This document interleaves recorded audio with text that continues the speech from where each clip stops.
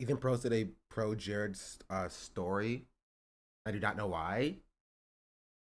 Like the disgraced YouTuber ProJared was like a pedophile.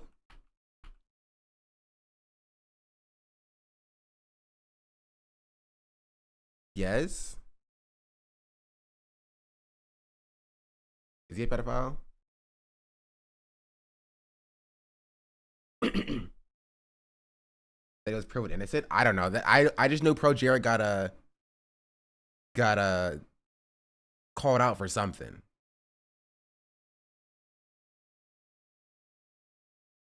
Something about the Ethan sponsorship. Yeah, I saw. Those were false aloes, but still odd. Oh, well, the more you know. I know nothing about ProJared. I just know ProJared got canceled for something.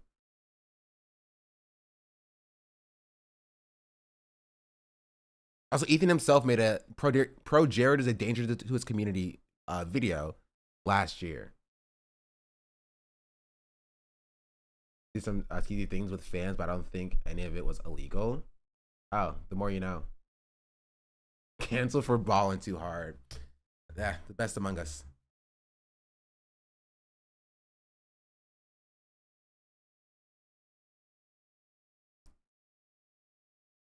So there's a video from Is the this the person, Chatters?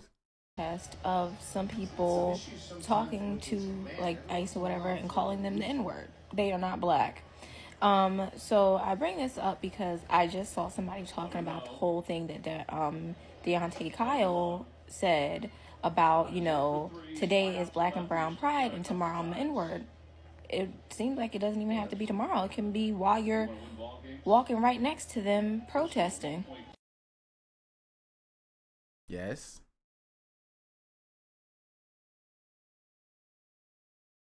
Do we Hispanics have the pass? No. I'm calling cap. No, that what she's talking about did happen, right? It was posted by Channel 5. Which not like I'm looking at Channel 5, I'm just like, Channel 5 an op? They're not an op. That's always though. Yeah, that's my point, right? Is that always does happen. Right. And it shouldn't happen, right? And I do think there is a conversation to be had about a conversation to be had about anti-blackness, right, in the Latino community, and that being checked, and that often not being checked. But again, my activism is not, transactional. You feel me? If you don't like,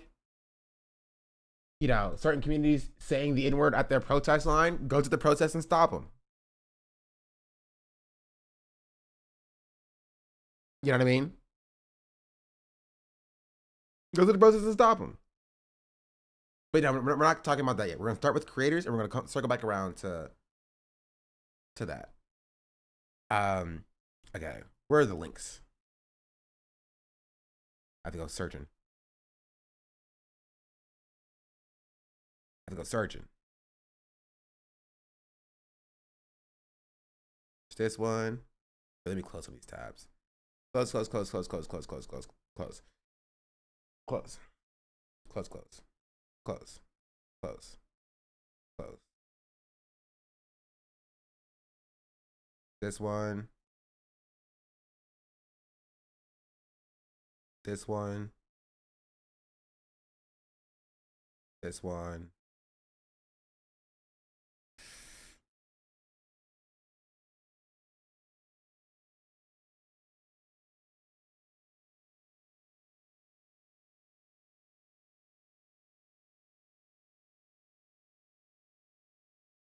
Hmm. This one. This one. And we'll look at the Hank Green video too for that chatter that I yelled at. I apologize for that chatter.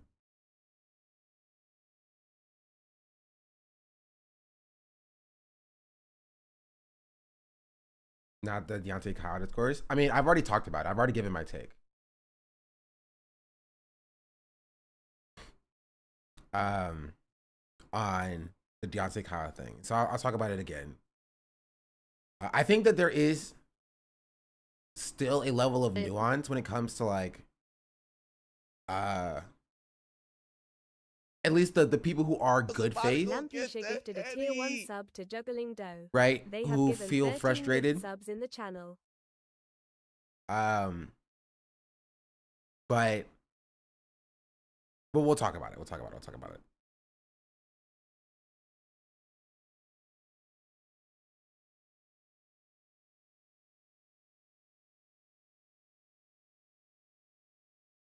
Hello? Hello? Sorry, my thing is not loading very fast. Pause. Wait, did this just send me a full VOD? You know you can timestamp VODs, chatters. Especially on YouTube.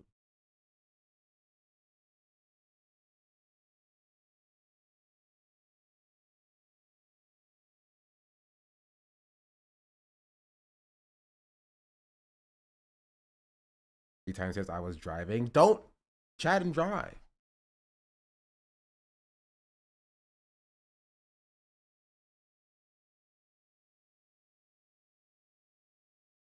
I feel like when this discussion is brought up, it's used as a reason or justification on why black people shouldn't have Latino people, which shouldn't be the case. We can't let this moment speak for the entire Latin population.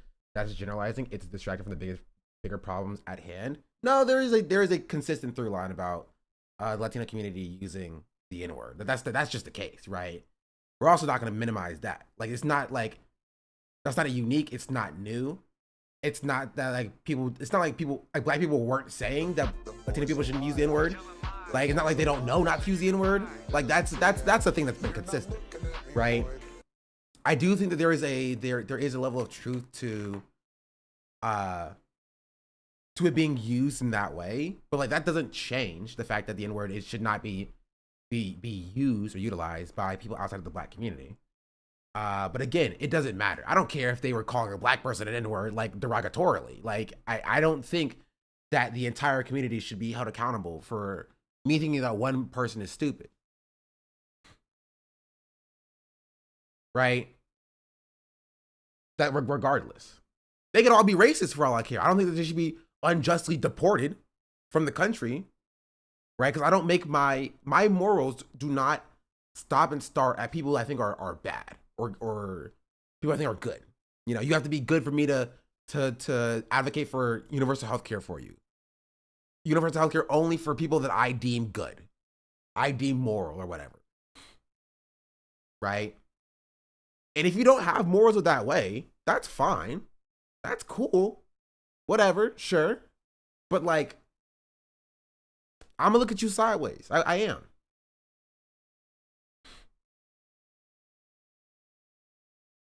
You know? A nice job. Thank you for the 18-month resubscription. Much appreciated. My Spain has been very white. A very white community, both black and brown groups use the word because racist people are too stupid to know the person that they call the N-word is Dominican, not African American. No, that's stupid. That's dumb. If you're not black, you shouldn't use the N-word. Yeah, that's just the case. So you don't get the N-word pass because, like, you know, a racist might call you the N-word because you have darker skin. That's just not how it works, right? And people understand this, right? People understand this. Unless you are black, you should not be saying the N-word. It's very, very clear about that. Close.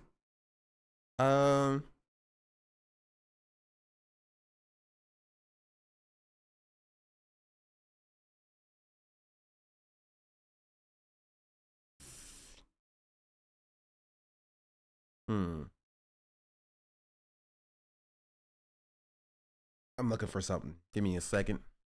Oh, this is my tweet on Tina.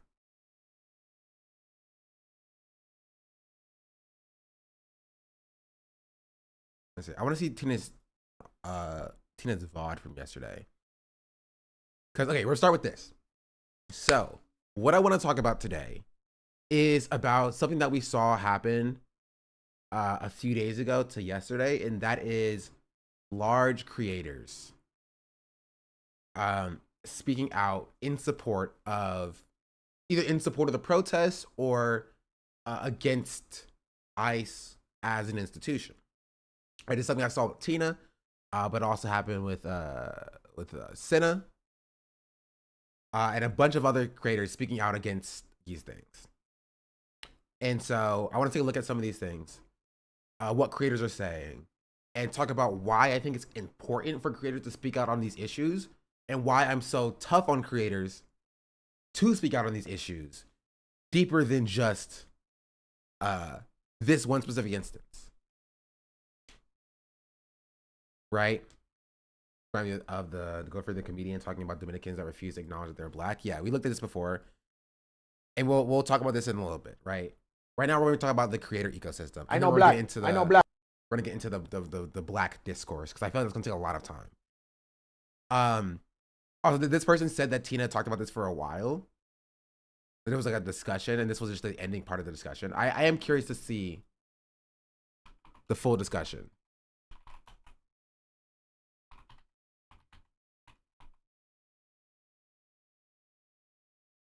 Here, we'll start with excuse me. We'll start with this. Of course, you know, I brought it up because I want you guys to know that I don't frick with it, obviously. And I think sometimes it can be comforting to know that, like, the person that you're watching or supporting, you know, still wants you around and doesn't want you to, like, have your family torn apart or have everything you've, like, worked up to just be, like, ripped from you. So I just want you to know that I don't stand with it. That's about all. And of course, you know, if you have, like, resources to share, it's nice. There's, you know, if you see ICE, make sure you, like, call, you know, the respective numbers, you report them. Yeah. Like, honestly, the way she's saying it seems very, like, mellowed out, because, like, Tina's very, like, soft spoken, but, like, she's saying call and report ICE. This is like radical positioning here. You know what I mean? This is not like this isn't like just standard of, like, you know, oh, just stay safe in your community. She's like, nah, if you see ICE, call and report them. Let people know ICE in your neighborhood, protect your neighbors. Like, that's not nothing. You know? I'm not, like, the best person to have a conversation about it with, which is why I just want you to know that I stand with you.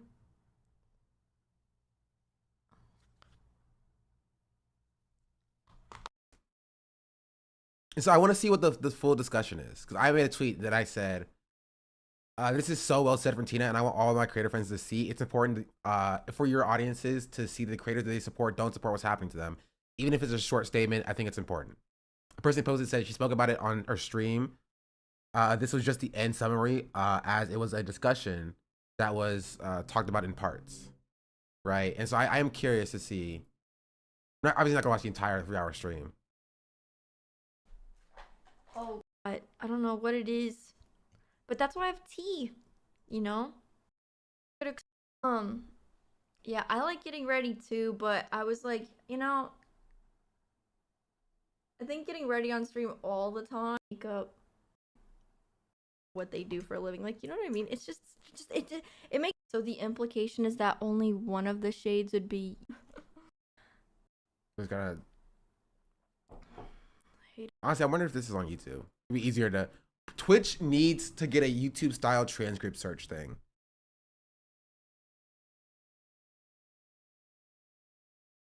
You know?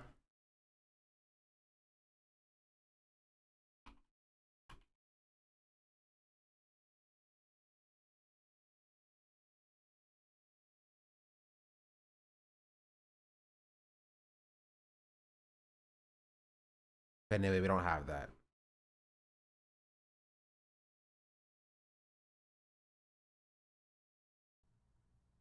Oh, here. what I'm saying, right? Like, what I'm saying.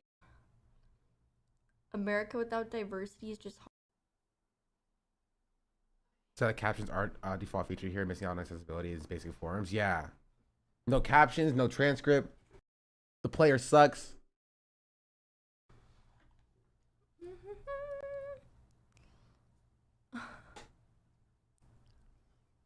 Yeah, I think anybody talking about like, you know, crimes that are being committed are just very. Yeah, look. Wait, hold on. And you know what? It's stolen land. It's stolen land. How are you? True. Hold on. Okay. I need to see Marx's Tina. Marx's Tina and her full take. Like,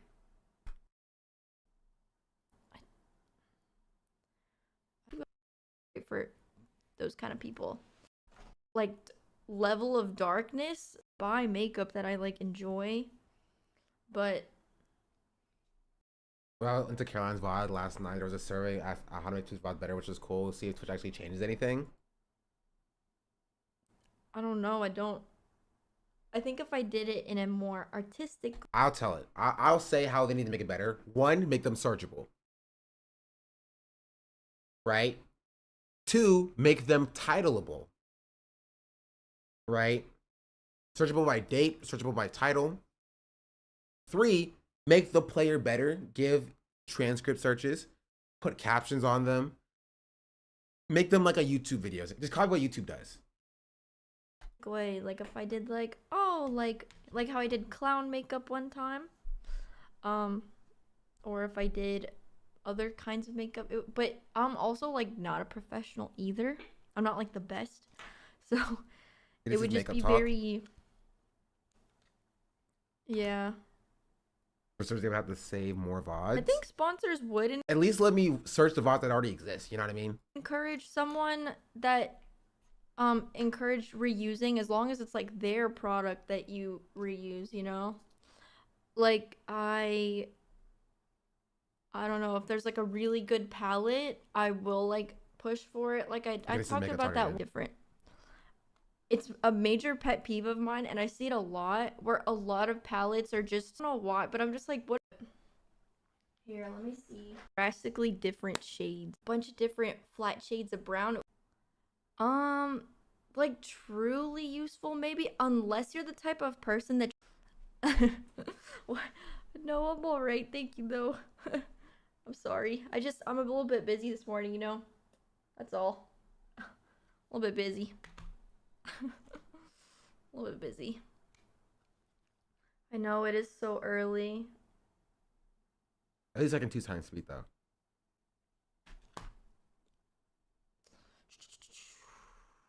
I have to hurry. Oh my god, what am I doing? Okay, I need to work on the eyeballs. Alright. What? I think isolated makeup tutorials would be good. As a daughter of immigrants. Okay, this is how it started. Okay, I found it. This is how it started. Chatter said, as a daughter of immigrants, I really appreciate you reposting about keeping ICE out of our communities. I really appreciate you reposting about keeping ICE out of our community. Dude, what's happening in LA right now is actually... I don't know how to articulate it best, but it's so heartbreaking to see. Like, I feel, I don't know, like tearing families apart. They're just kidnapping people. It's so wrong. And there's just so many people saying like, I don't know, dude. It's just such an embarrassing lack of empathy in this country, you know what I mean? Embarrassing. Like, they don't have to be hard workers. Or they don't have, I don't know, they're people, no? Like, what? What are we? True. What are we? Already better than the liberal position, by the way. Already better than the liberal position. Right, being like, oh no, leave the immigrants alone. They work so hard and they add so much to our economy. Like what? Which is why liberals lose people. This is why liberals lose people. Right? Because regular normal people come at it from like they're human beings. They should not be, you know, kidnapped from their families and children being deported. Right, and so you have we want to deport children party to the we want to deport just the parents party and like put the kids in the system. And then nobody over here for like the vast majority of people being like, hey, let's not tear the families apart. You know what I mean? There must be a solution here that's not rip apart families and deport, you know, children. And not doing that. There has to be like something. Even if you want to care about immigration, there has to be something that's not that. And liberals are not offering that something. Right? They're saying, oh, we only keep the productive ones. The rest of them can go, can leave, and can die somewhere else. Like, what are we talking about? That's not a position that resonates with people. It's not. That is not a position that resonates with people. Gretchen Spice is talking about this. You shouldn't value people only because they work. Yeah, because it's you know, ableist has come like a liberal like term, like a buzzword, if you will, to like be meaningless. But it is ableist. It is. It's bordering on like eugenicist, right? If not getting right into that territory. Right? The only value you provide is being able to like feed back into society. Like, what do you think should happen to the people who cannot physically provide any value, you know? It's just, I hate liberals. I don't understand the argument that anybody, like, say you don't have empathy, right? And you only want people that are hard workers or, you know, whatever in your country. If you don't see them as human beings and you only see people as, like, you know, laborious or workforce, why wouldn't you want, I don't see it as like a negative to have people that are willing to work in your country. It's just very like a strange approach. Very odd. Like, if you just, I know, it's fascism like disguised as like, you know, people wanting like fair entry. It's just really true. It's gross. It's disgusting. She said the F word? I hate it. She did say the F word. Like, I think a lot of people just have like the most incredible, like an incredible amount of misguided anger. Like, they just don't know what they're supposed to be mad at. It's very strange. True. Like, are you really mad that people are like taking your jobs? You do not want to do those jobs. Like, let's be so serious. You don't want to do like, you know, any of the labor that immigrants typically do. And on top of, you know, like, this is after, like, you know, I'm like, okay, maybe you do cast your empathy aside and you don't see these people as people regardless of what they do for a living. Like, you know what I mean? It's just it makes no sense on all fronts to me. This girl's gonna be bad. No. And you know what? She's right. And I will add extra context. It's not just that they don't want to do the job, is that they don't want to do the jobs for that pay, which is entirely fair. These jobs should pay more, right? So they're simultaneously getting mad at people not wanting to do the jobs or taking their jobs, but they don't want to do the job for the pay that these companies are paying. But they're getting mad not at the companies who are paying shit wages, right, for shitty jobs, but instead at the people who are the underclass that the companies are bringing in to take those jobs because you don't want the jobs because you know you deserve better as a human being. You know what I mean? Like, it's like completely misguided anger, and instead of getting mad at, see, for a lot of people still into those jobs as well. No, they would. People would clean the toilets if you paid them well to clean the toilets. I guarantee you. I promise you, if you paid people to do hard agricultural work, people would do the agricultural work. If you need people to clean the toilet, people would clean the toilets. If you paid people well to clean the toilets. That the problem is that the jobs are shit, but the pay is terrible. There are people who do very hard jobs, but that have very, very good pay. People who climb on top of those giant towers, right, to change one light bulb 300, 400 feet in the air, you know, get paid a lot of money to do that. A lot of money to do that. Right? And people will do bad jobs so long as they get paid to do so, so long as they have benefits to do so, right? So long as they are monetarily rewarded for doing so, right? The problem is the jobs are bad and the pay is bad, so nobody wants to do that work. And so these companies are importing an underclass of people, right? And using their immigration status to keep them as an underclass, to pay them terribly, right? To lower their costs and lower their overhead, right? In order to make their profits higher. Yeah, Chat, you're doing your Excel desk job because it pays well. Yeah, not because you like the work and it's fulfilling. You're not organizing spreadsheets because you find that work fulfilling. You're doing it because it pays a lot of money.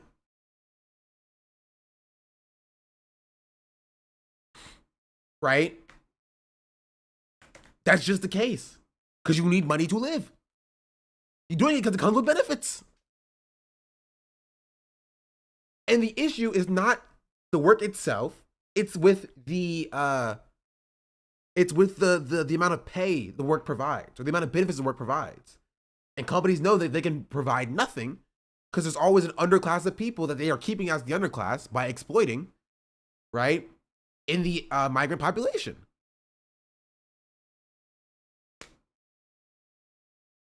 So Tina's completely correct here. It's stolen land.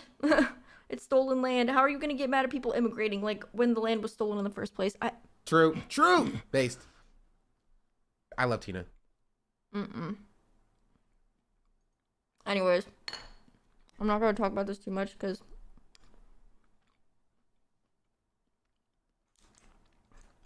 I'm in a rush this morning and I'm about to head into a sponsor segment. So, also, I'm not the most articulate about stuff like this as well. Nah, she cooked. But just know that I think, a true American would appreciate that America is a melting pot. True. And that you should encourage people to, like, come into your country and make things diverse and fun. Like, that's what it's all about now. True. Like, what are we... Like, LA especially is not LA without immigrants. True. It's crazy. Yeah. Like, why would you even want that? It would be so bland and nothing. It would be like the Midwest. Not the Midwest. It would just be... That's crazy. It would just lack culture. Yeah, no. Scratch the retcon the Midwest part. I don't know anything about the Midwest. Retcon that. I just meant, like, the middle part where sometimes, like, nothing's going on. Yeah. Like, basically when it's just kind of like a freeway with, like, fast food every, like, whatever. I mean, she's right. No, she's correct. She's correct. She's right. Like, when you talk about, like, the Midwest and, like, the filler states, yeah, the flyover states, if you will. The states that you fly over to get to the good parts of America. Like, they don't have as rich of a culture as places like LA or like New York or like Atlanta or like Seattle, like, even like DC, like, because it's not as diverse, right? The melting pot doesn't be melting pot. And it's not even just like Latin culture, not even just like Black culture, right? It's also like Italian culture, Irish culture, the cultural influences from international spaces coming into America to provide something, right? To provide something. And that's what you need. And that's why this culture is so deep and complex and rich. Also, not talking about Chicago. Chicago got a lot of Black people too. There is culture in Chicago, and the culture may also suck. That's why there's no Italians in Chicago, because they have terrible pizza. Yeah. Dude, it's so... Oh my god, wait. I'm gonna turn on my AC real quick. 1 second, okay? L take. I stand by it. Deep dish is not good pizza. Where's the cheese? Exactly. Okay, we don't have to watch. Yeah, I think anybody talking about, like, you know, crimes that are being committed are just very... Yeah, look inwards, you know? Look within your, like, your own community where stuff like this is happening.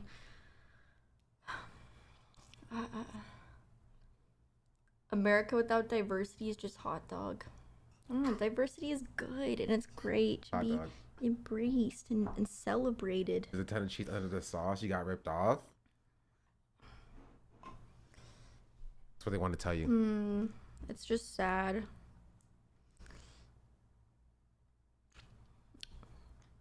DJ Teens a singing stream. Well, hot dogs are German. Well, that's what I'm saying, right? Like, I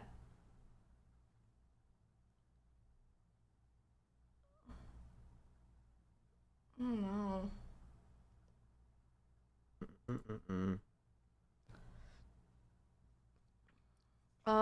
The blush I'm using, it's I'm scraping the bottom of this thing, you know. Like that. Like, I just think done when it comes to, like, you know, things like that. Like, I just think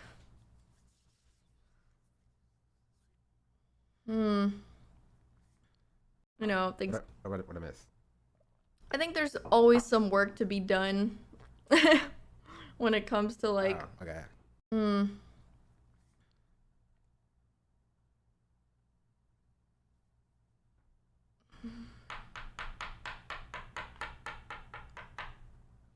No.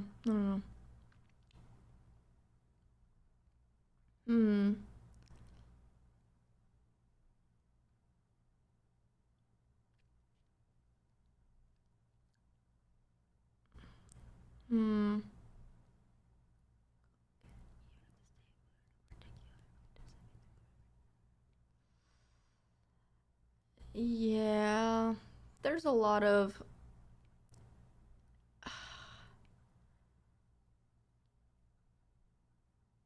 yeah. Listen, let's move on a little bit. Of course, you know, I brought it up because I want you guys to know that No, Lana says she has to be careful with her words. I don't frick with it, obviously. Yeah. And I think sometimes it can be comforting to know that, like, the person that you're watching or supporting, you know, still wants you around and doesn't want you to, like, have your family torn apart or have everything you've, like, worked up to just be, like, ripped from you. So I just want you to know that I don't stand with it. That's about all. And of course, you know, if you have, like, resources to share, it's nice. There's, you know, if you see eyes, make sure you, like, call, you know, the respective numbers, you report them. Yeah. I'm not, like, the best person to have a conversation about it with, which is why I just want you to know that I stand with you. Yeah, that's where we ended off on with this clip. And then to reiterate what I said, this is so well said from Tina, and I want all my creator friends to see. It's important for your audiences to see the creators that they support. Don't support what's happening to them. Even if it's a short statement, I think it's important. Right. And then speaking of another creator that did the same thing, we have Cinna. Right. So I also don't have the full clip for us. I don't know how long Cinna talked about this. We live in a world where saying I'm opposed to mass deportation is like walking on eggshells. Yeah, because I think, and this is, again, you know what, I'll save that tape for a little bit later, right? But let's just see what Cinna has to say. Because to be fair, Cinna was not walking on eggshells when she said this. But I don't think it takes a genius to say, you know, fuck ICE. That's how I feel. The shit that is happening is fucking horrible. That's my take. If you don't like it, I don't care. You know what I mean? It's always been my take. It will always be my take. It is what it is. If you find yourself siding with them in this, I can't help you. But I don't think it takes a genius to say. Like, yeah. Not everybody's walking on eggshells around here. Like Cinna's been good on like political stuff just pretty consistently. Even Tina doesn't swear, so I feel like it's amplified by that. Yeah. His VOD, can't see the transfer on the phone. This is a 10-hour stream. Jeez Louise.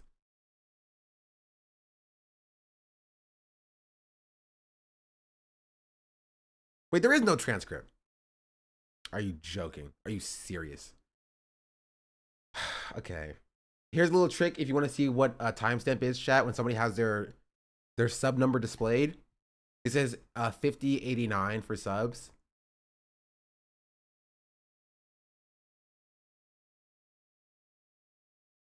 We just scroll to where you see 5089.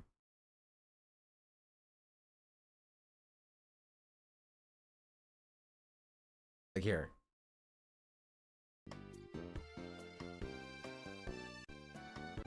I've been kind of mean to you. I've been daddy. I should have never said it. Bro, by the way, okay, somebody in the thing, they said they were trying to everybody in the thing started screaming, and I you know what?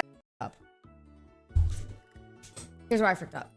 I wanted to buy a gift, okay? I wanted to buy a gift. Okay, a little further. No, so I bought two of for these. Marked up, weren't they? I understand. Still random. You're just buying a bunch of early girl. Okay, something cute. Listen, I will also say 5,000 subs is insane, right? That's crazy. I wish I had 1,000 subs, which is what you can get me to, chat, if you subscribe for $5 or for free with the Twitch Prime. Well, it's $6 now, I guess. I can't judge. I have literally. You should tell Ray. She wanted that one. Ladies, the sick. Oh, frick! Wait, is there a coin thing that's supposed to come with it? Oh. Tizzyism, thank you for the tier 1. And Juggling Dough, thank you for the 5 gifted subs. Tizzy ISM just subscribed. Much appreciated. Get the Henny. I recently found you and loved your content. Thank you. I appreciate that. We are on the rise, chat. We hit 30,000 subs, which we'll do the 30,000, or we do the 30-hour stream.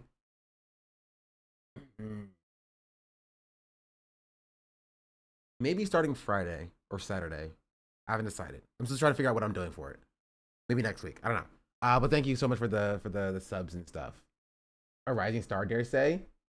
Maybe. I was about to go get the Henny. Maybe. Because you think of the 5 gifted subs. Much appreciated. Huge W. 5 people will not see any ads. Second Son Marathon. Ooh, I like that idea. I love Infamous Second Son. Much appreciated. Yeah. I will say that it is June. Voting for Stream Awards opens in a few months. So, hey. If you want to vote me for Rising Star, I'd appreciate it. I would appreciate it. Months. Hey, I've been running this campaign since last year. You know what I mean? And at least now we have a larger audience. Only vote people for Rising Star if they have a song. Oh, we have a song. Trust and believe. Let's focus up though. Delete this, but I will. The One Piece vlog that Jack, Vince, and I. One Piece? It's being sent over. So I'm actually really excited about it. Hold on, let me set down this labubu for a second to say, politics. What are your thoughts on politics? Hold on, let me set down this labubu for a second to say, I'm gonna preface this by saying, okay, I don't really speak politics a lot on my stream, especially things I don't know about. But I don't think it takes a genius to say, you know, fuck Check ICE. YouTube chat real quick. Why?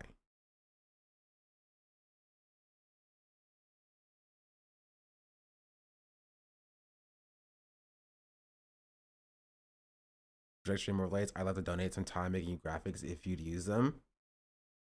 Depends on what graphics. Send me an email. Talk to me there. Or what you're thinking.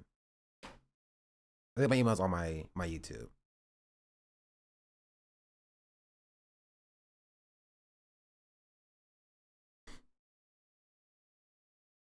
If that's what you wanted me to say. The email is the best way to get into it. John, how are you? Are you in LA? If so, you and your friends, loved ones safe. All the best from Europe. Yeah. I am in LA. I will say, cops not very nice. They're very violent in LA.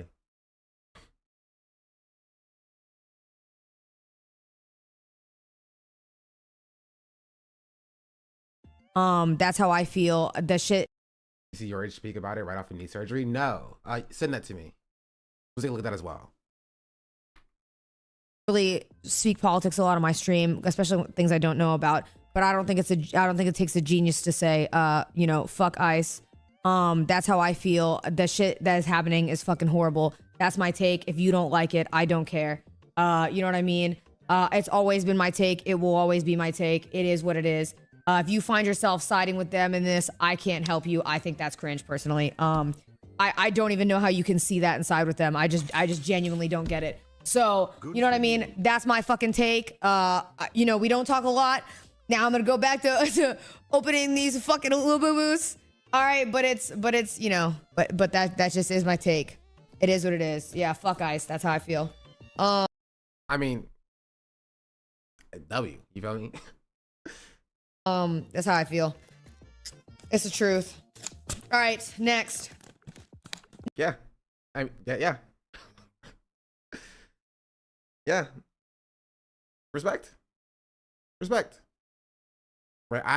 I understand shying away from politics, because as like Taylor Lorenz tweets about, right, if you talk about politics or you are a threat to the establishment, you don't get sponsored, right? If that's what your content is, you don't get sponsored. So I understand why creators shy away from that type of content, right? But when stuff like this happens in your backyard, right? When stuff like this happens in like literally in your backyard, you don't say anything on it. It just it's weird. To make it look so easy, but our leaders can't do the same. If no one speaks up, the norm becomes whatever the right wing should say. Yeah, and it has been, right? And it has been. And it takes a while for it to get it, because it's not like what Hassan was saying changed, you know what I mean? It's not like what we advocate for here has changed, right? We've been talking about ICE raids for the past 6 months, essentially, right? And so, I will say this comment is a little bit funny. What a safe take. What about the genocide?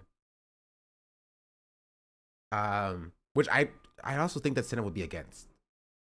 But I think there's an interesting take about like why this topic is something that is like, you know, people are willing to speak out about because it's domestic, as opposed to like the framing of Israel Palestine being more complicated because it's a foreign, you know, it's a foreign affair, right? It's outside of America, so people feel as though they feel like they don't know much about it, even if they are like morally opposed to genocide, right? They feel as though because it's like so far away that they can't have a take on it, which is why people oftentimes speak out less about, you know, genocide in Palestine, which is what my assumption is, just in general. That's something I've always been frustrated with. I've heard good takes from a lot of some creators about environment issues, but the second it turns into societal, social issues or societal issues, people are so quiet about it. I mean, yeah, because they don't want their audience to. There's a balancing act, right? They don't want their audience to turn against them, right? There needs to be less people getting aggro about immigration, while if you're pro-Palestine, you're getting you get doxxed. Yeah, because I think that it's all is done. After all this is after this is all done, we need to make sure we don't forget that because you laughed and defended it. That's just like Palestine, but I started to think people see jumping ship on defending ICE. I mean, yeah. Yeah. But that's Cinna's take as well. This is also apparently Blau's take that somebody sent me in the Discord. So we're gonna see what this is about as well. For my PC. I'm sorry. Snow Leopard 85. Anyways. This is the timestamp, right? Anyways. Yeah, I'm going to play Expedition 1 to 32. Okay. I will say there was a just giving feedback. Well, I don't want your feedback. No, that's actually fine. I did see a tweet. Someone was like, all of the ICE agents, or no, it wasn't even the ICE agents. It was like all of the LAPD protecting the ICE agents have badge numbers, phone numbers, and home addresses. Now that's fucking wild. That's fucking wild. Yeah. Listen, that's crazy. I would have never thought. It was not. He's joking. He's joking. He's just saying like. In general, I don't. He's being tongue in cheek, chat. He's not like being sincere. Here's my hot take on all that. I assume. So Hamoud saying W. Here's my hot take on that. I don't think we should be fighting violence with violence. Number one. Sure. Number two. And hear me out on this. Okay. If we're escalating things more and more violently, I'm sorry, but if you're on the side of the ultra liberal Californians, who are you fighting against? You're ultra liberal Californians. What are you going to do? Bring your soy matcha latte and fight Tuck Tuckerson from Alabama who has an AR-15? I'm sorry, you are not equipped to fight the revolution. If you want to escalate this to the revolution, I have a spoiler for you. The other side you don't want to fucking fight them. You know what I mean? I mean, he's not wrong. He was talking about liberals, right? He's not incorrect about that in liberals, right? Now we're talking about revcoms, right? Anarchists. That's a different story. Yeah, I don't think you should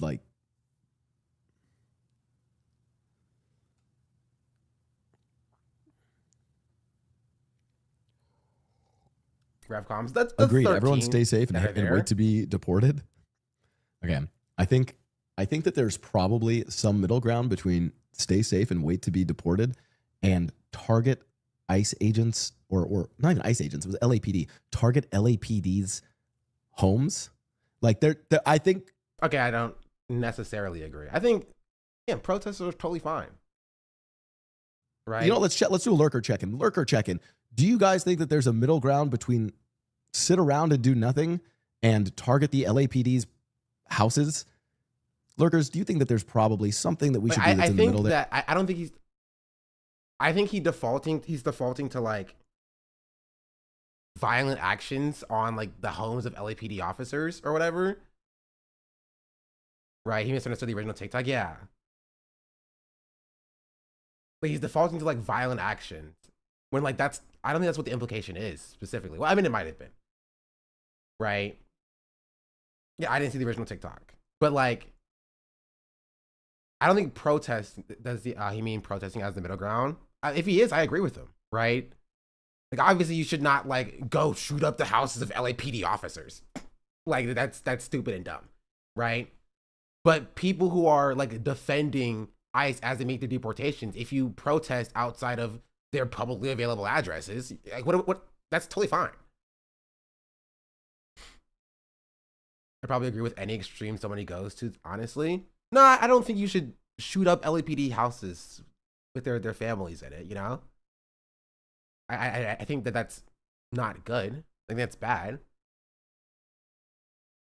Right? But I don't think that like publishing where you know, where ICE is doing raids or their available information, so like they're not allowed to like I think that if your name is John Johnson or whatever, John Johnson, and you play bowling at the weekend strike zone, right, at a bowling club, I think your bowling club has a right to know that you are in your day life protecting ICE agents deporting your neighbors. You know what I mean?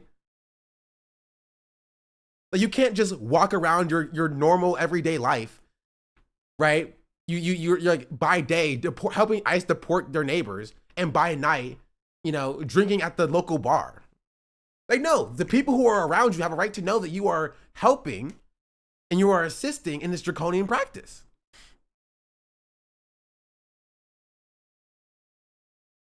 The guy who filmed the police at point blank twice should get his name circulated. Yeah, like you should not be able to put on the badge and put on a helmet and hide your face and then go out and then commit crimes against the community, and then on the weekends turn around and then walking with the same community, right, and playing basketball with the same community. You should not be allowed to do that. People have a right to know that they are with an insane person next to them. Like if you're actually helping to serve the community, you should have no reason for the community not to know who you are. I do think that the left has a problem with not having anyone with military experience. I mean, that's like, well, the idea the left has no one with military experience, I think it's incorrect. But like, two, do you join the American empire and the imperialist force for a term of 4 to 6 years, right, to get that experience? Right, just so you have it to fight back against the government, you know what I mean? Like I don't know. There. I watch the streamer, but I've already ignored them. Blau has usually good takes, right? I think that he's focusing on the wrong thing. I don't think he's wrong. I think he's focusing on the wrong thing, right? If that makes sense. Like obviously there's a middle ground between like going out and freaking donoring police officers of the LAPD, right, and letting people get deported. But there is a middle ground in that. You feel me? But like that's not what we should be focusing on, right? We should not be focusing on the LARPers who are like, oh, I'm gonna go out and murder LAPD officers or whatever. Like we should be focusing on ICE working in conjunction with the National Guard, right, and the LAPD, currently deporting people's neighbors and such. You know? Is there some other stuff that makes me listen harder? Well, Blau is more expressly political than like Tina or Senna is. He talks about politics, right? So I don't want to judge him fully by this one take, right? Because I'm pretty sure that he's talked about this before. Like I don't think Blau is like pro ICE, right? That's why I find it so disappointing, to be honest. You're talking to the 36-minute mark-ish.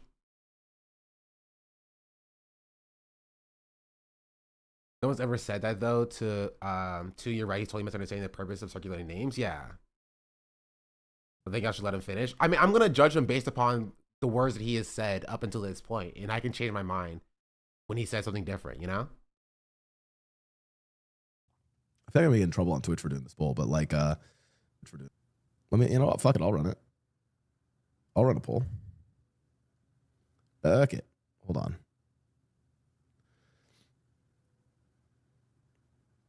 I do think a lot of people will vote a type of way though when it's like anonymous. But you know, all right, hold on. Hey, can we get the poll? Ice target.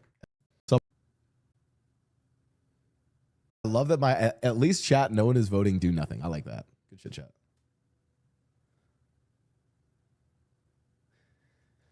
Eddie Knows Best actually, I think, has a point I agree with, which is I don't think more violence will solve the issue, but people shouldn't act surprised that the other side's response is violence as well. 100% agree. Great take. Yeah, I think that's fair. Right? I think that's fair. That is a fair take. Right? I don't chastise people who are like personally anti-violence. Right? And I don't think you should either. Right? Not everybody is going to be down with like committing acts of violence themselves. Right? So long as you understand that violence is an inevitable part as a reaction to state violence, and that state violence is violence and more violent than whatever reaction it can invoke. Right? And I think it's entirely fair to be personally like hopes for less violence or wanting less violence. I don't chastise them. I think they're kind of whack. I think you're stupid, chatter. I'm gonna be real. There are a number of different, very valid moral reasons for somebody to be anti-violence, like committing acts of violence themselves, right? I think it's entirely fair, right? So long as they also don't chastise people who are for committing violence, right?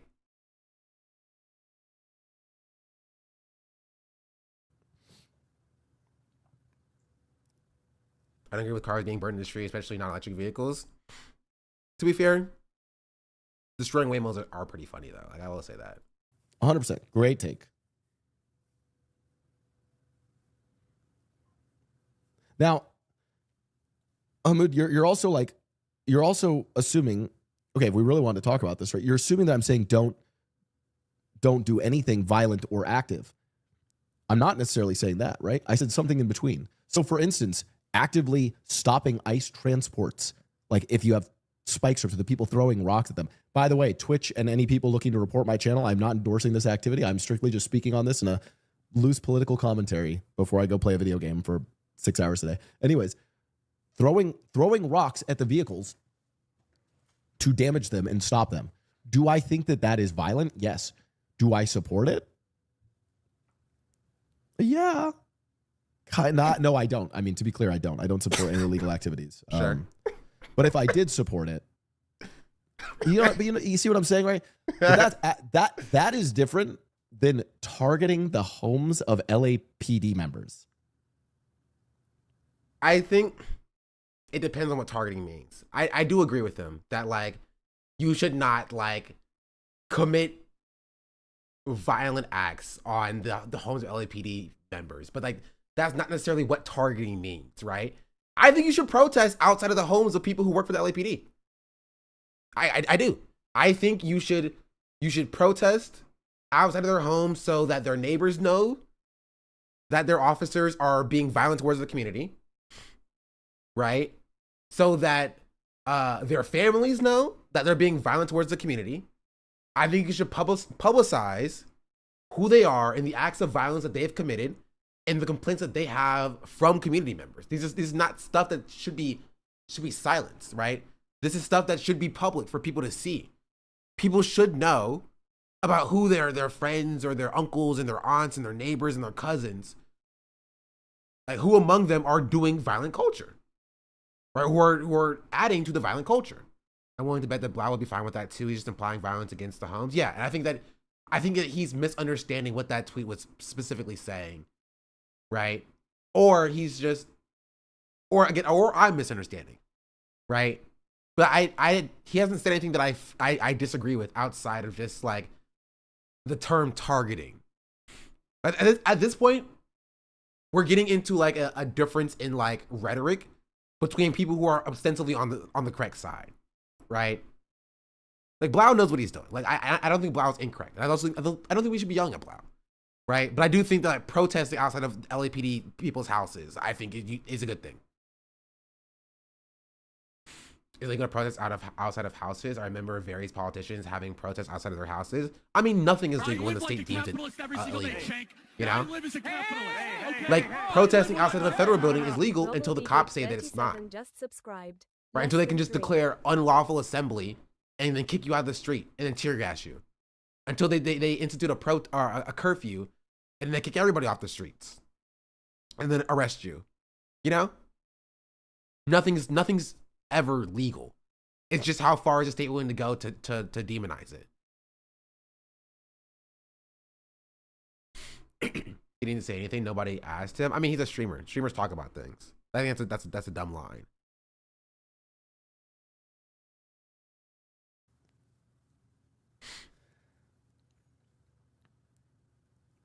Did you get a haircut? I did. I mean, chat. I'm also like, I'm trying to like, what do you think is going to happen if you target the homes of the LAPD or ICE members? Do you think you are going to gain more favor for your cause? Yeah, I think that's stupid. I don't think you should do things based upon gaining more favor. I think you should do things because they're effective.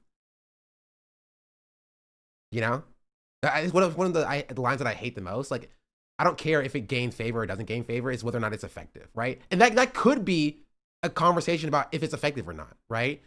If you do something that only loses favor optically but gains no ground, I do think that's a fair thing to criticize, right? But if it is effective but it also loses ground optically, I don't care if you do it, right? Like the same thing can be said about like stopping ICE transports, right? Throwing down spike strips to stop ICE transports and then like, you know, violently freeing the people that they are trying to take into custody. That will lose a lot of favor. I guarantee you. Would it be effective though? Yeah. You know? Why does the optic argument only get used toward the left? Optics of the right are far worse. It doesn't matter because the right holds power and control. Right? That's my point, is that like optics only matter in as far as you're doing like ineffective actions. Goes hand in hand with the whitewashing civil rights movement. They didn't set out to gain favor of the people they saw them lesser than them. They demanded equality. Yeah. Like there was a thing that I replied to talking about Bloody Sunday, or in Selma, in the civil rights movement, saying like, oh, that only worked because the black people were minding their own business and they were marching and the police were just violent and beat them up out of nowhere. And that was telegraphed. And people were like, oh, how sad that we're beating up these black people for nothing. Right? And I think that was a part of it. Sure. But to act like that wasn't the only effective measure of the civil rights movement is just incorrect. It's not true.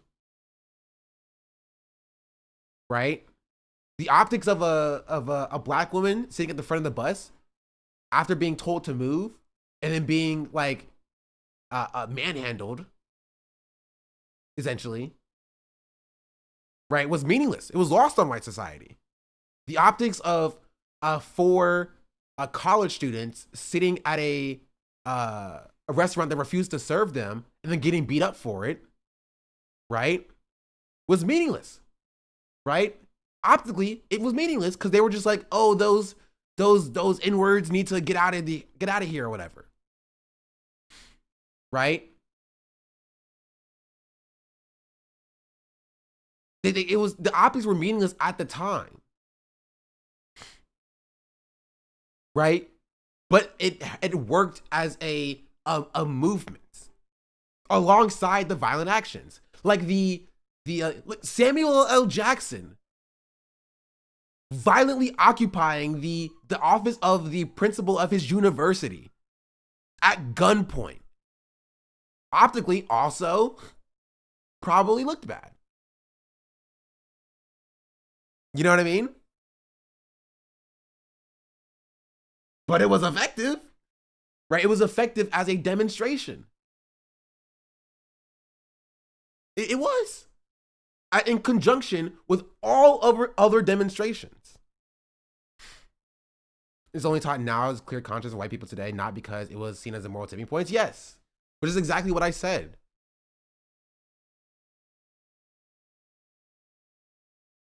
Here, right? This person being like, this ends up being the original point was, in order for nonviolence to work, your opponents will have a conscience. The United States has none. The person said this ends up being completely wrong. The images of marchers getting their skulls caved in at the Edmund Pettus Bridge shocked the nation, and 2 weeks later, Johnson submitted the Voting Rights Act to Congress. Right? To which I responded. Also, notice that the bio, anarcho-Karenist, alt-centrism, or barbarism, no pause, no caster, This person is like it's a centrist adjacent poster. I said, this implies that the only violent demonstration from the police happened in 1965, and implies that the Voting Rights Act was signed.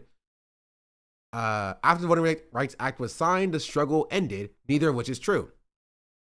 It was one of many instances of protest on a sliding scale of violence that, and to reduce it down to being the only thing that matters in the civil rights movement is ahistorical.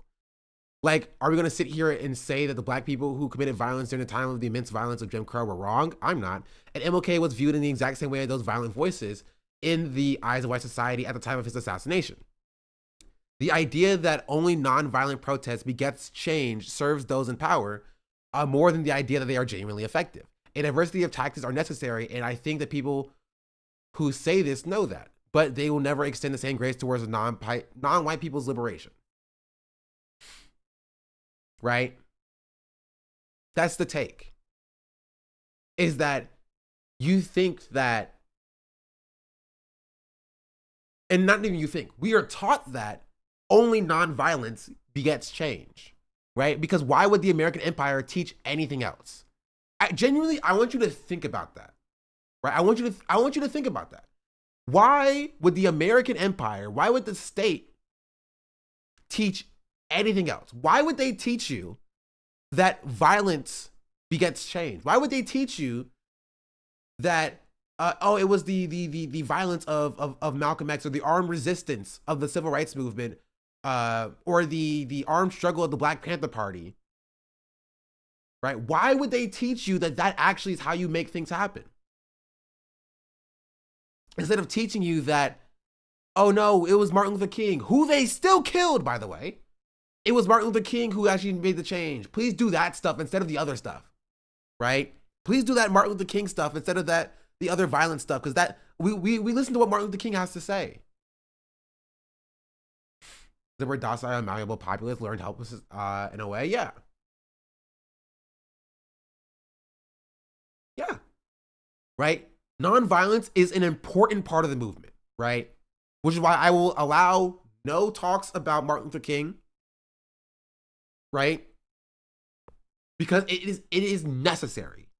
You need nonviolence in the same way you need the good cop in the good cop, bad cop dynamics, right? Good cop, bad cop will not work if you don't have the good cop and the bad cop.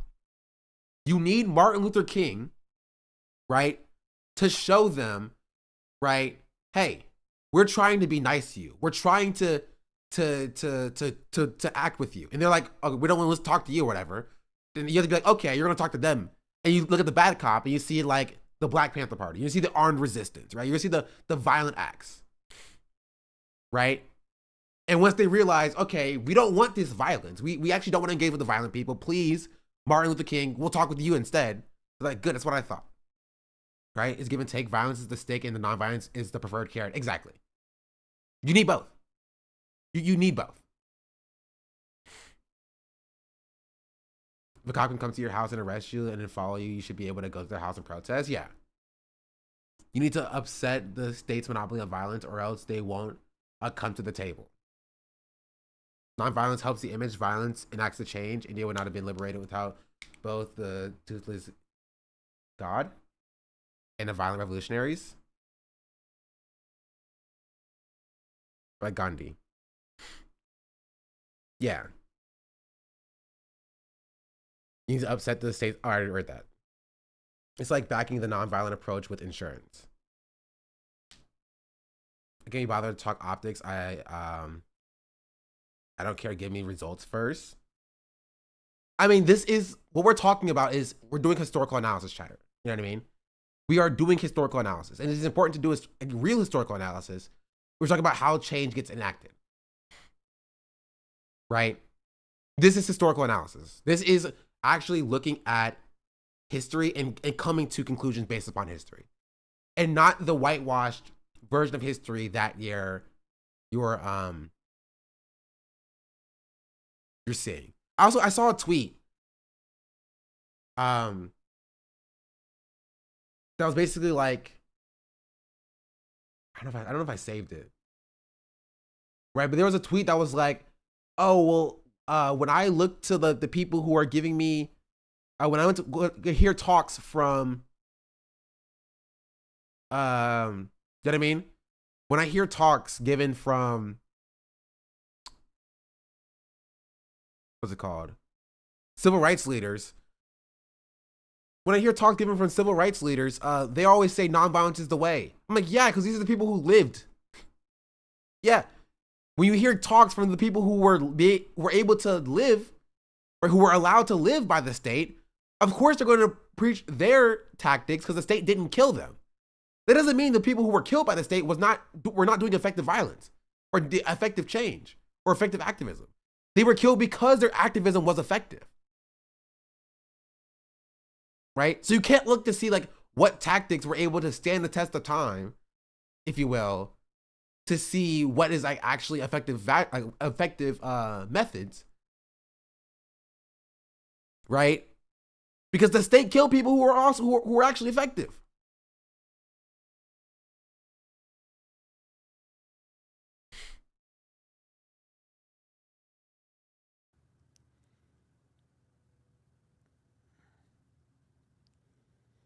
What would the point, like, okay, so let's say you want to stop the active amount of deportations. You want to limit that, right? And so you actively try to disable ICE vehicles or inhibit via protest, whether it be blocking the roads or even, literally vandalizing and destroying ICE vehicles to stop them from doing that as a form of protest that is beyond peaceful.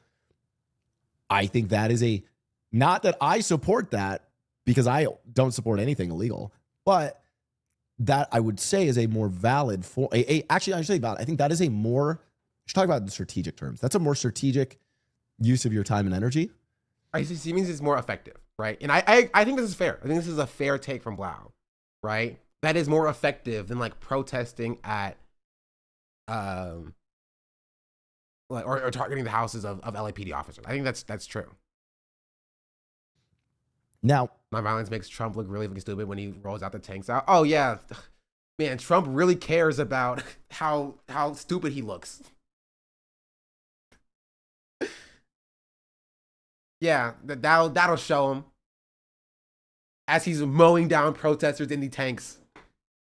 Man, in 20 years, when like the historians look back at how Trump operates, they'll be like, man, he looked really dumb. That Trump guy. If your plan was, let's say, to dox a member of ICE or the police, go to their home, vandalize their home, or I don't know, like let's say burn their home down, I think that's one of the dumbest fucking things you could do. That's fucking stupid. All you're going to do is just get the rest of the country to be like, hell yeah, they fucking burned down the home? Well, yeah, I don't agree with this. I think he cares too much about the optics, honestly. Like, I agree that it wouldn't be effective, right? I agree that it wouldn't be effective. I do agree that it wouldn't be effective, and I agree that you probably shouldn't burn down the home of LAPD officers, right? But I don't think you should refrain from doing it because it optically looks bad. I think you should refrain from doing it because it's not as effective as a method of change. You know what I mean? Like, genuinely.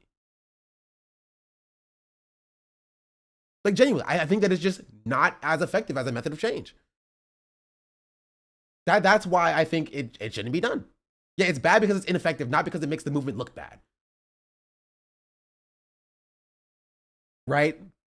Like, liberals being on your side is not has not historically really done much for like making substantial gains for the movement, particularly. Like liberals optically being on your side. Like people don't remember, liberals were optically on on the side of civil rights, right? Before change actually happened.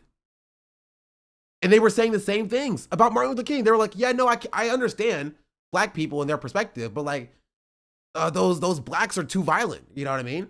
They said the same thing. They said the same thing. They were optically on the side of civil rights.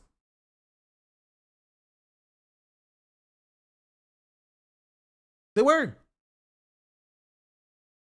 It's the same thing. Like liberals optically being on your side is not effective for change, or not uniquely effective for change.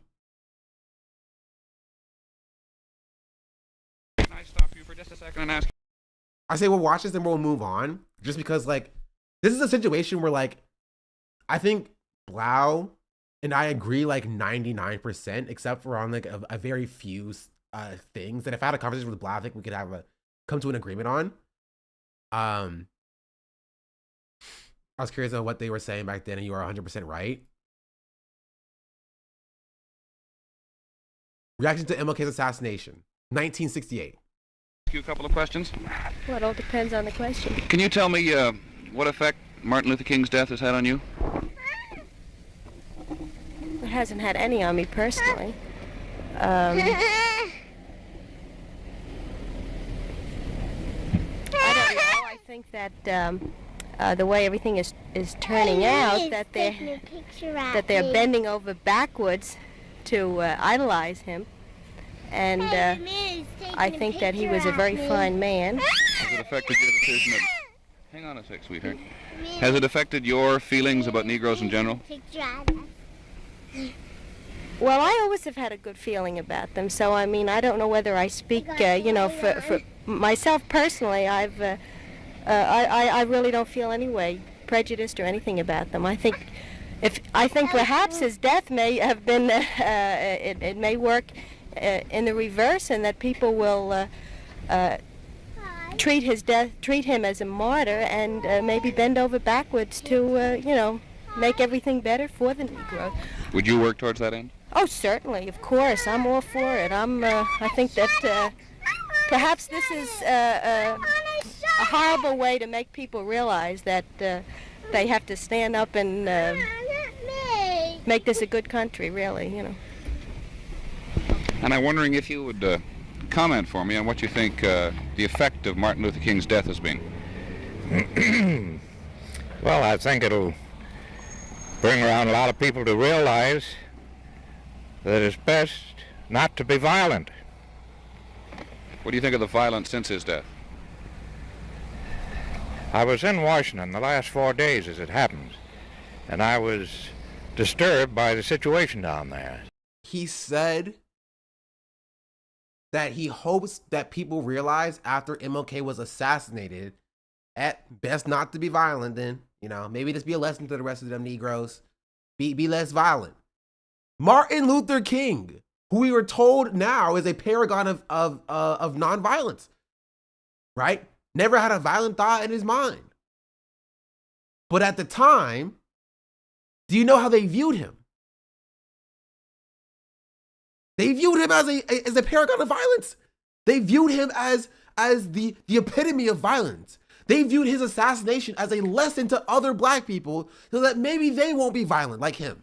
Martin Luther King. It's terrible. The violence going on right down there now, just contrary to what he stood for. How do you feel about Negroes? Well, I think they've got to be given a little better break than they have been given. Would you work to that end now? Yes, I always have. More so than you have in the past? I travel on the road. I meet a lot of them. I do business with some of them. And I think we've got to realize that they've got to be given a little better break in this country. Thank you. Okay, mate, running. Again, these are liberals. These are liberals, by the way. These are liberals.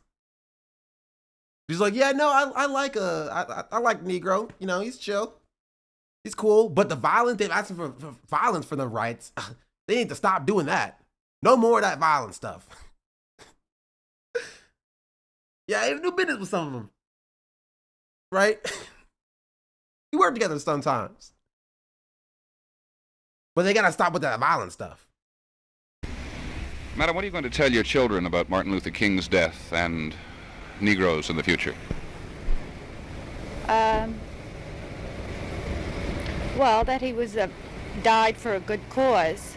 I will tell my children that I believe that everybody should have the same freedom that the white people do. You know, Negro and white should have the same freedom. Do you feel now that you should do something more about civil rights than maybe you've done in the past? Yes, I do. I really haven't done anything. Do you intend to now? Well, I'll tell you, it's very difficult. I have 4 small ones. My husband travels. But She was like, yeah, I mean, I should have done more. And he was like, are you going to do more? Ah, well,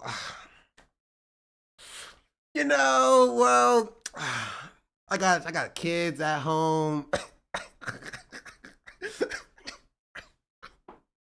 Okay. Do you know who this reminds me of, chat? Do you know who this reminds me of?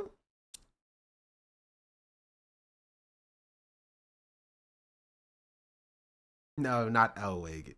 Ethan Klein. This reminds me so much of Ethan Klein. And like his debate with Hassan.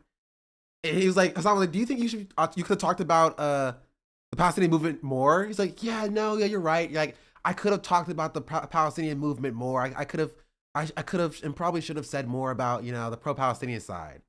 Are you? Well, okay. I got kids at home.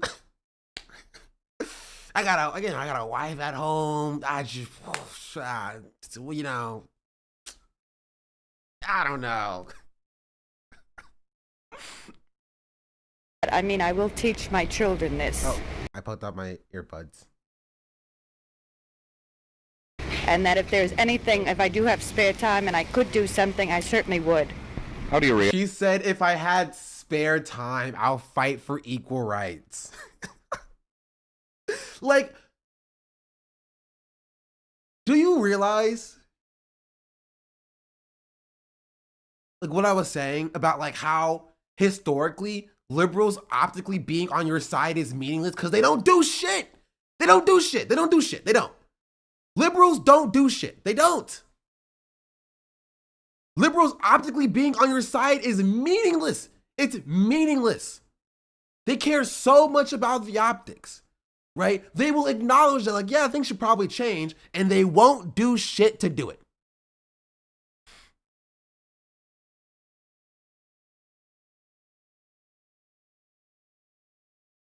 Even worse, they think that posting is being for the cause. Yeah. Don't worry, chat. She posted a black squirrel on her Instagram. She cares. She cares. React to the violence that has followed Dr. King's death in the ghettos. I think it's terrible. I don't think people should do this. This isn't what he fought for or died for. Do you think if you what did she fight? What did he fight for, lady? Okay, let me explain her position. 1, things need to change. 2, I will not do anything to help that change along. 3, the black people should also not do anything to help that change along, right? Then what do you want? You don't want things to change. You don't want things to change. What are we talking about, bro? What are we talking about? You don't want things to change. You're like, yeah, things should probably change. I don't have time to change things. Also, the black people need to stop being violent and change things by also dying like Dr. King did. Yeah, they should just vote in the next election. Oh, wait. Well, the ones who can vote in the next election, you know?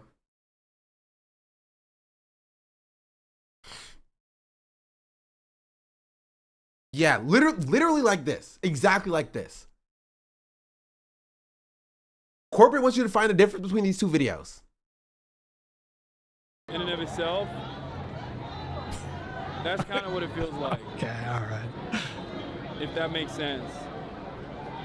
Makes sense.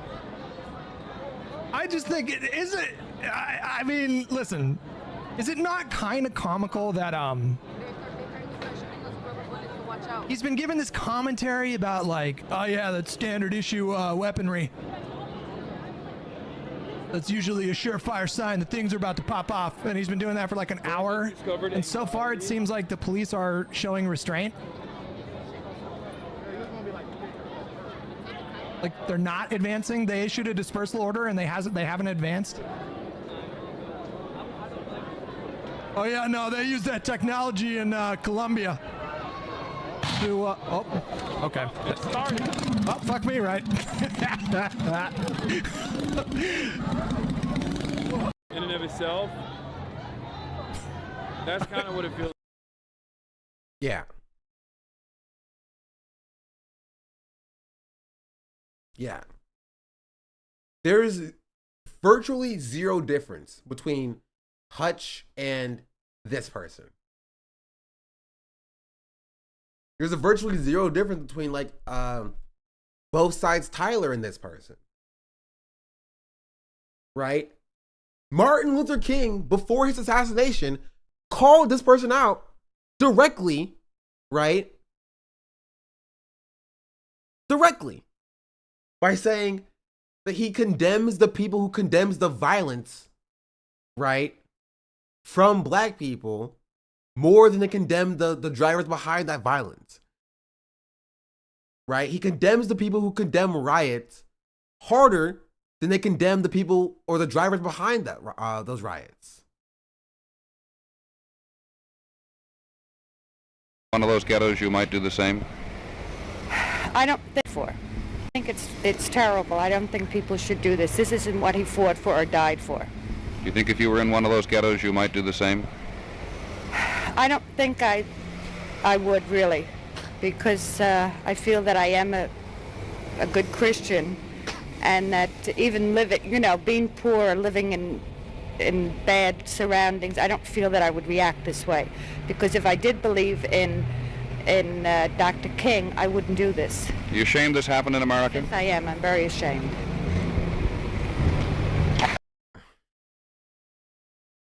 One, things need to change. Two, no, I will not help with that change. Three, they need to institute the change the way that I want them to institute the change. And four, again, nope, if I was in a situation, I probably wouldn't do that either.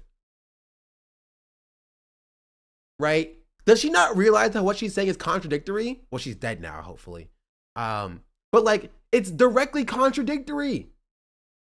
Right? If Dr. King's message was so impactful to changing people's minds, it would force her to do something.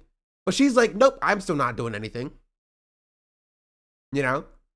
She's like, I believe in Dr. King. I think his death really moved something in me. Right? Enough for you to do something? No, probably not, no. Not that much, actually. It moved something in me just a little bit. But like, not like all of me. I still got kids. Can you tell me what effect Martin Luther King's death has had on you? Well, it shook me up pretty good. You ashamed it happened in America? No, it shouldn't have.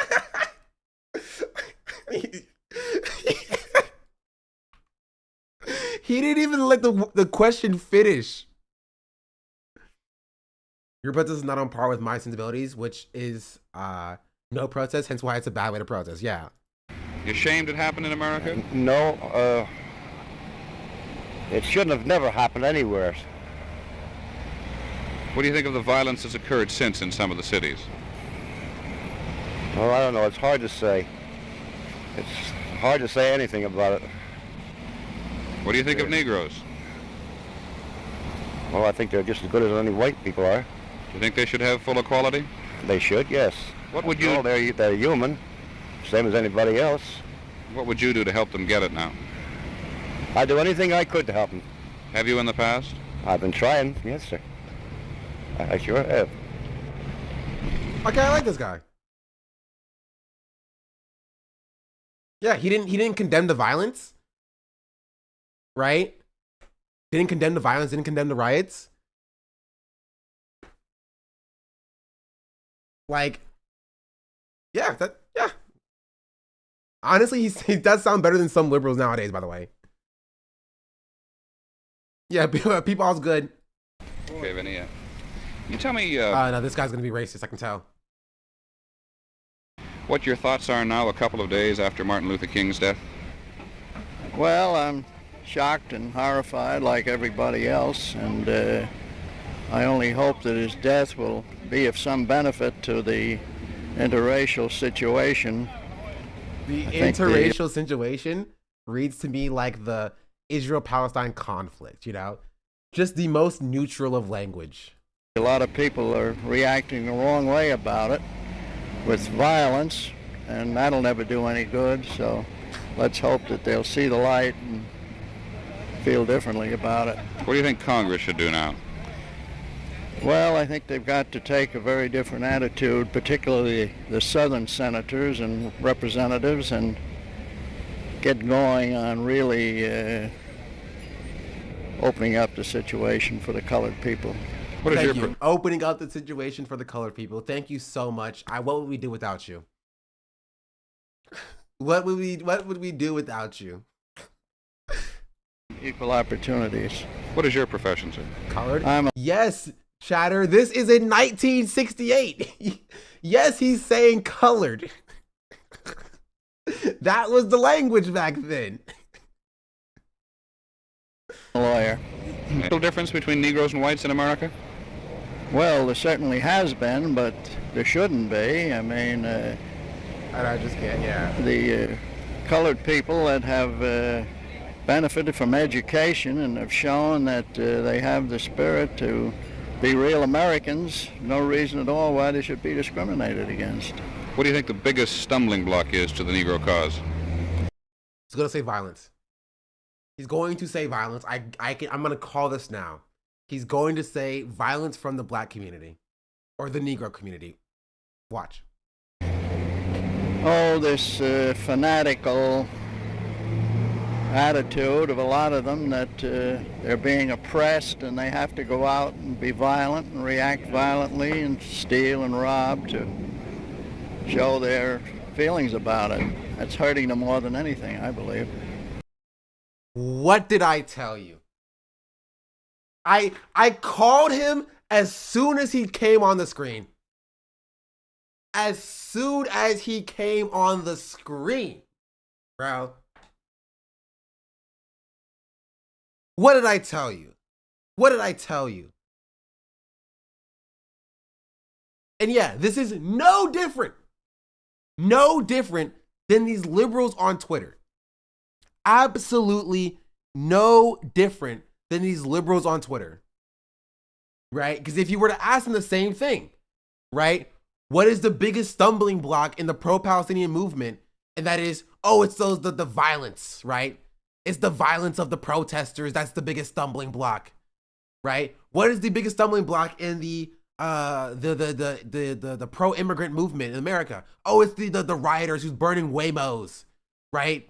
It's the rioters who are burning Waymos is actually the biggest problem. They need to get us on their side, right? They're not helping the movement that I'm not a part of, right? I support them, right? I think that these Negroes are very smart. They got very good peanut brains, you know? They've shown that they can learn something at some point, right? I want to be for them, but there's just this thought process in the Negro who's like, they want to take back their rights with the violence, and they think that they are oppressed in this country. He literally ran the line. They think they're oppressed, right? This fanatical thought that they are oppressed. There are people in 2025 who are saying the exact same thing as this guy, by the way. The exact same thing in this guy. This idea that these black people are oppressed and that they're being held back by the systems. Right? That's their biggest weakness. There are black people who say this. I'd run it one more time. This fanatical attitude of a lot of them that they're being oppressed and they have to go out and be violent and react violently and steal and rob to show their feelings about it. That's hurting them more than anything, I believe.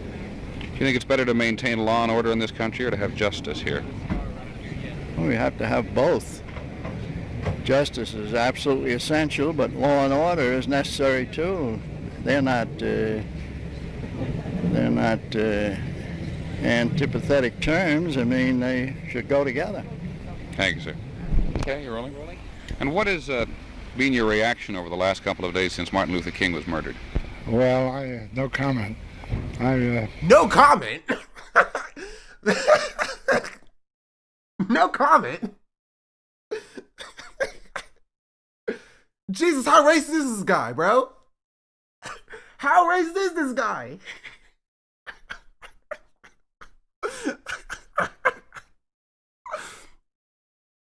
Oh, jeez.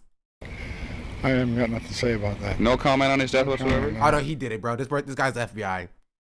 I wanted to say that as soon as he came on the screen, I was like, this guy is FBI for sure. But him being like, no comment, dog, he's FBI. He killed him. He killed Martin Luther King for sure, 100%. He helped with the assassination. No feelings about it? Well, I feel sorry that things like this have happened, naturally, and it's just one of those things that has to be corrected, and it's the long time being corrected. That's the trouble. What do you think could be done to... What does he mean by that? It was one of those things that had to be corrected, and it was a long time coming? What does he mean by that? I'm telling you, this man is the man who did it. Yeah, arrest this man, bro. Throw him in prison. I'm telling you, this guy's the FBI. To correct it now? And it's the long time being corrected. That's the trouble. What do you think could be done to correct it now? Well, I think they're on the right path anyhow. I think they're doing a lot of talking about it, preaching and whatnot. I think that'll conclude the whole situation. Has your general reaction to Negroes changed at all? No, it never has. I do business with some of these people.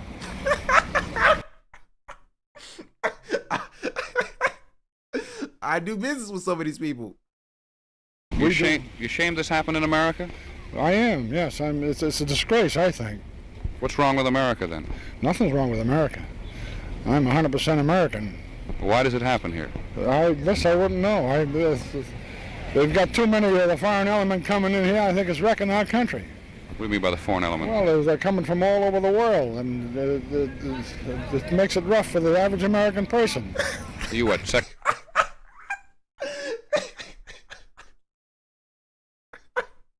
Nothing has changed.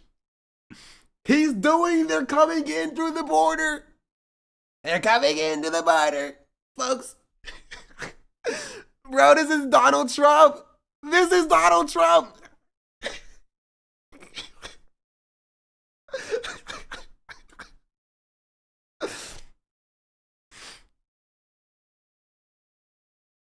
Second, third generation American? No, I'm a second, yeah. Where'd your parents come from? Germany. My father came from Germany when he was a very...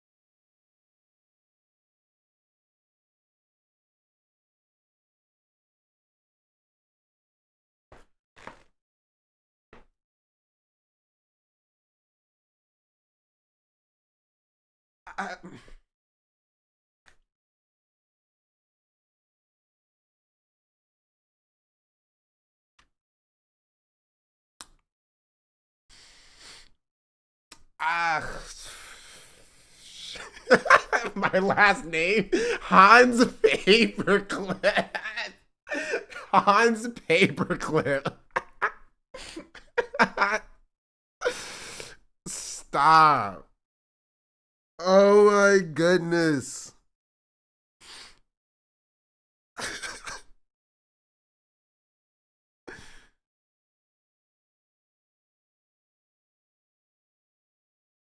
Oh my goodness. I love this video. It's the gift that keeps on giving. It's the gift that keeps on giving. As he's Jewish. I mean, yes, he could be, his father could be a Jewish refugee fleeing the Holocaust. Could also be you know, could be could be German national. We don't know. Right, but he's 100% American. We don't know. This would be a great time to feed chat sentiment into your AI. It's not even running, so I can if I want to. But that would be a good moment to do so. A young man. And you think anything unusual about the rioting that's occurred since Martin Luther King's death? No, I wouldn't say that, no. Doesn't upset you? Not well, everybody's upset about this whole situation. What can they do about it? Well, what would you do about it now? Well, I wouldn't know what to do. I mean, the way it's going is out of hand completely right now. When I have to bring out the militia, why, it's pretty rough. Should black Americans and white Americans be the same? You're saying you have to bring out the militia to quell the riots? Bro, he's saying bring out the Marines. He's saying bring out the Marines. He's saying bring out the Marines to stop the riots. It's literally the exact same. It's literally the exact same. Nothing has changed. Nothing has changed. Well, I think we should all unite, and it's one thing we have to do to keep peace today. Where are you from? Parsippany. Where? Parsippany. Parsippany. What's your reaction being to Dr. Martin Luther King's death? Parsippany? Where's Parsippany? New Jersey. In a couple of days since. Well, I think it's a tragic thing. I don't think it should have happened, but we'll just have to go on without it. If you were living in one of those ghettos, do you think you might have rioted as a result of it? No, I don't think so. What's your reaction to the riot? As far as I'm concerned, there always have been. Thank you.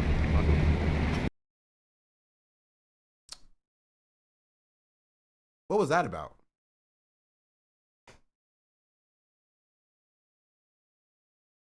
What was that about? As far as I'm concerned, your reaction to the riot? As far as I'm concerned, there always have been. Thank you. You're rolling.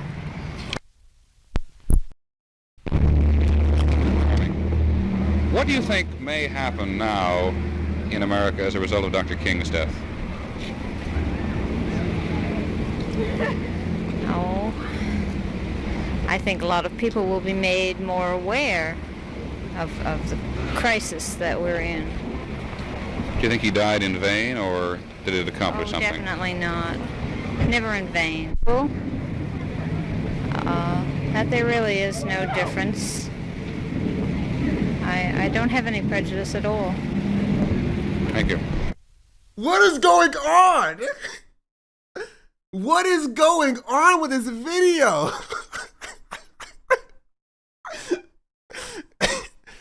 As I watch it on YouTube, this is my first time catching you live. Welcome in, chatter. I hope you enjoy Twitch.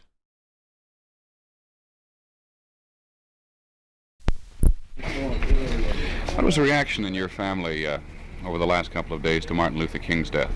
Oh, I think we were shocked. I think we compared it in our minds to the assassination of Kennedy. Okay. And I think that everyone is shocked that such a terrible thing could happen in this country. How old are your children? 7.5, 5.5. And what have you told them about Negroes? What have I told them? That they are citizens of the United States who have not been given their chance. Yeah, you could tell she's woke when she made the comparison to Kennedy. Kennedy was white people's darling, and if you see anybody comparing the assassination of MLK to Kennedy, they're well. Honestly, I get the I probably shouldn't say this because like she'd be killed if I said it. She's kind of giving communist a little bit. I mean, she's probably dead at this point anyway, but like, she is giving communist a little bit.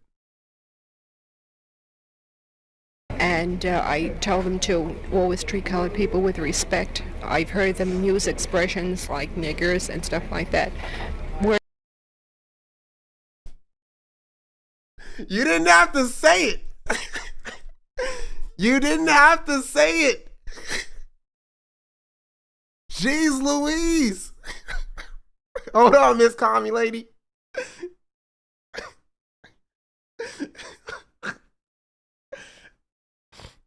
Not that woke now? No, she can still be woke. She's just like, you know, she's a little bit too woke. You know what I mean? She's like, don't worry, I'm doing land acknowledgement, but like, I'm going to say the N-word to like, let my kids know what to look out for, you know? That's how woke she is. It was a tactical N-word. She was using it to show her interlocutors that their language does not impress her. That's what she was saying. So honestly, leftists have not changed from 1968. Leftists have not changed from 1968. They're still the exact same. They're the exact same. She's like, Tacoma wept.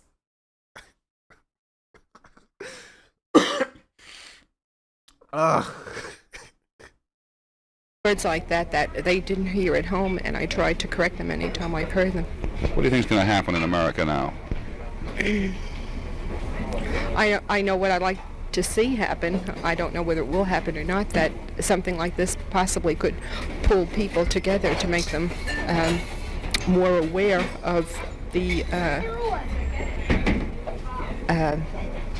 colored people, that, you know, what they have been lacking. Like she was looking for the most politically correct term for the time. You know? Through the years, in the field particularly of education, I think. Thank you. I still think she's woke, you know what I mean? Oh, we should do a woke meter, chat. Okay, on a scale from 1 to 10, how woke do you think she was? I think she was woke. Leftists of color. They for me 8, 4.5, or 4 to 10, 7, 8, 8, 8, 7. Yeah, okay. Can we get a poll? I mean, we won't poll for all of them. We'll just poll a chat like this. Yeah, you're right, chat. This is a way better use of our time. I'm having a lot more fun with this. Honestly, we'll get back to the creator thing in a second because I still want to make a video off of that. But like, this is a video in and of itself. It's just so funny. This is so funny.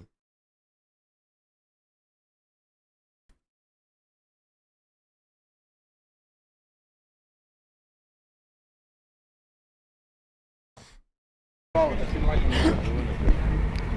about him? Good. Yeah, you can move around anywhere you want. What has your reaction been over the last couple of days to Martin Luther King's death? A very sad story. What do you think is going to happen now? I think the people are going to get together and first realize how important it is to have love. What are you going to do to that end? Nothing. The same as I've done before. Which was? To keep a happy relationship between people. What do you think of Negroes? As good as any white man. Are they equal in this country? Equal in the manner of... let me put it this way. Equal in the manner of wanting to be good citizens. But they are not being treated right. Okay. In many ways. Why does this kind of trying to say is he's trying to say like under the eyes of the law they are not equal, right? But like they are like equal as in like they're also American citizens as well. I'm pretty sure that's what he's trying to say, right? He's just saying like they're not being treated as equal. Thing happen in America. Hi there. Personally. Hang on one second. Scram. Why does this kind of thing happen in America, do you think? Our way of living is so big. The youngsters want so much, and it's not giving an equal chance to the colored boy, where he could go to school, get the same feeling of wanting to have the advantages the average boy does have. Is the violence in some of the Negro ghettos justified then? No. No. Thank you. Thank you very much. 5. He gets a 5 from me. He condemned the violence. Also, did I miss the scram? He did fall off there. They are not be this way. Be right. In many ways. Why does this kind of thing happen in America? Hi there. Personally. Hang on one second. Scram. He does say scram. Scram, you say? Scram.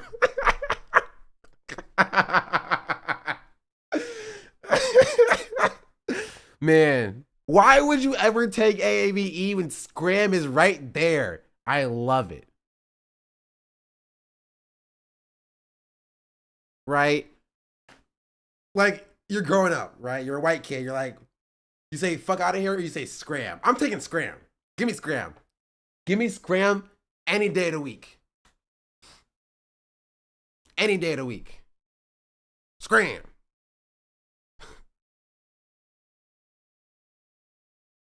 Early? How old are they? Ricky's almost 3 and Michael is just 9. And what have you taught them up until now about Negroes? Not to be prejudiced. That's nice. What's your There's reaction? no difference between.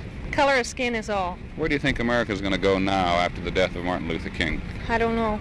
It's frightening, really. I hope we go the right way and not the wrong way. Do you think you now have to do something about this personally? Yes, but what, I'm not sure. Have you any solutions in your own mind to what may happen in the No, future? I sure don't. I wished we all did, but I don't. Do you think that everybody could do something? Yes? Are you ashamed this happened in America? Yes, I'm ashamed it happened in America.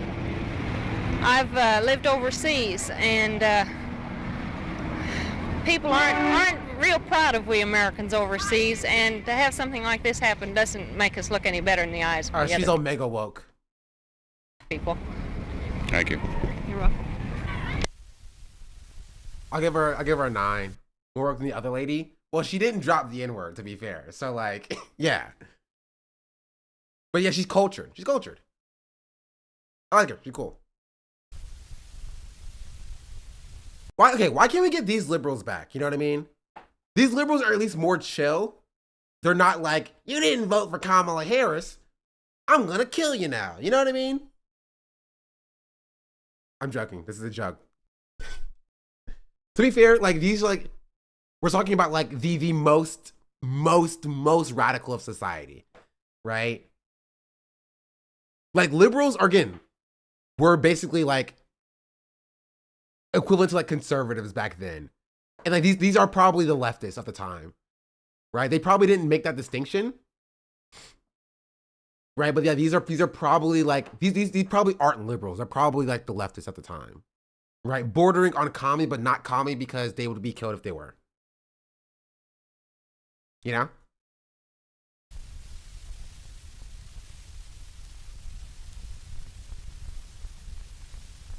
Well, naturally, it's one of regret and sorrow. Where do you think the civil rights cause goes from here? I hope it goes forward. Have you ever worked for civil rights? No. Do you feel a need to now? No. Well, to the extent that I sympathize with them and so forth, but not actively, no. What about the resultant rioting and rebellion in the ghettos? He did say no.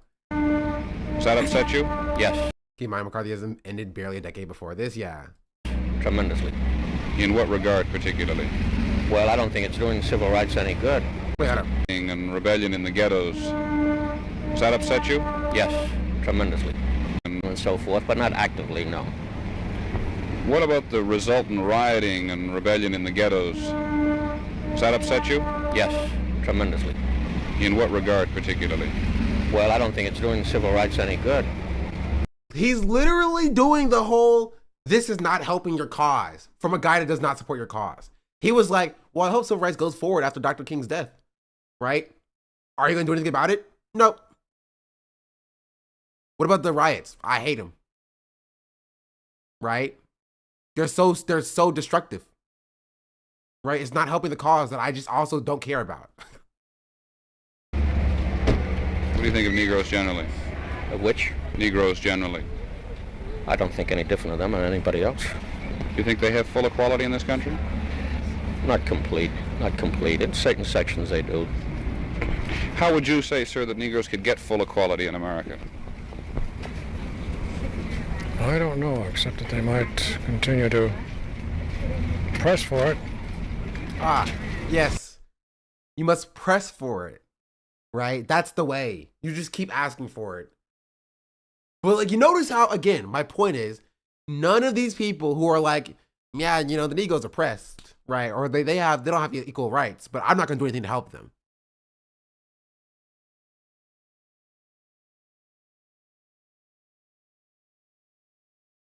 You know what I mean? So you just keep asking for it, right? You just keep asking for it until like everybody's like, oh, the black people are just they got it rough, and maybe I'll help them. I suppose it's a matter of education for us white people that we eventually will see to it that they get their rights and equality. Do you think Martin Luther King... Eventually, we'll see. Like, yeah, you just keep telling us about how you're human beings, and eventually we'll get around to it. You know, eventually we'll get around to like giving you your rights, I guess. Which is literally. Do you know who that sounds like, chat? We talked about him a few days ago. It sounds like the menswear Derek guy. You know? Yeah, just go ahead and just get an education in immigrant law, and like in 5 to 10 years down the line, you know, we can actually overhaul the system, and then we'll make things a little bit better for you. Get a law degree and maybe marry an immigrant then. Right? That's how you fix things. Right? But all this violence is you're not helping your cause. It's liberals are exactly the same. Liberals are exactly the same. Right? And I think these people are conservatives, actually. Right? But like, it's the same exact thing. It's always, oh, this violence doesn't help your cause. This violence doesn't help your cause. This violence doesn't help your cause. But also, I'm not going to help your cause. I'm not going to do anything to actually help your cause. I think something needs to change, but I'm not going to be the one to change it. I mean, conservative at the time is liberal now. No, they were like actually like legitimate, like, you know, conservatives at the time as well. King's death sort of brought white America up short? I'm afraid it did. Why do you think it took this to make it happen? I'm afraid that they might go overboard a bit. What's overboard? In that they might do things that they might regret later on. The haste in doing things now they might do something that would sort of go to extremes in one way. As I walk up and down this street in Ridgefield, people here have said that everybody's going to say the right thing to me and tell me that they're liberal and not prejudiced, but underneath everybody is. Is there any grain of truth in that? I don't think so. I think a lot of white people are sympathetic to the Negro. I think eventually they're going to get their rights, but there are, of course, a lot of people who are prejudiced toward them and will continue to be for some time, I suppose. Do you think the civil rights movement is moving too quickly? No, I don't think so. Thank you. Is this going to be on a video? Bro, kids never change either, to be fair. Jean Minois, thank you for the tier 1. Jean Minos. Scram! They were tier 1. Scram! They want to be on stream so bad. Are you live? Are you live? Is it gonna be on TV? Kids never change. So? Thank you. Is this gonna be on the... The cars here come and go on Ridgewood Avenue in Ridgewood, New Jersey. It's not a big town, nor is it a very small town, the size of many American towns. And 2 days after the death of Martin Luther King, we came here to find out just how people felt and where they thought the country might go from here. This is the residential district. Middle class, fairly well-to-do. That middle class that Martin Luther King felt was to be a stumbling block to the real progress of civil rights in America. The people who live out here shop down there also on Ridgewood Avenue. We talked to some of them.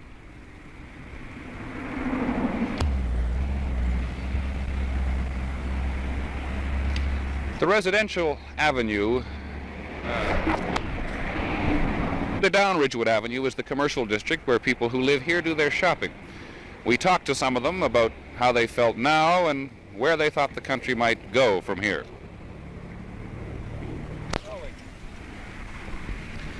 After about 4 years of reporting civil rights in America, perhaps this is the time to make only one observation.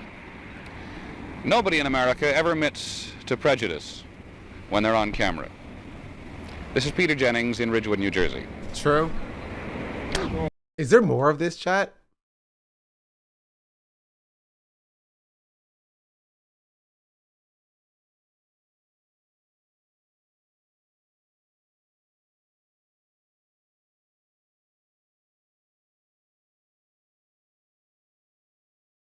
That's Peter Jennings? Yes, that's Peter Jennings. You search? What do I search? Wait, I saw Donald Trump.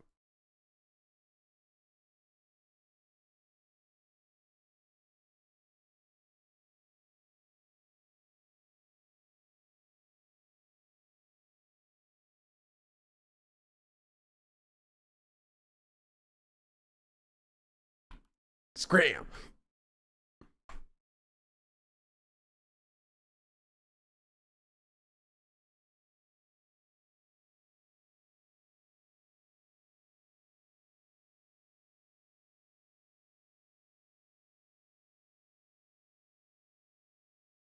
This isn't really what I want. I need more liberals reacting to MLK's assassination. Or back in the day. You know?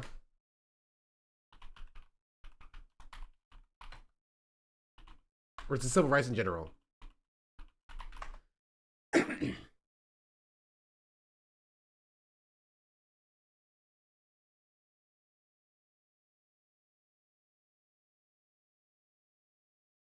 I will say it'll be tough to find people who are on camera being like, man, F the civil rights movement or whatever. Right? Because like that doesn't really serve the test of time.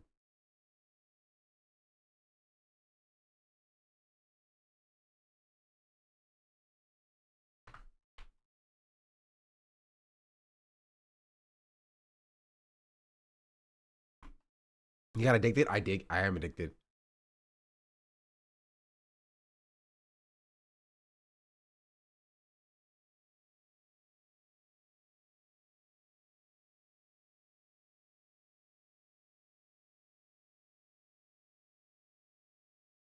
There's this one. Civil Rights March 1969. During the Northern Ireland border town was another scene of violence in a black... Wait, this is Northern Ireland.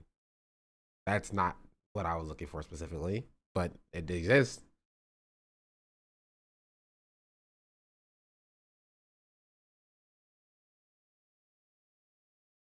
There's this one.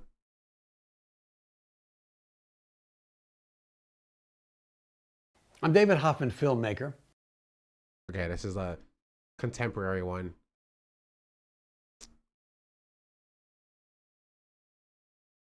U.S. National Archive, okay. Ladies and gentlemen, I'm Carl T. Rowan. As the new director of the United States Information Agency, I have the privilege to present to you a dramatic document of man's continuing search for dignity. It is a film about the great civil rights march in Washington, a moving exercise of one of the most cherished rights in a free society, the right of peaceful protest. I believe that this demonstration of both whites and Negroes, supported by the federal government and by both President Johnson and the late President Kennedy, is a profound example of the procedures Now that I think about it, this tweet that I replied to is all the more wrong, right? Because this, again, happened in 1965, right? Which is Bloody Sunday. And MLK was still assassinated after the fact. You feel me?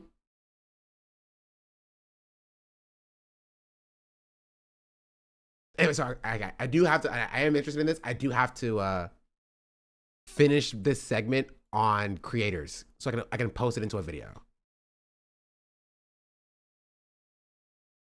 And so I'll keep this to the side for a little bit later. But I do want to finish what I was talking about. Creators talking about LA. Even though that was like 2 hours ago at this point. Because man, that video was funny. I'm glad we watched it though. So that was Cinna talking about it. And here we have Cutie also posting about, this feels like the bare minimum, but hoping it helps even just one person who needs to see it, feeling so helpless and broken. Posting, California's Immigrant Policy Center defend immigrants, California Rapid Response Networks. What's a classic Sean streaming though? This is true. I haven't done an ADHD like, you know, tangent in a while. There's Cutie's posting it. Covered this. This is Valkyrie reposting it, saying, a reminder that our greatest blessings are the circumstances we were born into, including when we are born. Our citizenship is our place of residence is dumb, luck, or often a reflection of our parents' sacrifices, but a privilege nonetheless is a privilege that we aren't owed or guaranteed. It is one borrowed in this lifetime. Check yourself before you judge acts of desperation you are so lucky to know nothing about. Right? This is Valkyrie posting as well. And also, not a creator, but a personality nonetheless. This is Doechii. And Doechii's speaking on the BET stage about what's. So yeah. Right. And it does. And this, what Doechii's doing is doing it for the music space in the same way that like Tina doing it and Cinna doing it here is doing it for the creator space, right? And they are demonstrating that it is okay to have a voice. It is okay to speak out, right? In support of the things that you believe in, right? And what kind of gets me is this, like, and what happened with Tina's clip and with Cinna's clip is that there has to be this kind of preface that like, I don't know enough, right? Before speaking out on something that is like humanity, right? And I hate that so much that like you have to like be or have intricate knowledge about what's going on in the world and like in depth about like the formation of ice and when ice was formed and things like that in order to have a take about something that is a moral, you know, injustice, right? This isn't like a dig on Cinna or Tina, but it's frustrating to like see that they have to do that because they feel as though if they don't give that preface that they're going to be seen as like, or they're going to be attacked, right?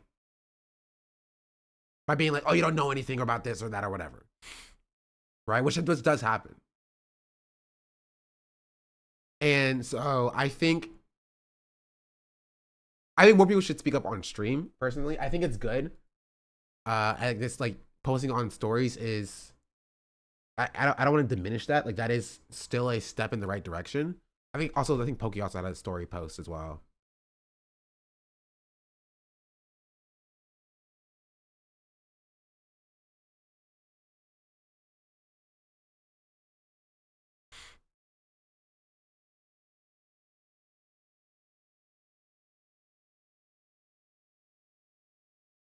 somewhere.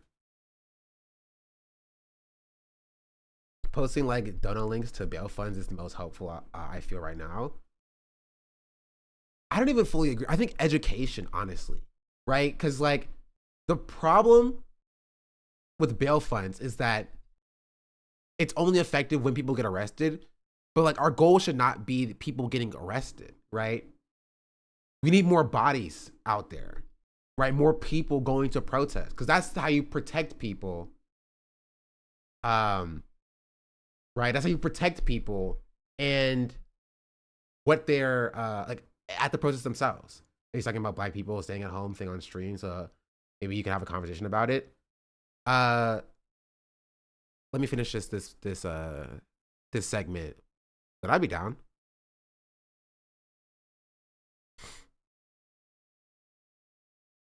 I've been doing a bit of both. I think I've been more thinking about the lane of being disabled and not being able to join. Yeah, but like for the creators should be pushing people to get active in their communities, right? Like bail funds are good, especially for people who aren't near a protest themselves, right? But getting people to be active if they can, and if they can't, then going into like donating to a bail fund or sharing resources and things like that is important. I think if people choose to publicly learn, they can make a massive difference. Not knowing about the details is fine, but use that to help yourself and your communities. Can I get your thoughts on this? Is this the PSL thing?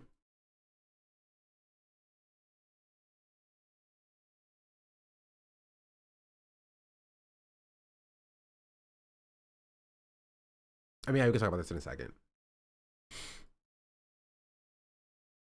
But yeah, what is Kogi posted this and said, sharing this is both available in both English and Spanish. My parents immigrated from Morocco to Canada when I was 4 years old. Like many immigrant families, they sacrifice in order to pursue a better life for themselves and their children. It's often those same people who take on the hardest jobs and hoping for a chance to work and provide for their loved ones. My heart is with communities in LA right now. Please stay safe.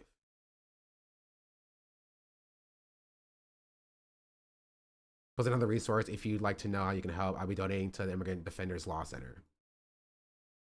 Whenever I speak out on anything, I always get weird, aggressive DMs from people who disagree, but I thought I'd share this instead of the messages like, these really matter to me and affected, round of how people are affected right now. I thoughts on the PSL as someone who's seen how they organize in my communities. So you watching a Hassan Sean video on stream would do wonders. Yeah. Right. And I understand, or just like having somebody who is undocumented, or not even undocumented, somebody who is from an immigrant family, just in general, or speaking about your own experience like this on stream, right, would also do wonders, right? Because it's not even just about educating your audience, but it's also about giving leeway, right, or providing a pathway for other streamers to speak out about it too. Right? There's a reason why everybody seems to be speaking out about it this last, 24 hours.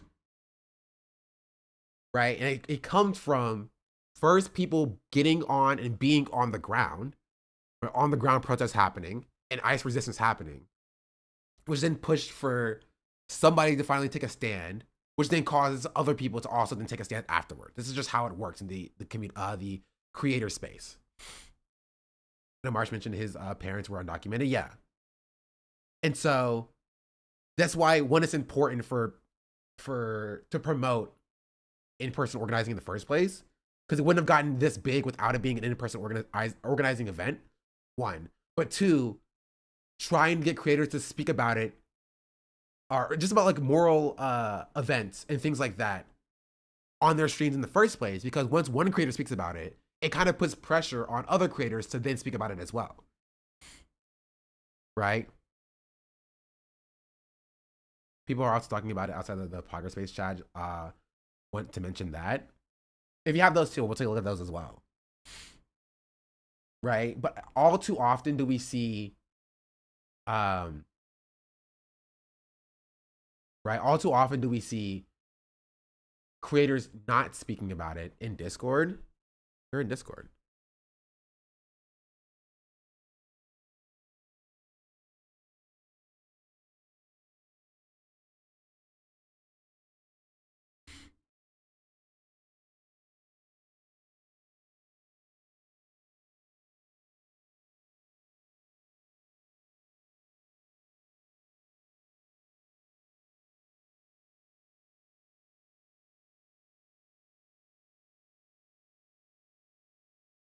fair, this is Syra though.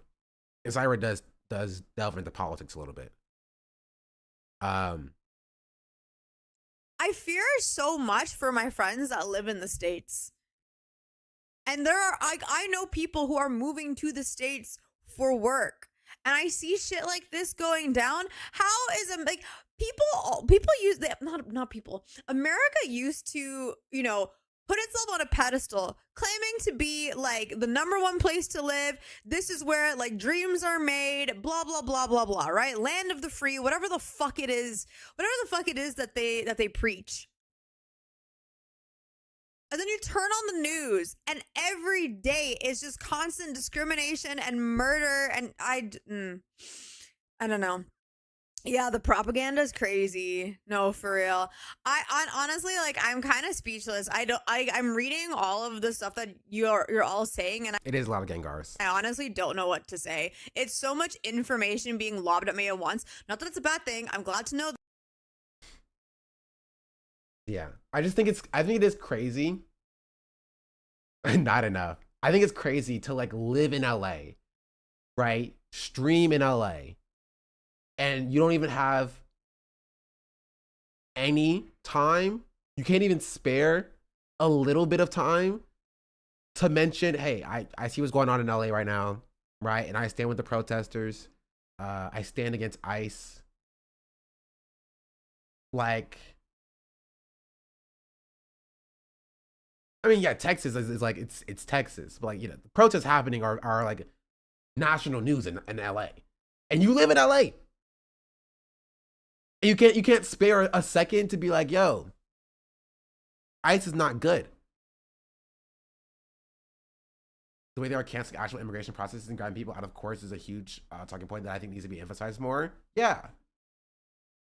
The fact that like, you may turn on the news, you see Tom Homan and Trump being like, oh, we're trying to arrest criminals or whatever. And now they're just going after like random people at graduations. 5th grade graduations, they're raiding to get the parents. Right?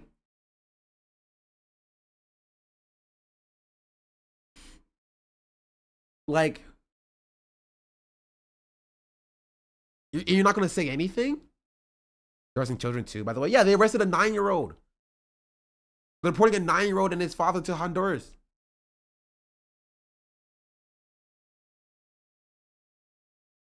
These people are transplants. They are not from the communities. They're out of touch and live in a bubble. True Angelinos speak up. And they should speak up, though. Like, that's what I'm saying. Like, transplants or not. Like, I'm a transplant. You know what I mean? I moved to LA last year.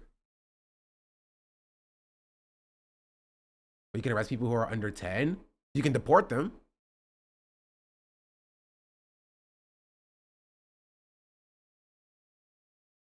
Cis plans, too.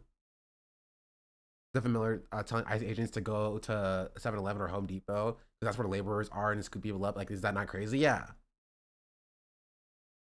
Ethan's posting people talking about ICE from his Reddit pretending like he cares. I'm not even talking about Ethan, right? We know Ethan's is a like douchebag. Or he's an immoral idiot. But like how are you going live every day, like with your normal content, not just taking a little bit of time to say, I don't approve of what's happening here? This is your audience. Like, outside of like the moral framework, these are people who support you, right? And you're just like letting them and their family members be just snatched up and taken, right? Because you want to keep your little bubble safe from anything political related. Some of these streamers could literally look outside and see it. That's kind of wild. Yeah, that's my point. You're not more than like 10 minutes away from this, what's happening outside. You're not more than 10 minutes away from what's happening outside. You could say something.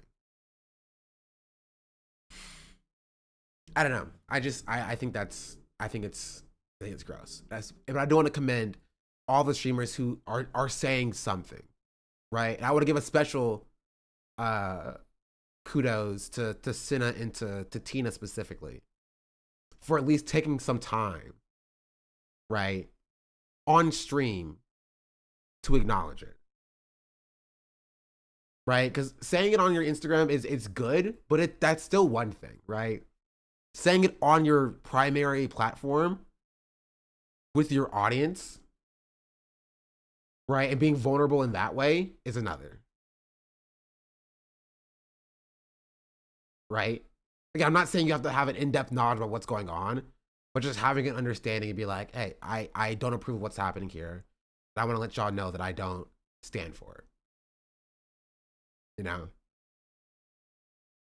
You're forgetting half the cities in California have Mexican Spanish names, other half of native names. But I don't think it takes a genius to say, you know, fuck ICE.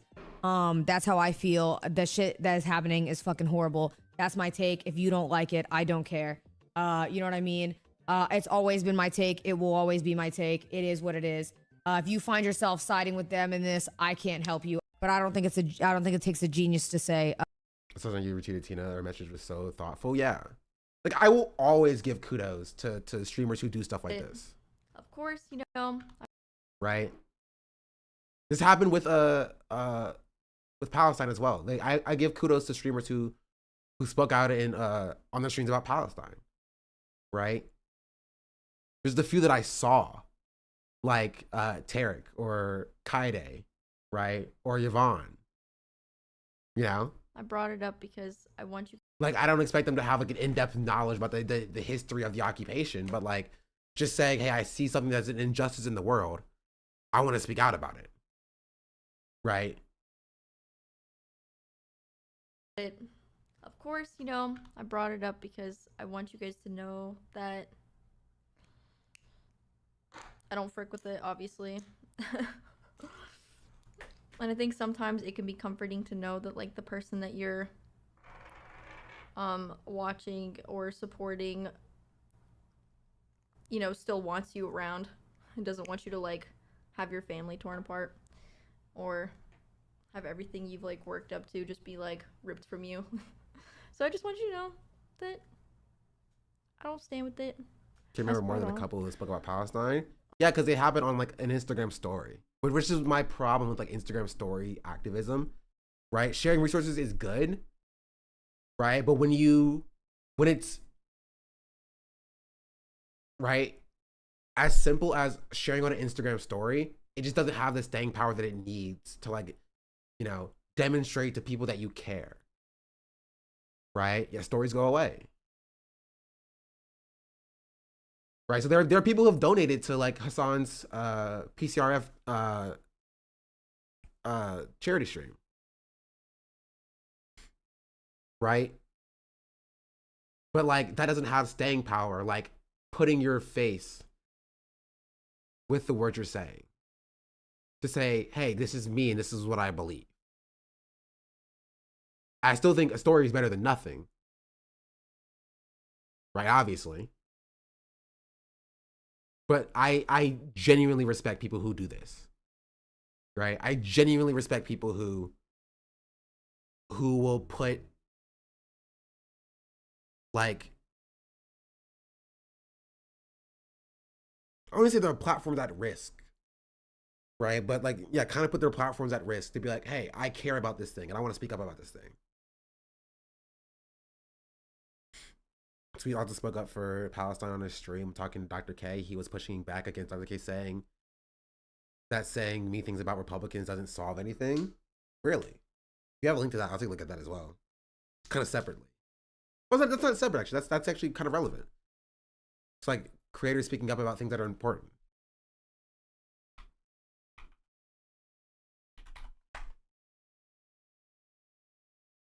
I don't think it was a 2 year ago one. I think it probably was the 3 months ago one.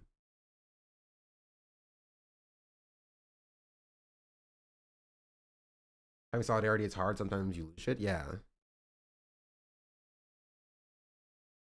You can call me Dr. Squeaks if you want. I like it. My mom would be proud. The transcript? I'm going to the transcript, okay? Relax. I just wanted to see if I can scrub by and see it.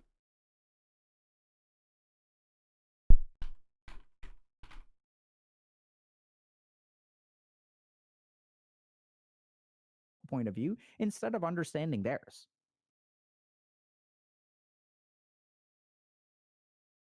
On my behalf. So I had a friend growing up.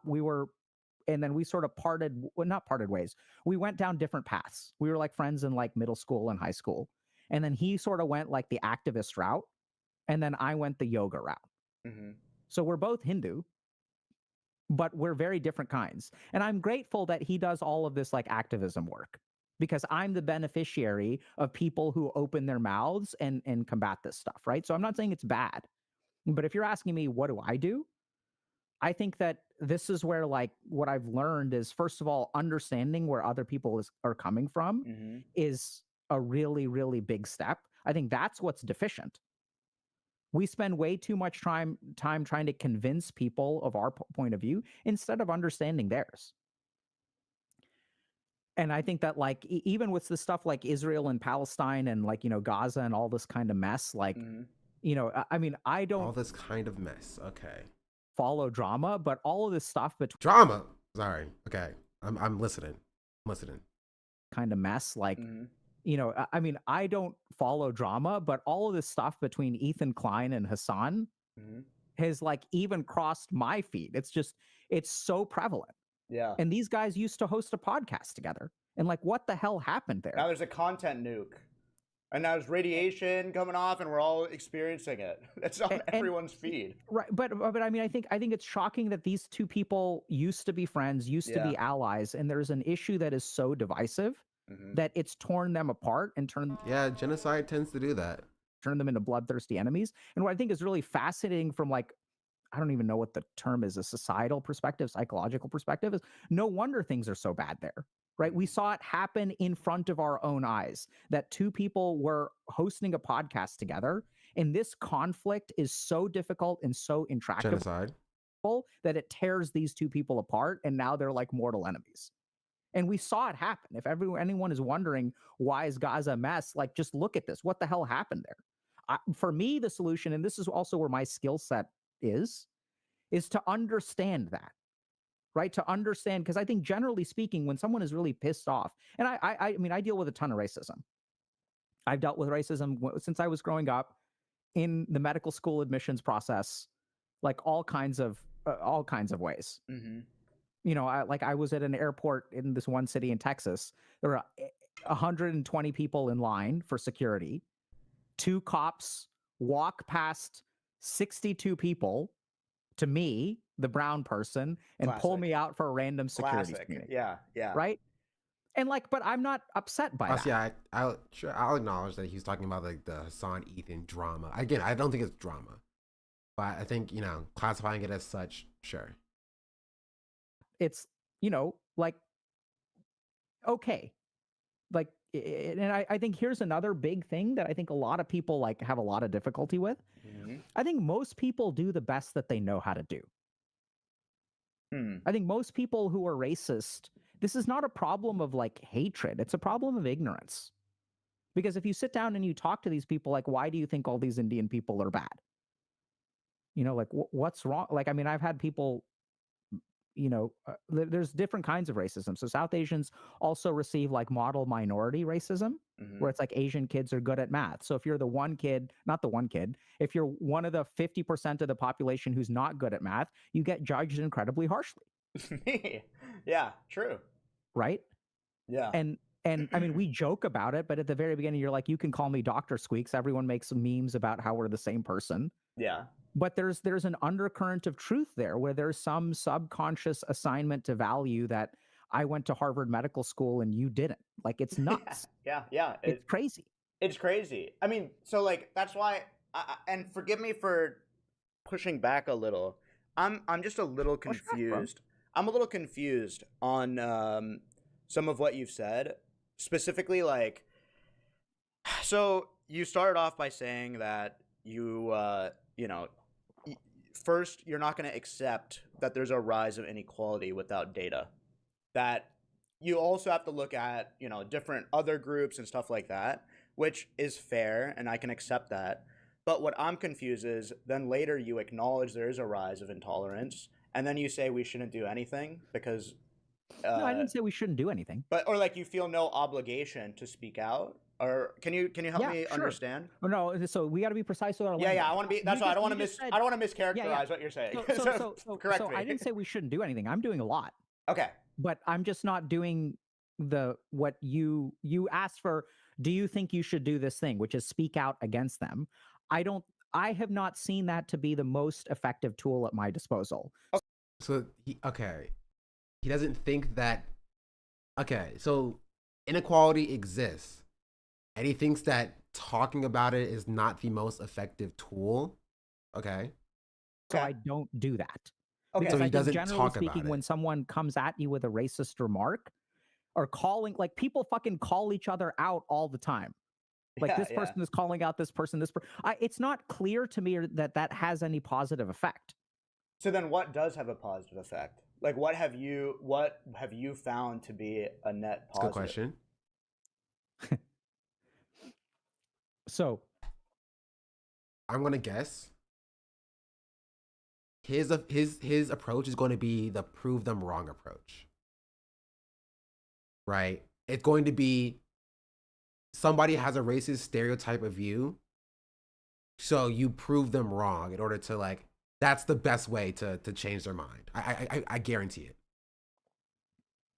Let me think. Can I think for a second? Of course.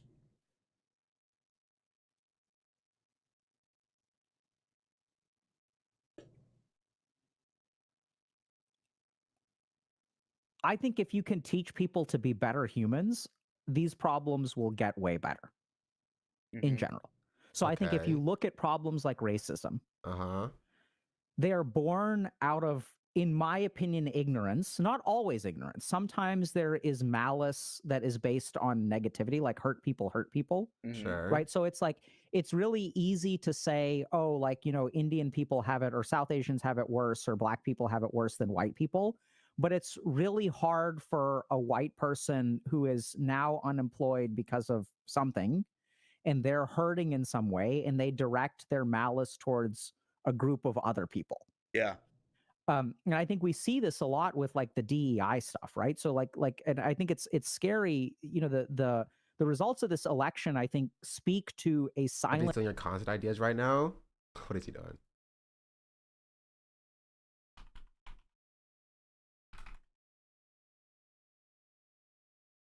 His fault, but he is emblematic in like Lib tier list. It's kind of funny. Wait, why is Garnet here? You know what? This is W. I approve of tier list content. Well, let's continue.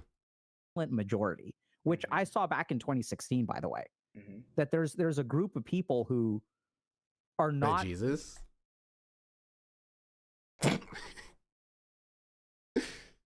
Yeah.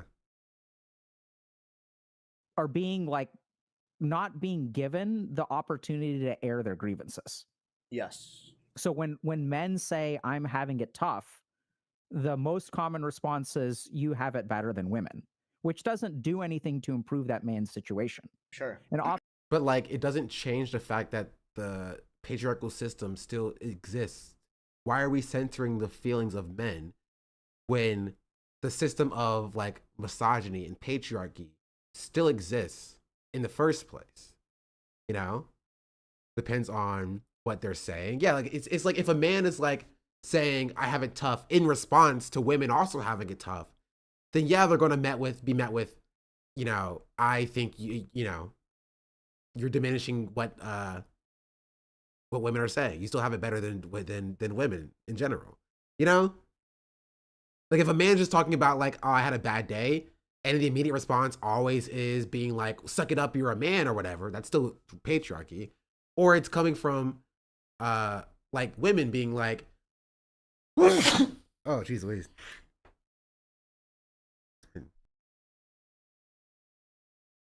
I have a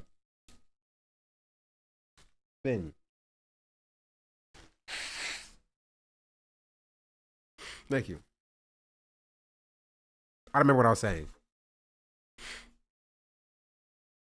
Oftentimes when we look at things like male privilege, when we talk about male privilege, there are absolutely some statistical things where men are privileged, 100%. Mm-hmm. But oftentimes those statistics, if we look at things like, average income, a lot of the reason that the income is that way is because there is a small group of people who earn a ton. Sure. And I don't know if you're how into statistics you are, but the whole I point worked in finance. Yeah, so mean I know and basic. median. Okay, he's just defending like the gender pay gap at this point. Like, what does this have to do with what Squeak said? He's just like, let me just do a side note to defend the gender pay gap. I'm not following this. I'm gonna be real. Where does this topic go?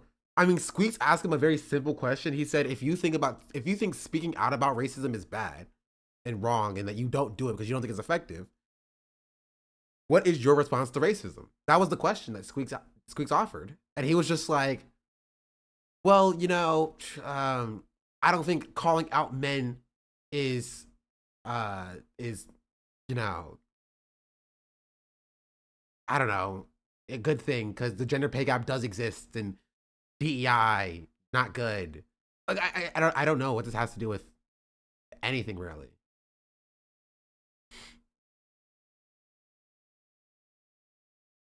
But he's saying the data is skewed because billionaires are men. That's why there's a pay gap. Yes.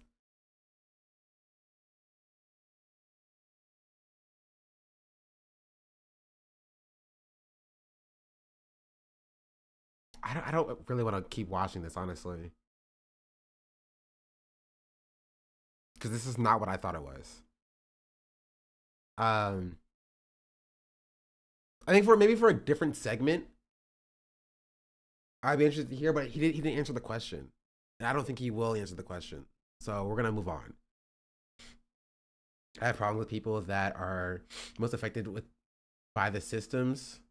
I have problem with people that are most affected by all of these systems have to be the ones that overall sympathize with those in general more power. It's exhausting, it's beyond unfair, and it lacks humanity. I understand what you're saying, yeah. Given the benefit of the doubt, I get he's trying to say, but at the same time it comes across as diminishing the value of activism. Yeah. I understand, like, he's saying, like in theory, if there is a world where like a man is just like, I'm sad, and the response to that man overwhelmingly is suck it up, women have it worse, which is not the case, by the way. Like it's just not the case. I think this is some of Dr. K's internal biases coming out. Then yeah, in that world, then yeah, that would be a bad thing if that's the case. He's median for his salaries because of the skewed data, but okay, yeah, that's why I moved on, because he's just defending the gender pay gap. He's just doing like Ben Shapiro style arguments to be like, this is why the gender pay gap exists, and it's just like I don't really care enough to litigate that. Anyway, my point is that I think more creators should speak out about ICE and the protests and just things that are just moral in general, right?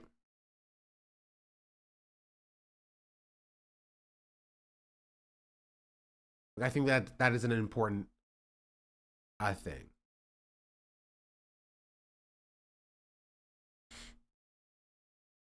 Someone also sent me this. It's about like a I'm very Hank Green's take.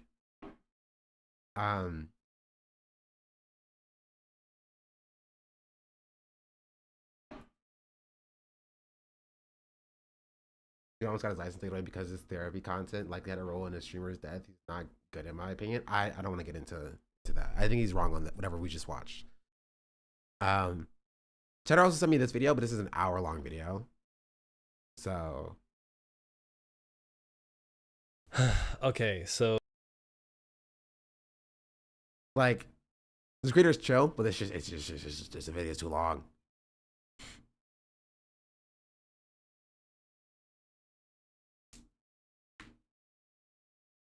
Look at Lobo's comment on YouTube if you want. Like, On YouTube where? In YouTube chat? Like what am I referring to?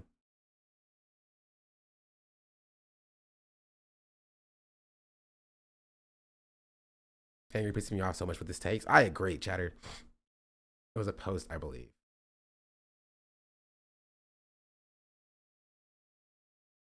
Yo, say this. And yeah, we're gonna, you know what? Okay, we're gonna switch gears a little bit. We're gonna talk about ow. We're gonna talk about Black people. And we're gonna start with this post.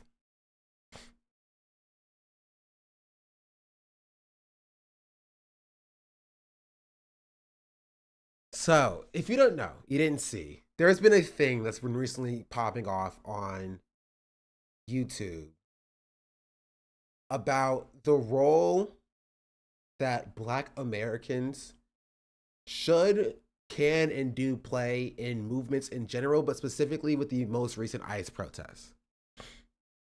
Right? This is something that I covered and talked about a few days ago. I had a tweet that went pretty viral talking about this. Hassan covered it yesterday. Every Signifier covered it. Lil Bill covered it apparently. I've been fighting on Twitter about this. But it's tweets such as this, right? Seeing anti-ICE protests. Y'all, they're throwing tear gas. Oh my God. Y'all see it? Tear gas. I'm in Compton right now. It's my city. That's Atlantic. What is that? Atlantic and Alondra. Atlantic and Alondra. Right? You see the cops tear gassing protesters. And this tweet is saying, Black folks, mind your business, go home. This does not concern us.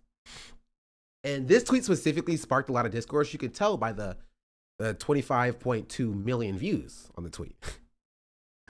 Right?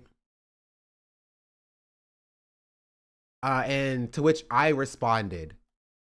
I said, I know a CIA account when I see one. It's got 108,000 likes. You know what? I'm gonna like it too. 108,000 likes.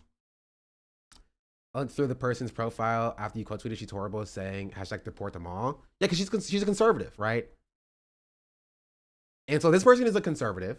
Right? I don't think this person's actually a Fed, right? They're doing Fed work. Right? But if you go through who they follow Tariq Nasheed, Foundational Black Authority. That's not surprising. FBA accounts, Foundational Black American accounts, but also they follow Donald Trump Jr., right? And more Foundational Black Americans.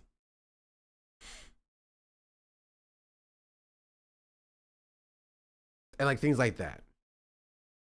Right? So they're like a FBA. They follow Donald Trump. They're like a FBA conservative Black person or whatever. Didn't stop Liz from eating this shit up. Yeah, exactly. Right? And so when this person is a conservative, right? Liberals were doing the same thing. Right? Liberals were doing the exact same thing. And one of the most high profile examples of this was from the Grits and Eggs podcast. So I don't know if you know the Grits and Eggs podcast, chat. There's a podcast that was going viral on Twitter and TikTok recently due to the creator or the host, Dante Kyle, going viral essentially, right? For his takes. Sort by popular.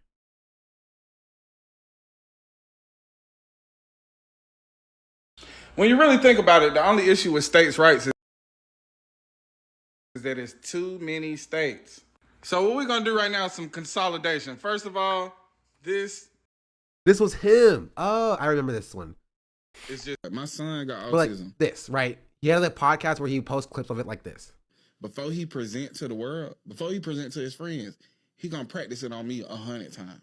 Yeah, just to make sure y'all on the spectrum too, man. So yeah, they're very particular and detailed. So how old was your son when he got diagnosed? When he was like, so what happened was when he was speaking when he was like 1. He was saying my dad. He was like on the track, and then he just stopped talking for like a year and a half, and then out of nowhere he could read. Like he was like 2.5. Nigga. It's quiet. I mean, it was loud in my ears, right? It's not important. The point is, 80,000 electricians. right? The point is that he went viral from doing like, you know, like just like kind of like educational a little bit, but like kind of like conscious adjacent content is the best way I can describe it. Are needed every year for the next 5 years. Jeez. To make up the shortage that they have. We need. Right, he has Wretched of the Earth on his table. 500,000. After he made a video about the guy on the right. And plumbers by the year 2030. He has some good taste, but he's not What quite an leftist. opportunity. Like he's wearing a Fred Hampton shirt, right? The best way I can describe it is like conscious adjacent, right? It has the aesthetics of like Black Revolutionary. And a lot of it felt like Black Revolutionary content. That's why I say conscious adjacent. Now, we've been talking this trade talk. We've been telling niggas. But do you understand? Okay, you want to get money, right? Do you understand? Like, y'all keep talking about 100. You may not harass women. You may know how to take this is the one that I saw that went like crazy. Rejection. The majority of men that most women deal with do not. Yeah. And you are accountable for that as well. Because I don't got time to figure out which white people are nice, which white people aren't racist, or da-da-da-da-da. I have to go on the actions of the group. Right. The group as a whole and the history of that group as a whole tells me that they are a danger to me and they are not to be trusted. Right. And if you can understand that as a Black man. Right. So it's not what he says is not particularly important here. But the idea is that he was conscious adjacent, right? It's like if you know the old definition of woke, he was like he's woke. Right? Conscious. He's talks about, you know, has Black or like, you know, Black theorists and personalities and revolutionaries on his shirt, has theorists in general on his shirt. Right? He's woke. But what got him in trouble, bringing it back around to the ICE raids and stuff, was this tweet. He said, Black people have to reckon with anti-Blackness being pervasive throughout all cultures, white and POC alike. True. Our humanity and empathy and not wanting to be seen, not wanting to see people done how we've been done, then being called upon like guard dogs from our people who not only don't answer our calls to justice, but are also on the phone with our enemies. So it's kind of fuck y'all until y'all figure it out. It's Black and brown pride today. I'm a N-word tomorrow. All risk, no reward. This and that, yada, yada, yada. Functional solidarity. Yada, yada, yada, yada, yada, yada. First part of this take is correct, right? In that anti-Blackness is a range in this topic, as I heard members of my family sharing this sentiment about sitting out on these protests for at least a few months now, and they can sit out, right? I'll give you the take.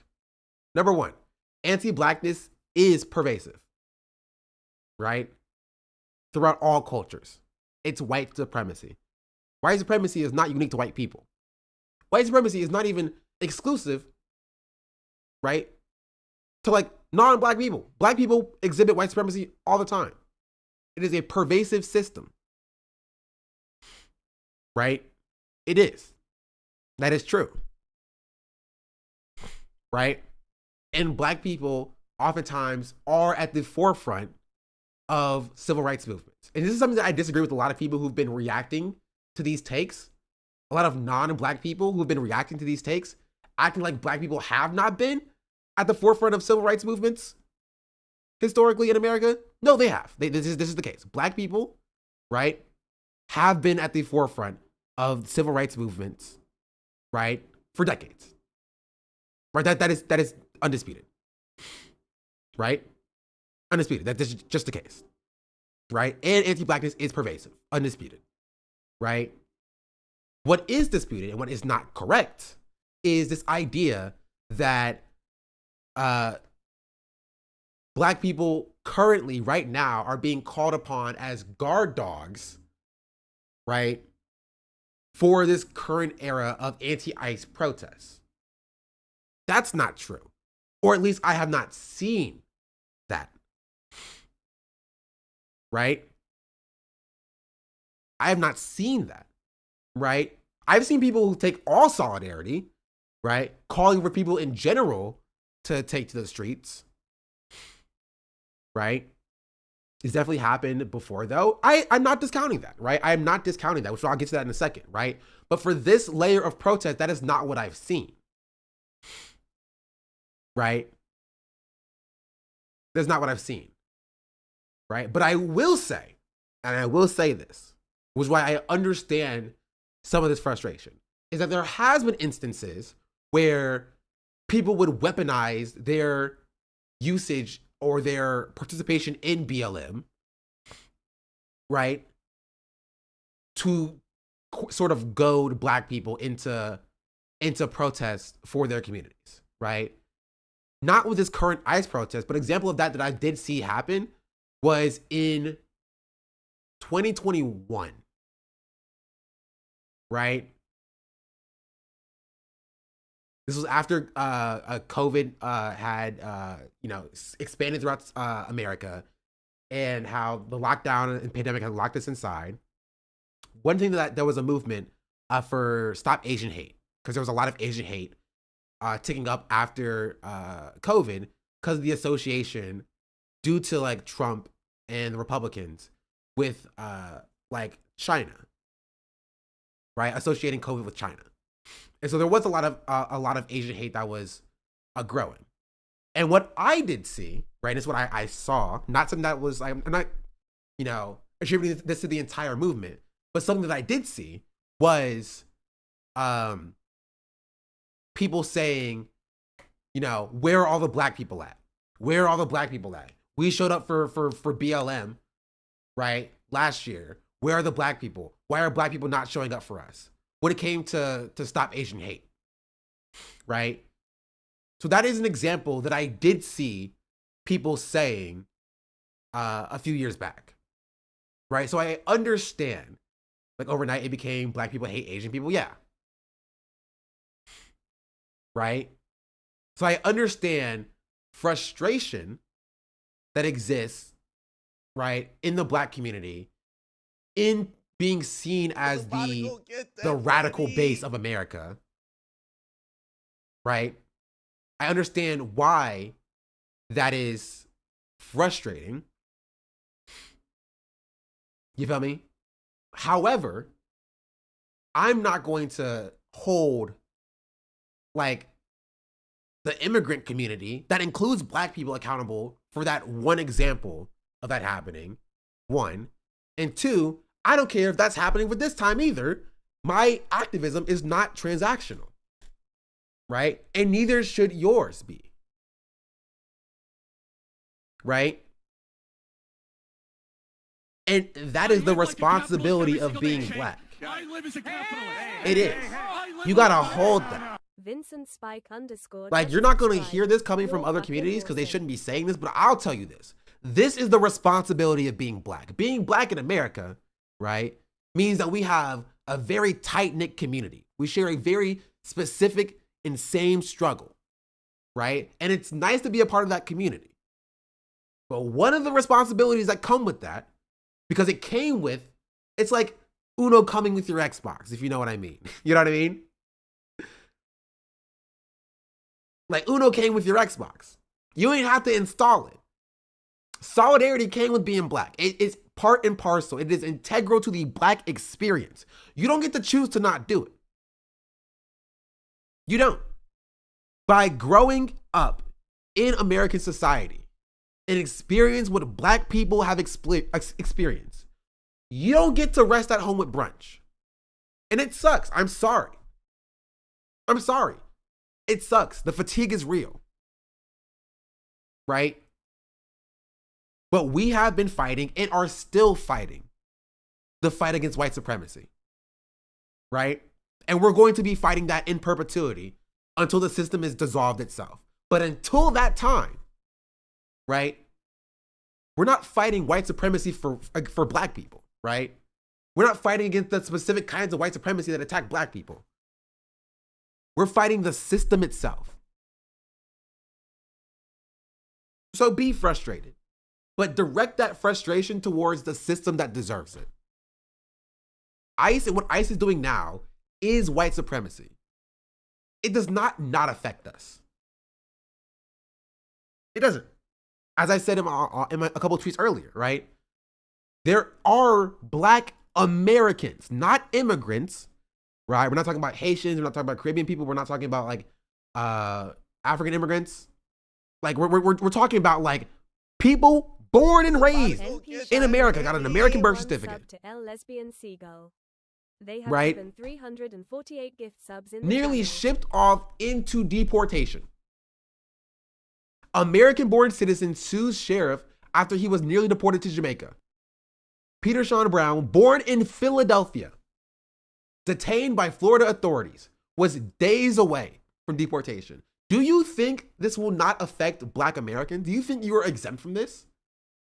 What is stopping the police department that we both understand are racist from busting down your door and using this current pretense of anti-immigrant sentiment to throw you in jail, or your mom's in jail, or your dad in jail, or your little siblings in jail, or your little cousins in jail, and shipping them to God knows where because they can?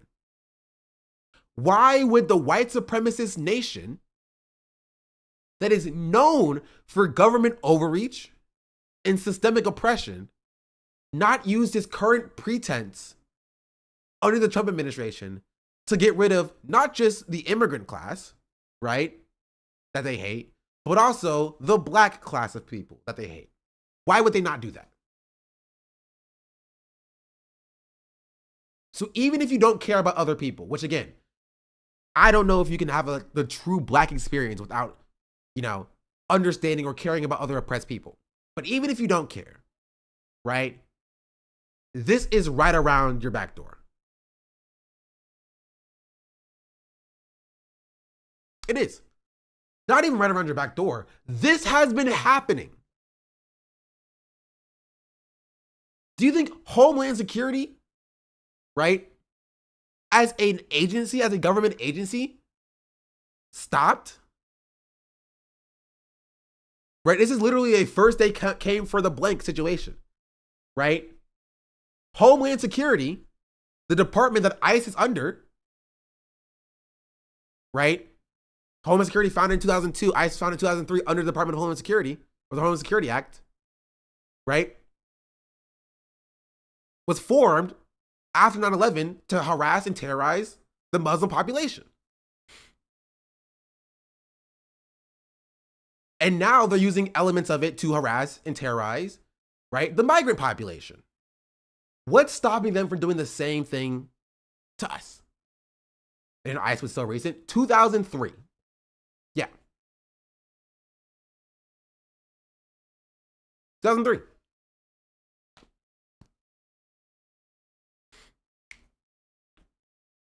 Spitefully sitting this one out is only helping white supremacy. They've been wanting to deport us for how long? They'll figure out a way to do it. Yeah.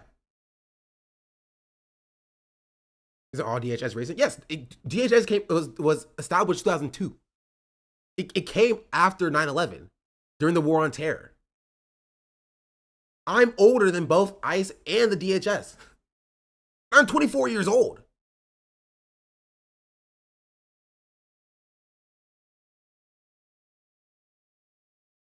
Like,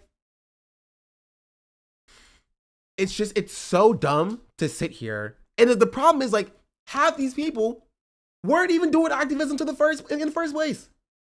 They weren't. Let's be real.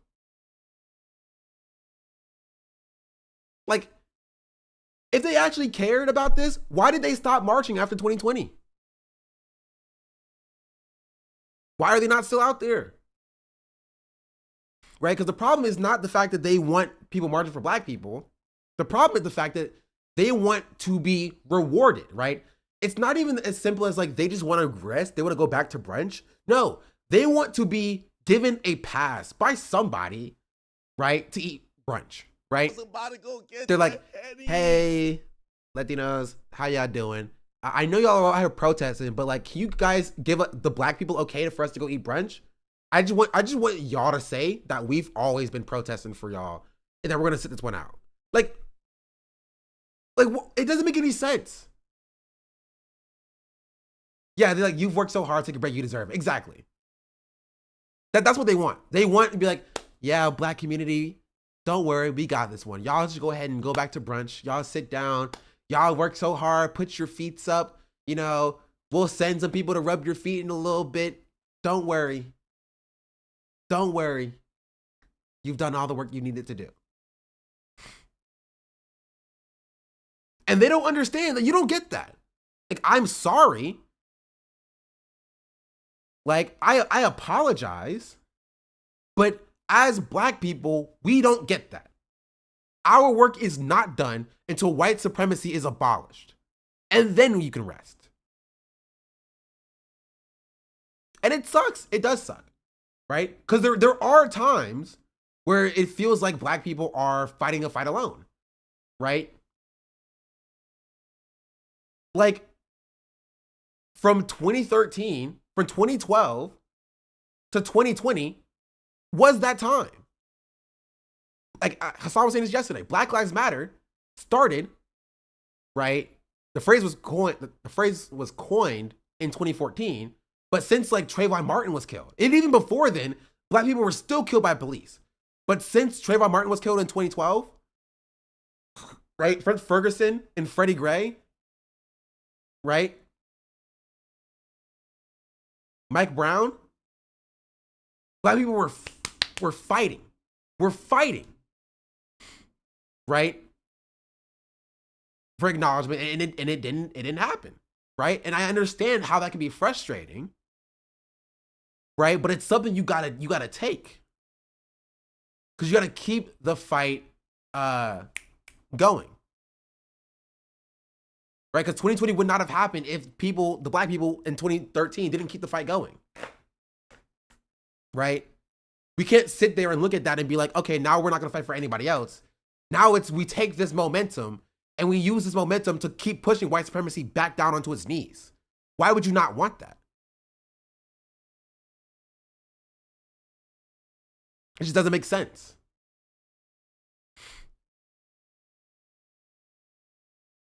What drives me crazy, the amount of people I personally who are immigrants who've moved here and barely got their citizenship, who's praised Trump when he win, like he wants you dead. And they're gonna do that, you know? And this is a moment where you use this as a radicalizing moment for people. And that is also frustrating, right? This is also frustrating. It is frustrating to see that, right? Rising people using exit polls of 56% Latino men voting for Trump means that we deserve to be kidnapped, like the system isn't the problem. Yeah. Like, it doesn't make sense. Like, what, like, okay, what about, you know, I don't know. I don't know. Like, and this is the problem is that, again, the people we're talking about now are a minority, right? These people are a minority, even if they got like 4,000 likes. Like, Americans, please don't fall for these people having wet dreams about fantasies about us being deported from our own country after 400 years. We are not immigrants. It is not and will never happen. These losers can keep dreaming, wishing. Like, do you think that this is like your country? Do you think that we own America? Like, genuinely. No matter how much black pride we exude, right? It doesn't matter. This country was still built off of the back of our labor, and we don't own a single thing of it. There is 0% reparations that have been paid. Right? We don't own shit. Right? We own this country just as much as the construction workers who built the house that you live in own that house. Which is not at all.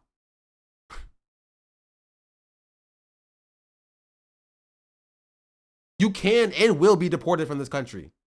You think the laws are going to save you?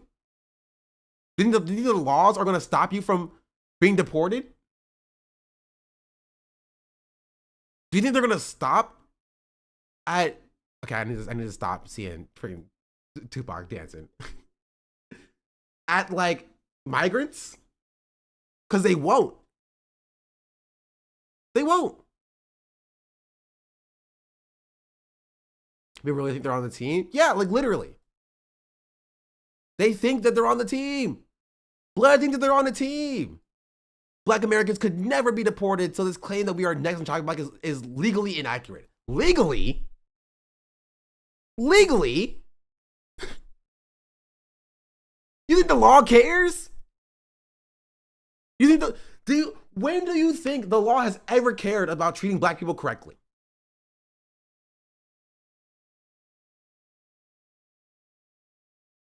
But again, conservative in bio.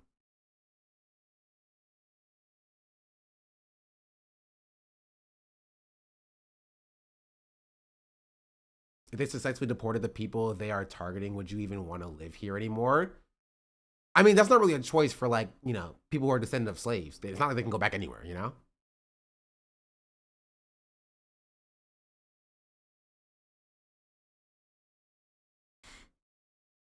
Also, Black Americans includes first generation Americans tired of his ADOS BS. To be fair, I think there is an important distinction because, as I said, like, there's a difference between somebody who has no ties back to any nation and somebody who can at least draw those ties. But yeah, the difference are marginal, you know? They're marginal. It's like the way you're treated by white supremacy doesn't matter, right? White supremacy doesn't care. They don't. They will treat you however way they want to treat you. But again, this is a conservative. They don't care about that anyway. Like, also, I don't know how you can be a conservative and then have, like, reparations now in your bio. But it still began with the genocide of indigenous people. It's true.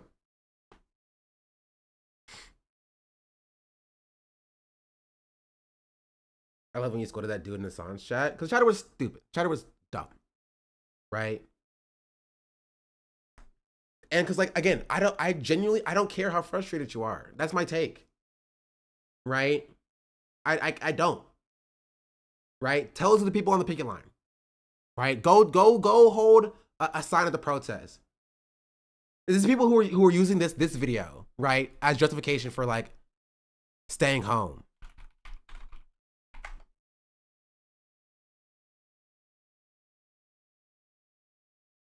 Right? You go to cover, nigga. I'm fake, nigga. I know you do, dog. I'll spit on your plate. I'll put my dick on your plate, nigga. Fuck your family. Fuck your kids, nigga. That's how it is. I can't sleep comfortably because of you. He be fucking getting a whole fucking plate. He be fucking expecting us to give us a whole fucking shit. That nigga right there. Do you go to cover? Yeah, you do, nigga. Stop playing. Yeah, you do. Act like I don't know your fucking face. Stop fucking playing. Fucking talking about, can I get a fucking discount? Can I get a fucking this? Can I get a fucking that? That nigga right there. Point that shit at him right there. Point that shit at there right there. He doesn't look like he go to cover though. Not after this. You're going to no shit. Hell no. Hell no. He ain't going to that cover. What's your favorite thing to order around that word? They should not be saying that. This is, like, not in the question. They should not be saying the N-word. Everything. You got so many issues about the community, and the person saying the N-word fighting fascism is at the bottom of it. I genuinely, you can have a problem with this, right? Go to a protest and stop them. You can't stop people saying the N-word at the protest if you ain't at the protest. That's my take. That's my take.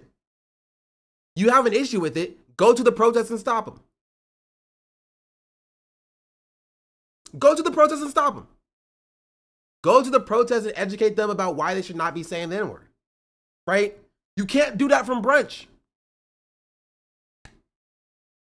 You can't. You can't do that from brunch. You can't sit there from brunch sipping on mimosas while these people's family is being deported by being like, oh, by the way, I'm not going to help you out, but also stop saying the N-word. I'm going to go eat my French toast now. Like, if you got a problem with it, right, which I do, go to the protest and stop them and hold them accountable, right? Make them understand that you are there to be in solidarity with them and their community, right? But in order to do that, right, they got to cut that shit out. But again, you can't do that from brunch.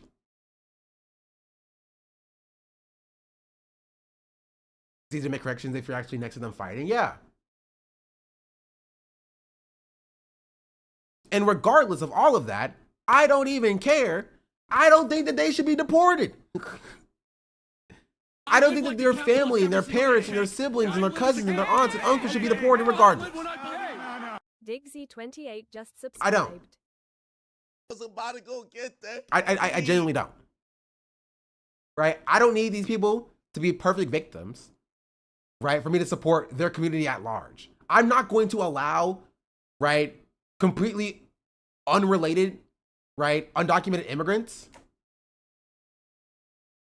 to be held accountable for these two, like, losers. I'm sorry.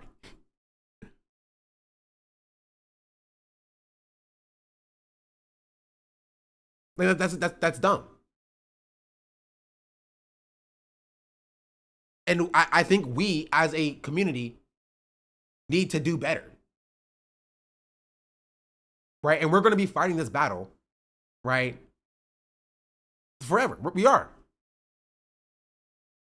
And so what is the conclusion to, like, fighting the battle of like non-black people saying the N-word to let fascists run over them, to give fascists a win, to side with the fascists? Because there's no neutrality here. There's no neutrality here. If you're neutral in the eyes of fascism growing, you are on the side of fascism. So you would rather side with the fascists as opposed to the oppressed people? The fascists who also say the N-word, by the way. Like, let's not get confused here, right? I guarantee you can find a video of cops saying the N-word too. Guarantee. I guarantee you can find a video of cops saying the N-word too. So what now? What now? You're still going to be on the side of the fascists? The fascists are also saying the N-word.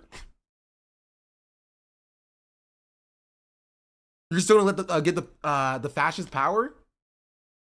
They do worse, they kill us for sport. I mean, obviously don't care about that because they're still siding with the freaking cops.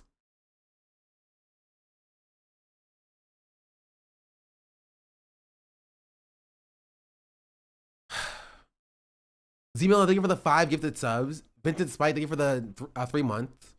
MP Shark, thank you for the gifted sub. Pearly Hayes, thank you for the 5 gifted subs. Lenine, thank you for the 5 gifted subs. Diggsy, thank you for the 13-month subscription. And Floyd Chloe, thank you for the 10 gifted subs. Much appreciated.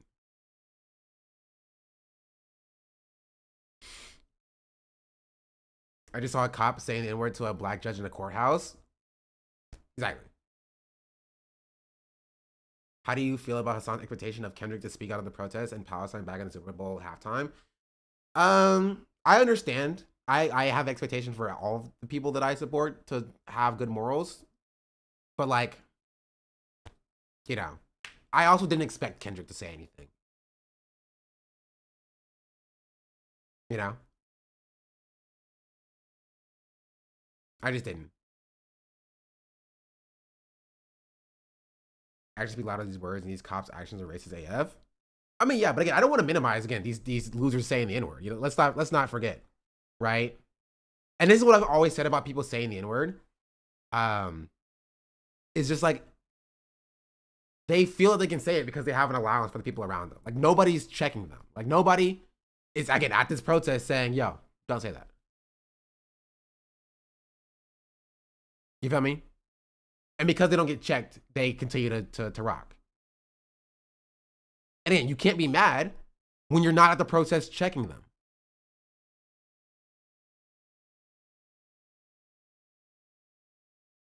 And regardless, I don't think there's a justification to let these people be deported. Right? It's like protesters who were like you're in the middle of a protest and there's a protester who was like throwing a I don't know, like a Molotov cocktail at the cops or whatever.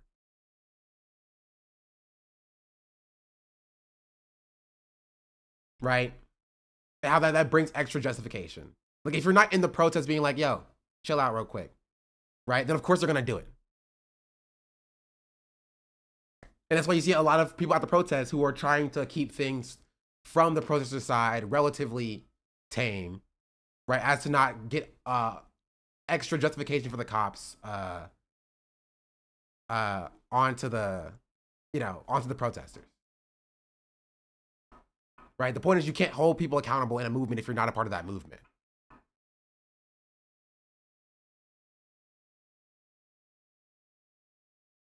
There's a tear gas cannons on fire. I'm not talking about a specific instance, chatter. I'm just talking about in general. About like, it was an example of like, you need to hold the people in your own movement accountable, but you can't do that if you're not in the movement. Like people who are like chastising how violent the protests are, but like you're not in the movement, you know, to tell the people who are being violent to stop. Like if you don't like tagging at a protest, go to the protest and stop the tagging, right? If you cared about the protest, but you don't like the tagging, go to the protest and be like, hey, I don't think this is effective. Let's go do this other thing. But you can't do that if you're not at the protest. Are those crying to only bring American flags? Yeah, if you think that bringing American flags are more effective, then show up and bring your own American flags. But none of these people go to protests in the first place. I've seen protesters defend businesses and the people who were robbed at a protest. These criminals are just there to disrupt the protest and capitalize. And if you don't like it, you go to the protest and you stop them. Right? That's my take. That's my take. They're not that violent, but yeah, throwing explosives at people is not effective. I mean, I disavow, is what I will say.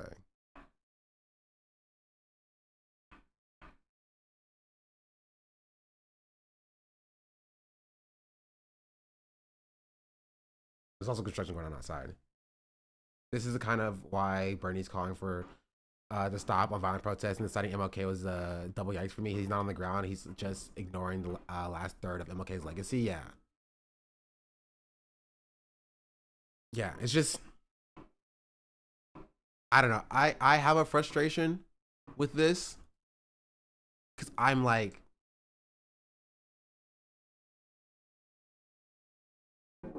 I'm not sitting here holding a tally with who shows up to the back. Like, I'm not doing a census and be like, okay, all right, let's see all the communities who are at the Black Lives Matter protests. Sound off the Latino community. Nice. The Asian community. Nice. Muslims. Nice. White community. Cool. Like we're not doing like a roll call. We're gonna be like, oh, wait. Latino community one more time. Oh, there's no one here for the Latin community. That's a shame. We'll remember that for next time.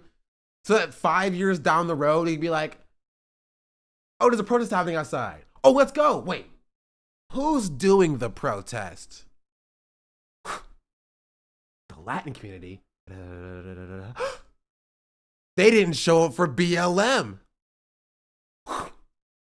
Everybody put your flags down. We're not going. Like, what are we talking about here? What are we talking about here? That's it. Come on. Come on.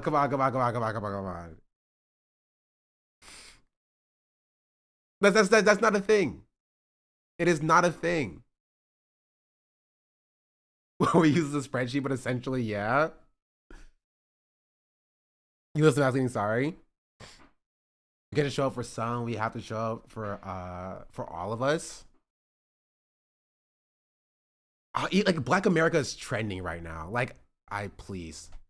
Is there more discourse? Please stop the discourse. I beg of you, no more discourse.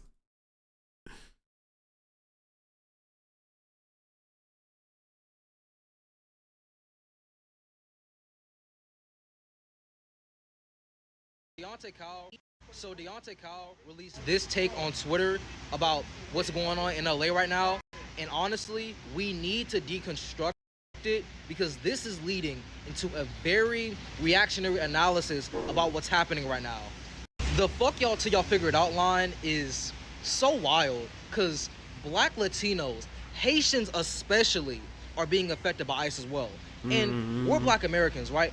We understand how the repressive state apparatus operates. Do Mhm. you seriously believe that ICE is gonna only target people who don't have citizenship? Mhm. No, they're talking about going after naturalized citizens. Mhm. They're getting rid of due process law. Mhm. They're talking about getting rid of habeas corpses, right? Like, they're gonna come for Black Americans. I think it's habeas corpses. I think. African Americans eventually. Be so fucking for real. And honestly, I understand where his anger is coming from. Like, I get it. Anti-blackness is global. There is disillusionment between our communities, for Mhm. sure. But your anger is being targeted at the wrong people because Mhm. you're not viewing this through an intersectional lens at all. Mhm. Deontay's take actually comes from a broader issue of people generalizing Latinos as one hegemonic group. Mhm. And True. his take just fails to apply a race and ethnicity and a class analysis onto the issues surrounding them because of it. Like, most of the issues you have with your generalized view of Latinos actually comes from white and brown bourgeoisie Latinos who voted for Trump. Because the people who are currently being taken away by ICE as we speak, the people who don't have citizenship or were in the process of getting citizenship and got arrested at the courts, yeah, these people can't vote. And they couldn't vote 7 months ago.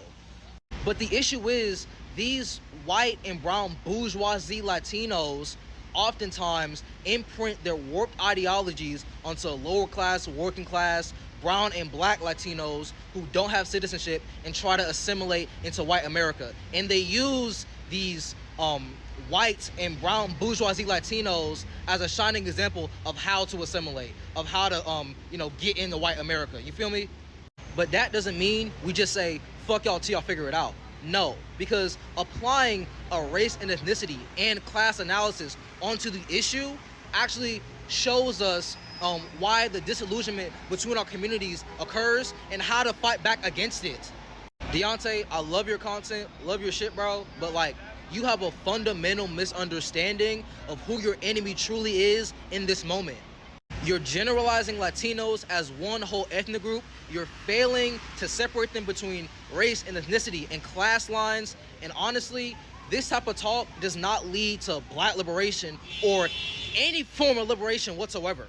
That whole functional solidarity term you try to use is the exact same term and is the exact same language used by TERFs and hoteps and homophobes who say that, they're not gonna fight for Black queer people because of X, Y, and Z, because of functional solidarity. You feel what I'm saying? You gotta lock in on this shit for real.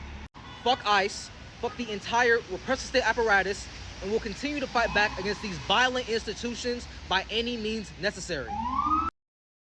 Yeah. Yeah.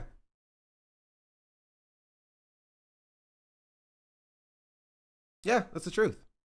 Remember these signs I saw during BLM in Montreal?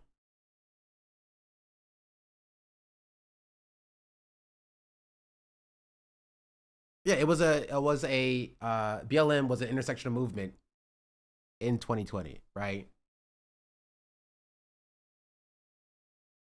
And I will say that, like, I don't know where the video is. I lost it. Oh, here it is. Like, it doesn't matter.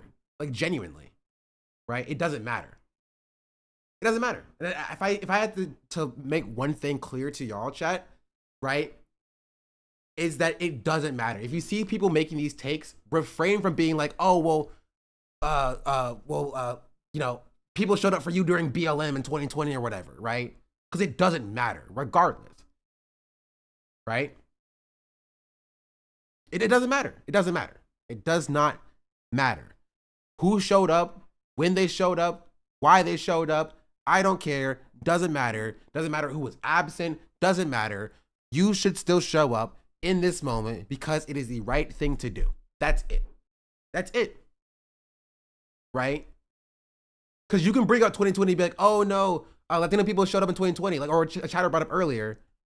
Where's it at?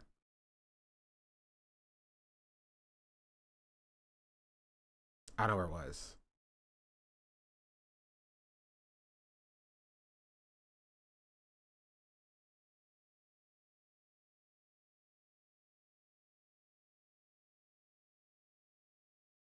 Did I miss it? Did I lose it?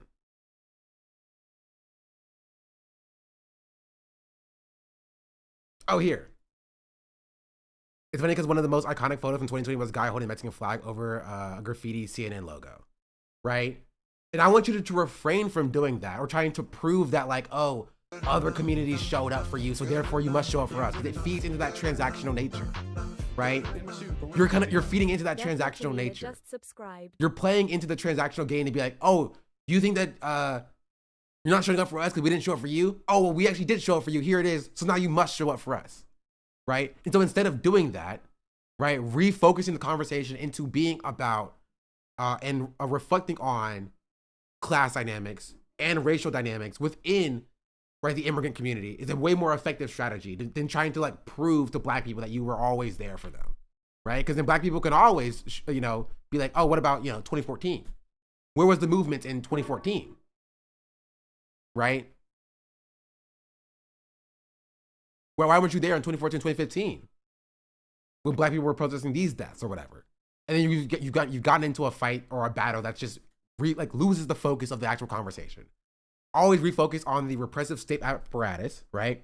And white supremacy at large, right? Because that is what we were all fighting.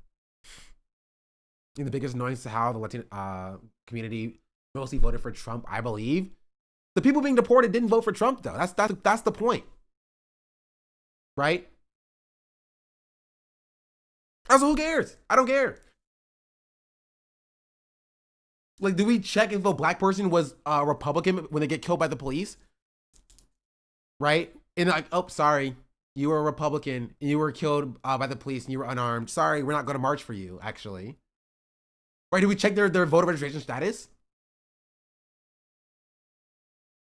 Should we? I'm sorry. I saw that Freddie Gray was actually a registered Republican, so fuck him.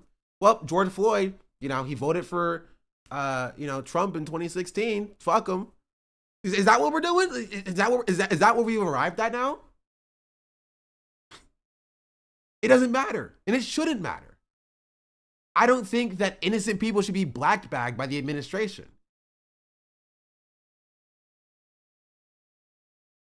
I don't. And right now, white liberals are using the black liberals as their mouthpiece to scapegoat them because they believe this, right? The fuck around and find out liberal was not just black people. Not just black people, right? It's actually primarily white people because white people overwhelmingly voted for Trump. Who are saying, oh, fuck around and find out, voted for, no, not Trump, sorry, white liberals, excuse me. Who are like, oh, you voted for this. And right now we're having conversations about black people, but let's not get it confused, right? White people have been saying this about like the Latino community for months, 6 months, right? You could probably find it by searching on TikTok for that phrase. They were liberals laughing at people being deported. Let me see if I can find it.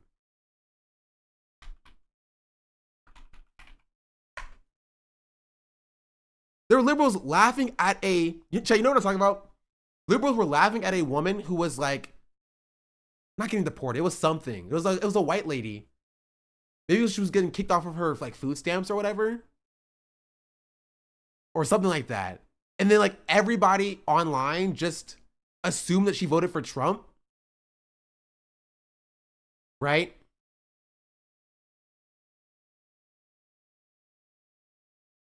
That her husband got fired. It was something like that. What was it?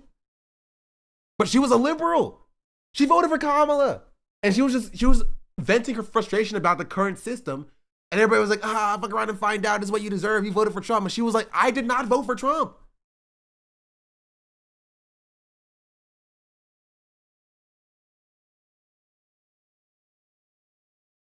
Like,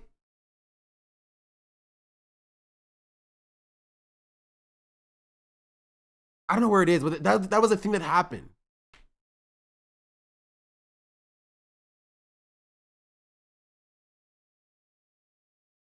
If I can find the TikTok, I would love to see it.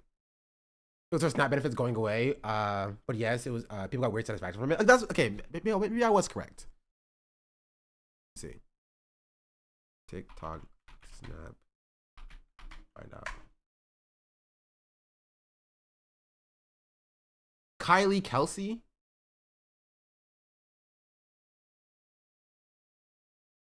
No, that's not it. That's a different person.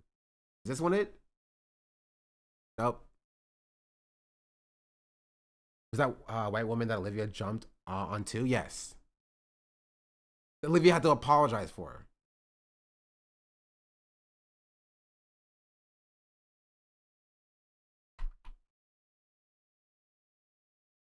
Yeah, it was Travis Kelsey's wife that showed up here. That's not correct though.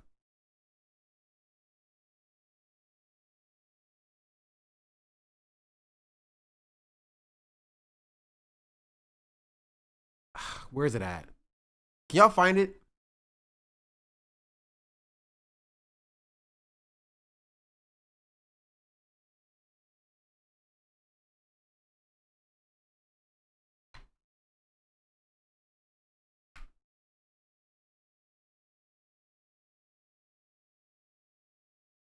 I just found someone replying to the TikTok. Yeah. It was this. This is the one. This is the one I was talking about. You tell me they're lying. I need some. Right. My reaction to Donald J. Trump taking away my SNAP benefits that my kids and I live off of at 10:30 p.m. You tell me they're lying. I need somebody to fucking tell me they're lying right fucking now, because what the fuck do you mean that I'm not gonna get my fucking SNAP benefits? It means you're not getting your SNAP benefits anymore. Glad I could help. Do you understand that there are people like me who cannot work? Do you understand there are people like me who have kids? This is a conservative, right? But like there were liberals who were quote tweeting this person being like, huh, this is what you get for voting for Trump, actually. And she didn't vote for Trump. Cannot eat? Kids that cannot eat? It sounds like parent neglect now, so your kids aren't having any food. Okay, and you look like a perfectly able-bodied person who can go and get a job and provide for the kids that she decided to have. Because SNAP benefits is all we fucking get. Now you gotta find a job. I know, right? What a concept. That's called a job, where you work and get money for.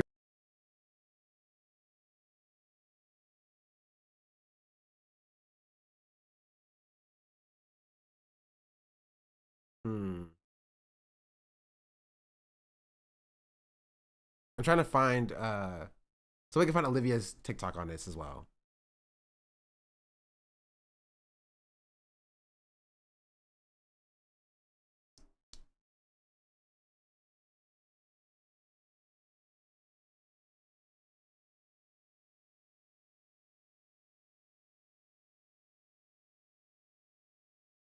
I don't know. I don't know where it is. I think she might have deleted it, honestly. But yeah, she made a video and she had to apologize for it because she was like, "This is what you get for voting for Donald Trump." And this person was like, I don't even know what her ad is either, because it's not in the video. Let me see. Then I'm not gonna get my. Olivia from H3? No, Olivia Juliana.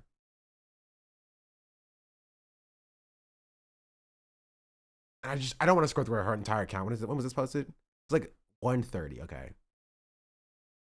We'll just keep scrolling back until we get to January.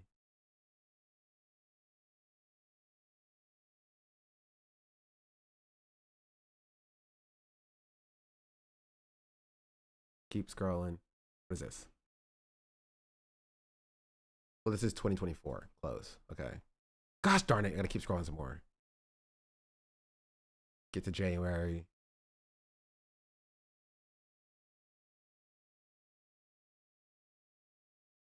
When was this posted? It's freaking loud. 10/24. Okay.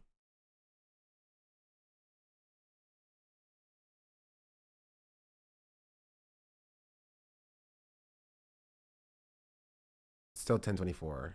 Oh, sorry, this is 12/24.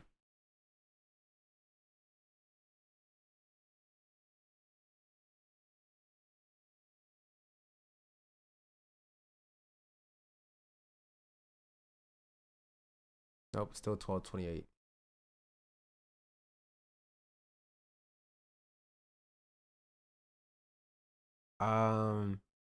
She might have deleted it, honestly.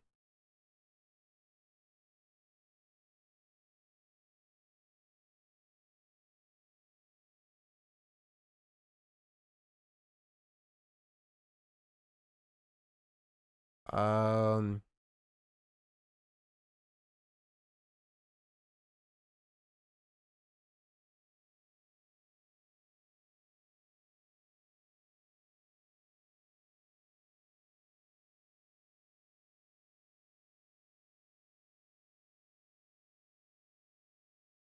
I don't know. I can't find it.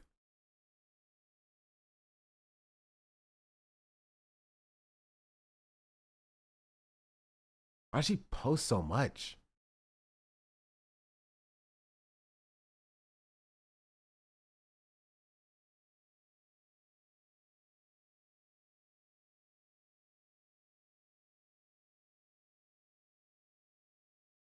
I don't know. I can't find it.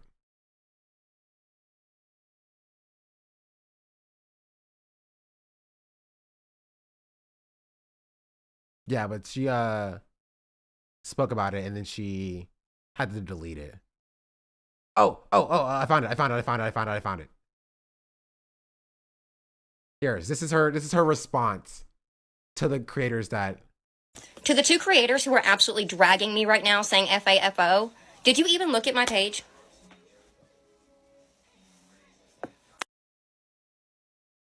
yeah. And this is Olivia's response. Stitch my apology.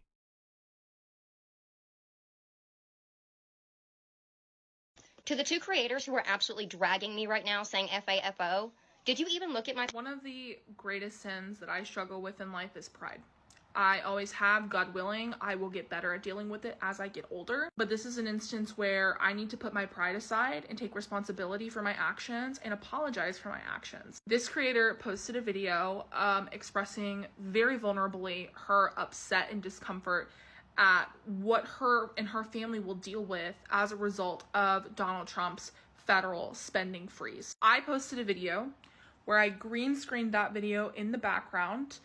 And I didn't say anything in my video. I captioned it, "She voted for exactly who you think she did." And the reason why I did that is because I did not find it here on TikTok. I found it on Twitter, and then I came here to find the account before I posted it because I wanted to make sure that I was right in it being somebody who had previously been supportive of Donald Trump. In doing that, I found an account that looked very similar to this one, that had posted a video very similar to this, and I went through and looked, and that woman on that account had made multiple posts talking about how she was voting for Donald Trump, how she supported him, how he was wonderful, great, etc. And I mistook that account for the one that I stitched. When I posted my video here on TikTok, and I also posted on Instagram, which I also took down, I did not include the face or the username of this creator. And I didn't do that specifically because I did not want people to go to her account and drag her. I would not because laugh at a conservative parent not being able to feed their I kids. I wouldn't either, right? And this is a situation where, like, you know, it's frustrating that, like, you have to, like, be like, man, this person, I'll call them dumb, right? Trust and believe. They're not going to get exempt for called dumb for believing what Trump is selling, right? But that's all they are. They're dumb, right? They are marks, right? It's not funny that they can't feed their kids. It's not funny that they get taken off their benefits, right? The parent is dumb, which is what I would call them, right? But I'm not going to sit here and laugh at the expense of, like, her or the kids. They're dumb. They're stupid. Right? And also, maybe if the Democrats were better, they would have gotten, you know, there was a better option for them. know what it's like to be on the receiving end of a hate train of people coming to you with just thousands and thousands of comments of people being extremely negative. Which is why, when I found out that I was wrong, I took the video down on both accounts. Now, I don't know if I'm one of the creators that she's talking about because I think my video was only up for about 45 minutes and it did not get that many views for my account. I did see a couple of other creators make the same kind of video that I did, showing the username and face of the creator that I stitched. I don't know if those videos are still up because I saw them before I realized I had been wrong. I was wrong for posting that video. I was wrong for not triple fact checking like I normally do. And I was wrong because I let my desire to prove a point outweigh my desire to be empathetic. And as someone who consistently wants this country to be better, who wants us to have better morals than Donald Trump, I can't allow myself, and we shouldn't allow. It's so funny to do that when you're like, I'm sorry, not for laughing at starving children, but for laughing at the wrong starving children. I was supposed to laugh at the starving children who the parent voted for Trump, not the starving children of the liberal who's impacted by it. That's my bad. Ourselves to start to lack empathy just because someone in the Oval Office doesn't have empathy at all. So to the creator who I stitched, I am sincerely, genuinely, very, very sorry at any emotional or mental distress or harm that I may have directly caused or indirectly caused just by being somebody who said something of that nature. I'm gonna follow the account back. If you wanna follow me back and message me, please do. If I could be of help in any way, whether it be messaging other creators whose videos may still be up, or if there's some other way that we can help you and your family. And you notice that, like, again, she doesn't care about helping the family. She doesn't. Right?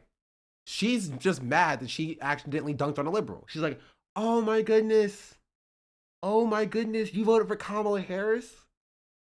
Oh, now we're going to help you out. No offense, Sean, but how do people take TikTok seriously? I have not posted on TikTok in years, okay? You're not coming at me like that. I agree with you. Please let me know. But I want this to serve as a lesson and a reminder to other creators. The video is bad. I don't know. No, I think the video is bad because she intended on dunking on a parent for no reason, right? This video is bad because her whole persona is bad. Everything she does is bad. That's why it's bad. Her entire thing about, like, oh, if you voted for Trump, you're fair game, is the problem with liberals. It's like, oh, you're a black Trump supporter, I'm gonna call you the N-word, right? Or if you're a conservative trans Trump supporter, right, I'm gonna dead name you, which Olivia has done, by the way. This is consistent in her ideology.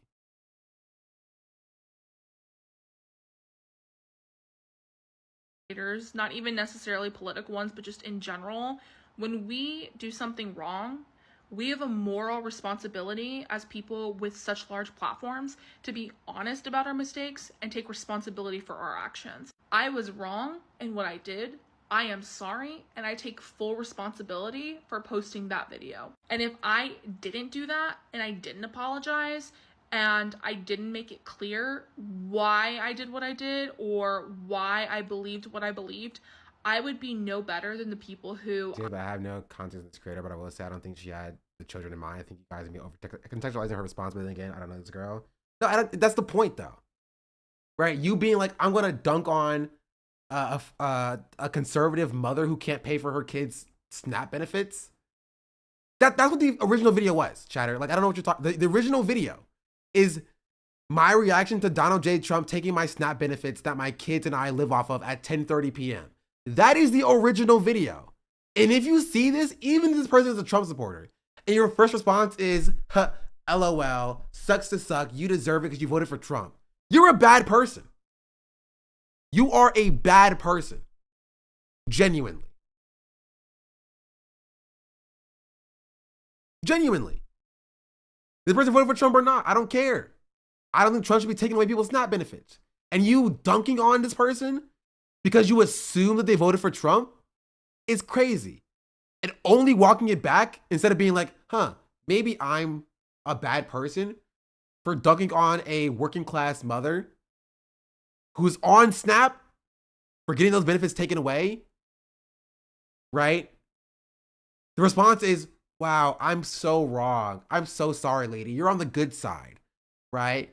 I didn't mean to make fun of you because you're on the good side, right? I meant to make fun of people who are on the bad side, right? Especially as somebody who charges like $10,000 speaking fees for shit she goes to. Like, No, that's insane. That's crazy. That's crazy.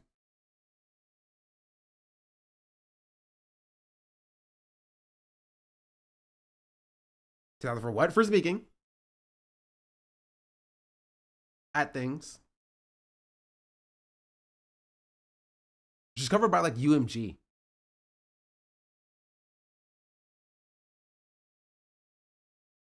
How do you think she gets into these rooms, chat?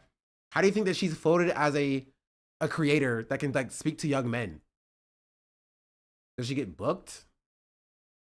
She used to. It was a few times. Didn't she take away a speaking plays for some Palestinian person at the DNC? I think that's unfair.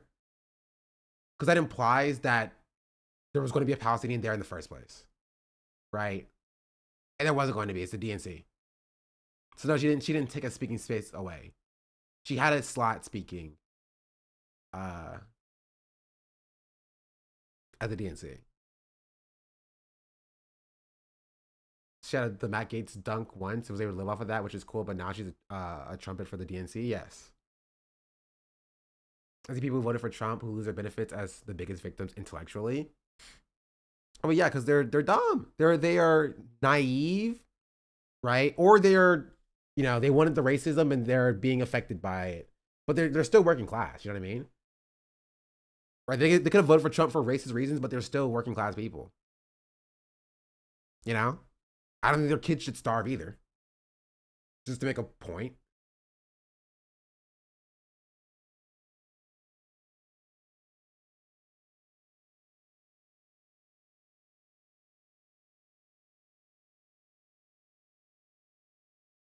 Yeah.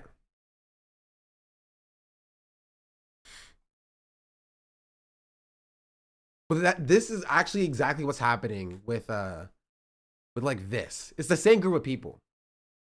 Just a couple of days ago, but Jamie Harrison popped off.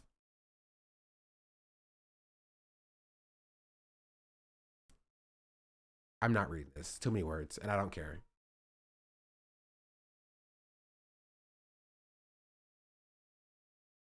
But yeah.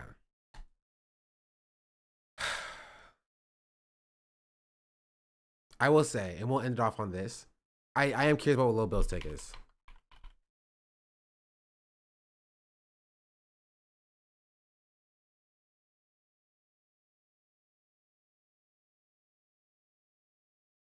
Guys, people wanted me to see this. I might have to hop on stream about this tonight, but black folks, specifically black Americans, stop, but this is not our fight BS. They gave trans folks a break so they can mess with immigrants, but they'll be back for them too. Like people are already waking up to how FW we are if the feds can just roll up and put our cages because of national security, which low-key been doing it since Obama, but now it's blatant. This is true. Point is, once public opinion circles back to feds bad, who do you think is be spinning the block on? It's literally always in our interest to stand on the side of the oppressed no matter who they are. That said, I need non-black folks to sit this one out. There's enough people like myself, FD, and others pushing back against it. All y'all are doing are proving people's points. You can see the exit polls from the last election, and even if people are mostly wrong, they do have a point about the way that some of y'all treat allyship. I did a whole video about this, so again, shut up and sit this one out. It's better for everyone. I agree with this, actually. I don't disagree. This has been what I've been saying for this entire stream so far. Right? And that there is anti-blackness that does exist. Right? And that there are some people who do treat allyship as transactional. And I brought up the people who were posting about like, where are all the black people for Stop Asian Hate? I actually, you know what? Perfect example of this. I have a video on my TikTok from like 4 years ago addressing this directly. Right? Because there was a creator, a Hispanic creator, saying exactly that. Where is it at? Did I save it?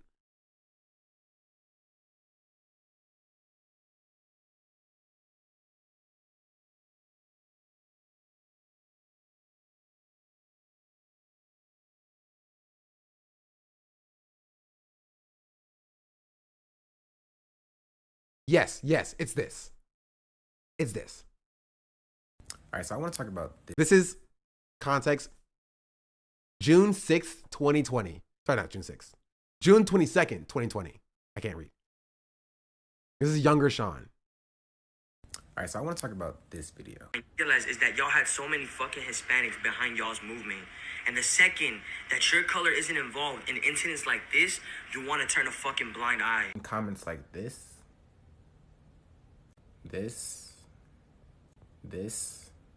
and especially this one and this one. The fact that you would so quickly drop support for a civil movement shows that you never really cared about the movement. You cared about the optics of the movement. You never cared about Black lives. You wanted to be seen as caring. Most of the top comments on this video were from Black people saying, no, that's not okay, because it's not okay.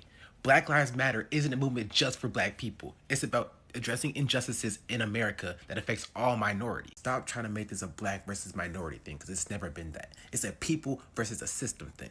And what that cop did was never okay and will never be okay. But that man is alive. These people aren't. Yeah. I was like 18 or something here. I was like 19. I was 19 at this point. But yeah, like second, this is where the frustration comes from, which is why I'm not gonna outright discount the frustration that is affected here. Because this was in June of 2020. Right? This was June of 2020. I'm pretty sure this was like, wait, let me see.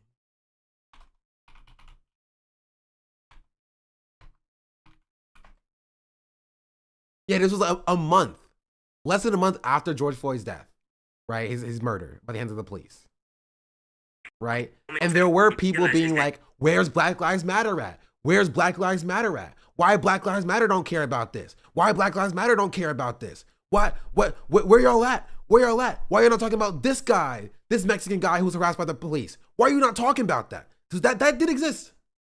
This happened a year after with Stop Asian Hate, right? There are people be like, where's Black Lives Matter at? Where's Black Lives Matter at? Oh, where are all the Black people at? Where Black Twitter at? You only care about Black people. You only care about your own people, right? That happened then too, right? That did happen. It did. Right? But it doesn't matter. Genuinely. It does not matter. Because as I said here, right? This was never Black people above all. Right? It wasn't that here, and it wasn't that now. Right? Or it isn't that now. It's about working class people against the system of white supremacy. You could tell that I'm young here because I'm not saying these words, right? Because like white supremacy at this point didn't really mean much to me, right? It didn't really hit for me when I was like freaking 19 years old. But it's the same concept. So there is some truth to the frustration in comments like this. Right? People being like, this is why I never supported BLM because I knew that they wouldn't stand for us. Right? And what Black people are doing now is that it's like a self-fulfilling prophecy. Right? They are proving these comments correct. By being like, oh, we're not going to stand up for you because you didn't stand up for us. But also, you didn't stand up for us, so we're not going to stand up for you. And so now it's a group of people just not standing up for each other because they're assuming that the other group won't stand up for them, which is what white supremacy wants. White supremacy wants that to happen. They want that dynamic. They want you to assume that other people are not going to stand up for you, so you don't stand up for them, right? And then for that group of people to see that, right, and say, okay, now when you're going through something, I'm not going to stand up for you, right? They want that. They want that. It is a divide and conquer strategy. And these people and the Black people now are playing into their hands.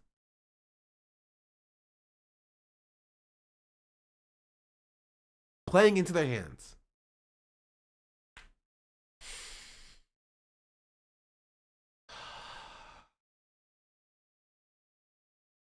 The way the ruling class operates in any society is by dividing the rest of the people. Yeah.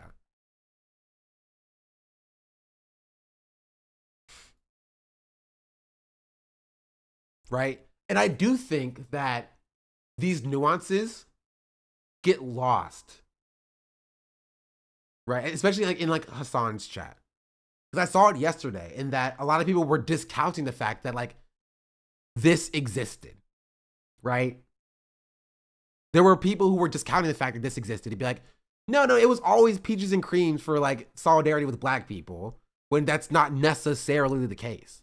Which is why I don't want to get into the argument about like who does the most solidarity out of groups of people. It doesn't matter, right? Which is why I think digging down in the fact that it just does not matter, right? It doesn't matter. It does not matter about who shows up for black people. I don't care, right? It's white supremacy. I expect nobody to stand with black people, legitimately. I don't expect a single freaking non-black person, white person, Latino person, Asian person. I don't expect anybody to stand with black people. That's not an expectation that I have, right? Because I understand how white supremacy operates, right? Which is why it's all the more of a treat once I look side by side at a BLM protest and I see white people standing next to me, right? It's a pleasant surprise. When I look to my left, right?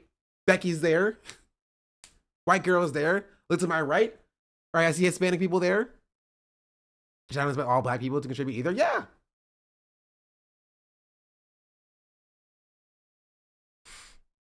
Yeah. The indigenous community has, for like the whole time though. Again, this is the problem. You're not, stop getting into, oh, this is a list of how much we've showed up for black people. It doesn't matter, chatter. That's my take. It doesn't matter. Stop getting into like litigating about like, oh, this is how invested we are in the black struggle. It does not matter. It doesn't matter. It doesn't matter. It doesn't matter. It doesn't matter. That's my point. It does not matter, right? The point I'm trying to demonstrate is that this doesn't matter because it's all fighting the same system, right? It's all fighting the same system, right? I don't care about who didn't show up for BLM in the same way that I don't really care about the black people not showing up for the immigrant community, right? If they weren't so freaking vocal and stupid, right? They're just so loud, right? But if they don't want to show up, that's fine. They can stay at brunch if they want to stay at brunch. By all means, go stay at brunch, right? The point is, and the reason is, if people sitting there acting like that, this is not our struggle, that's the problem. If you personally are like, I want to stay home, I don't want to protest, that's cool. I don't care what your reason is. That's whatever. Do whatever you want to do, right? Do whatever you want to do. But to sit here and act like it's not a shared struggle is the problem, is what I will push back on. But if you don't want to show up, then don't show up.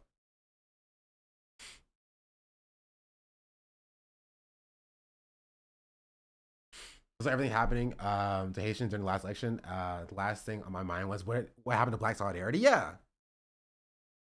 The Haitian community wasn't like, where are all the black people who were to stand up for us or whatever?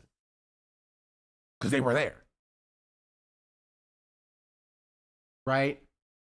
There were black people there, and there were black people that weren't. But they're not like being like, oh, we're gonna cash our chips in.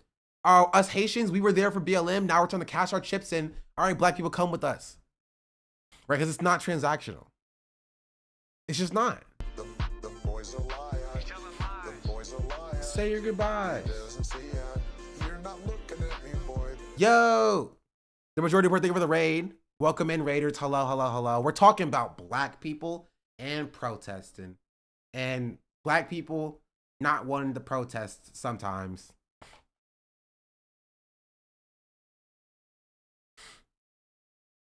But yeah, it's just so frustrating. First, Uncle Sam Ray, we're not talking about Ethan. Don't tell me that. It makes me feel sad. Put out the receipts at the protest, making sure all are squared. Yeah.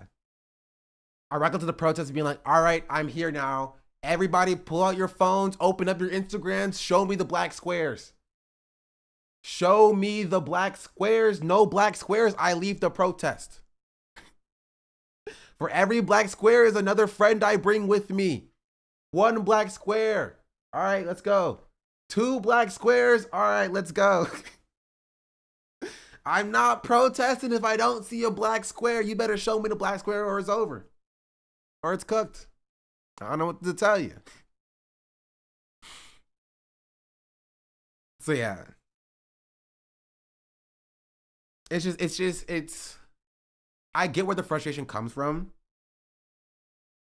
But like, I think this is an example of like, this is where you need to not like center the Black American experience. And I know how frustrating that is because it feels like, you know, our work isn't done. And so other work happening while our work isn't done is frustrating to see, right? Like nothing came out of BLM. And so seeing people like move on while the Black struggle still exists is, I think, something that is frustrating with people, or frustrating for people, these people specifically, right? We'll get to his response in a second. But again, you just need to do it. The point of dancing around in my brain since we started talking about this. Like it's you just have to do it. Cause this is the same work. It's white supremacy through and through. It's the same work. You have to do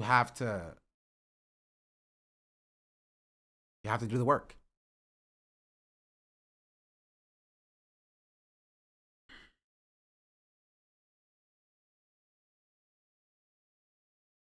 You should be asking why BLM didn't get anything done, why it died out. I mean, the answer is simple. It's liberalism, right?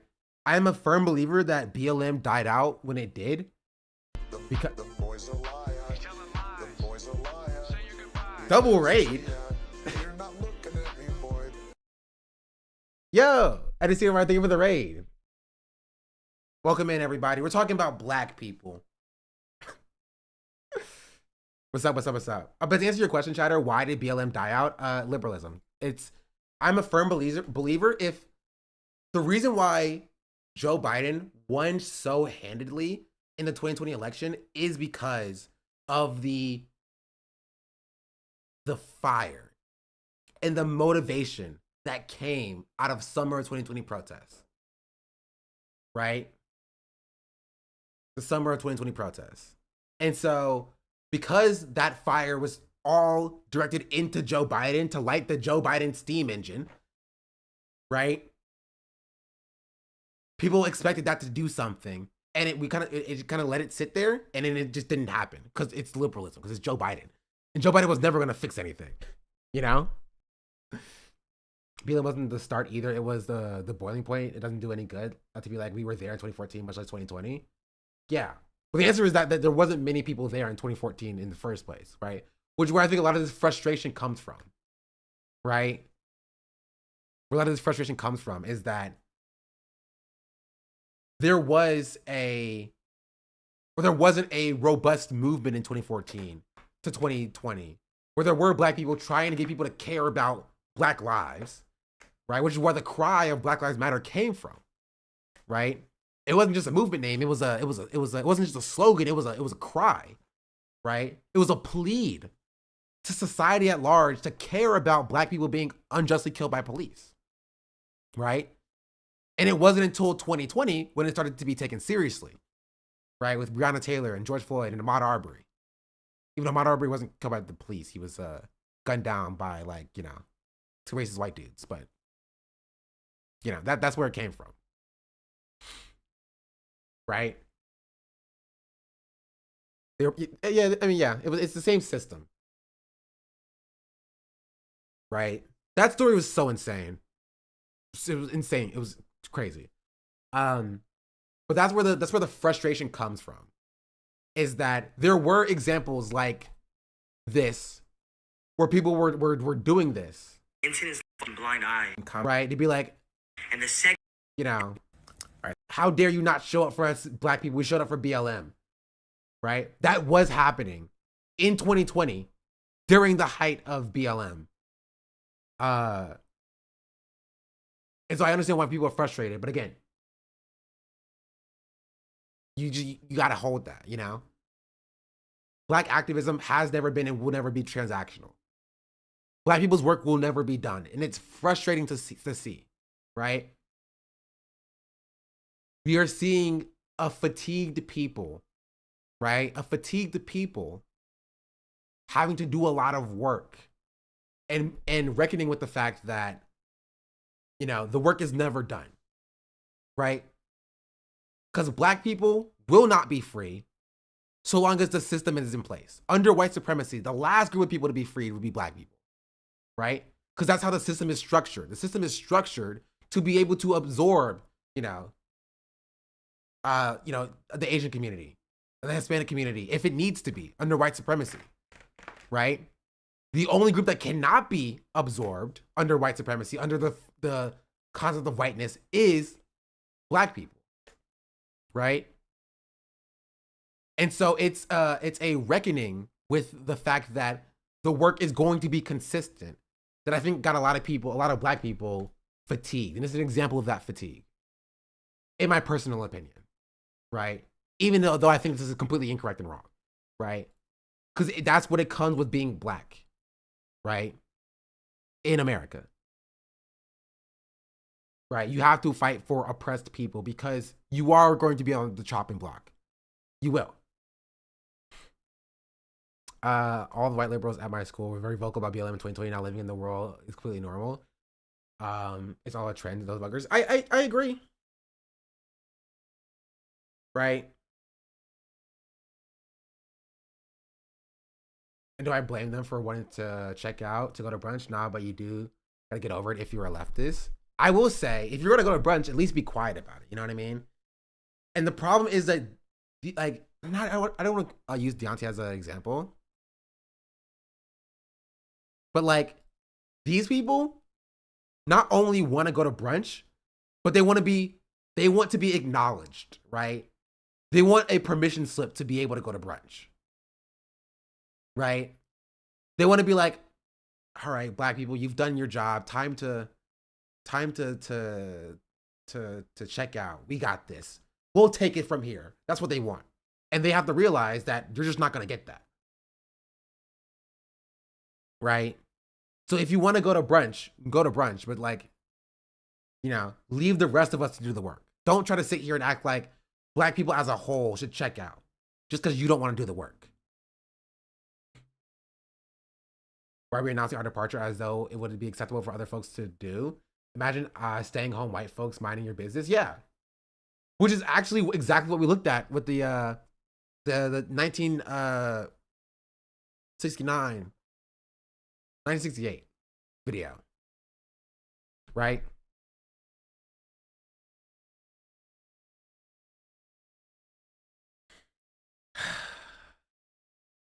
So yeah. Ow. I get the frustration, but it's not productive. And it's not what we need. Also, this is a record. I don't think Deontay here's a record. I think this person is a record. I think this person is a record. Right? I think this frustration and anger is being utilized and absorbed and weaponized by conservatives who are pro deportations.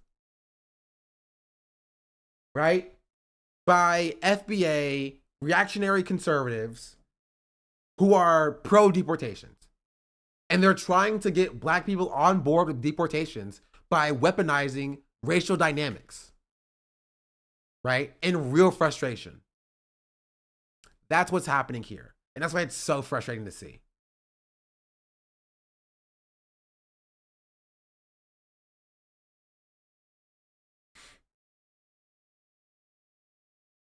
The currency of white people is violence, but people who have experienced the wrong end of it realize violence isn't productive. It depends on what violence is, right? Because the state will call a lot of things violent. The state will call tagging a building violent, right? State will call staying out past the curfew violence. The state will weaponize the term violence to serve whatever purpose it needs to, right? state will call standing violence. And this is something that black people have been, they've been weaponized against black people specifically, which is why it's a shared struggle. And I don't understand how people can't see this. Black people sitting in their car, hands on the steering wheel, right, is seen as violence. The same way that protesters sitting down on the street is seen as violence, right? Because violence is what the state uses to justify its oppression. It's necessary for the state to justify its oppression. And it will expand its branch of what violence is, right? So long to serve its purpose of justifying its own violence against the populace. I'm in DC waiting for the big one protest to push my fascist POTUS out because at 60, my mom protested with MLK. It's a family tradition now. All progress is at stake. Yeah, we'll see.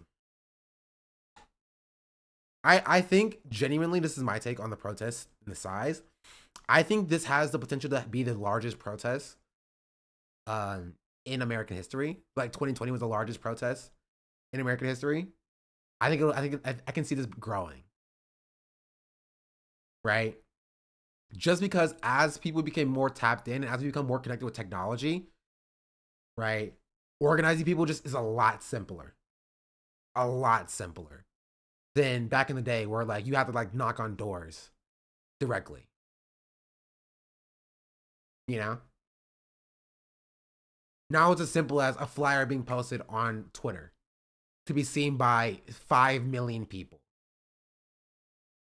I see Saturday as being a turning point.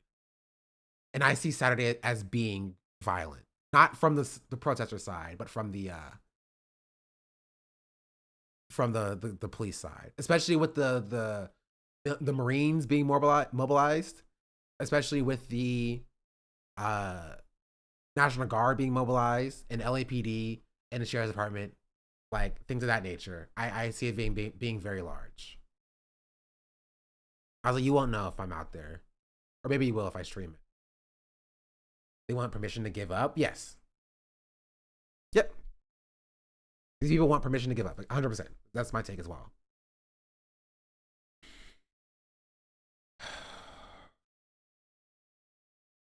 Yeah.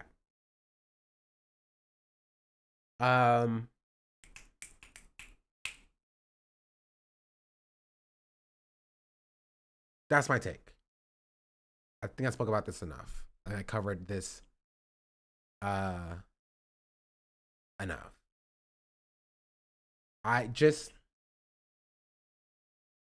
I think the Black experience doesn't just stop at like Greek letter organizations, you know? The Black experience does not start and stop at HBCUs. It doesn't stop and start at Black excellence. Right? Fighting for oppressed people is, or voting, yeah. Or voting Democrat. I live like a capitalist every Fighting single for day. oppressed people is what it means to be Black. Okay? I live when I believe. Right? MR Marty McNasty just subscribed. SDABL.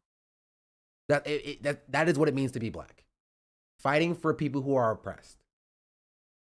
Right? Because the Black identity, in its inception, has been contrary to the system of white supremacy. Right? The Black identity has not existed as a standalone identity, exempt or separated from the oppression caused by white supremacy. Right? It is a identity that is cultivated under the heel of oppression. And that's why it's so powerful. Right? That's why the music that we create is so powerful. That's why the styles that we create is so powerful. That's why the hairstyles that we create are so powerful, that we use are so powerful, right? It's because it's bred, right? And grown under consistent oppression. But the flip side of that is that we are to be the people fighting for oppressed people, right? It is necessary. It is integral to the identity of Blackness in this country, is fighting for oppressed peoples. Whether it's our own people, all of our people, by the way, Not just, you know, straight cis black people. Queer liberation is black liberation. Trans liberation is black liberation. Right? But all oppressed people everywhere.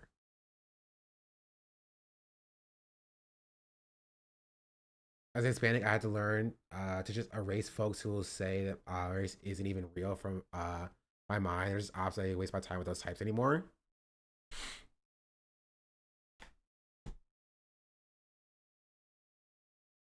No one of them can be free until everyone is free. Yeah.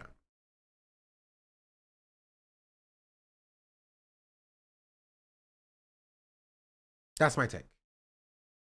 If you want to go back to brunch, go back to brunch. Just please do it quietly. You're hurting my ears. I don't want to see Dante's response.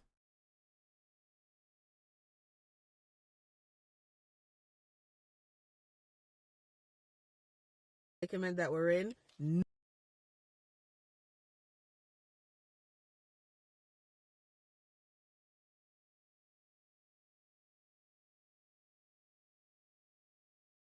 Like he said that I was on here being drunk. I was on here drunk being reactionary. I'll do better.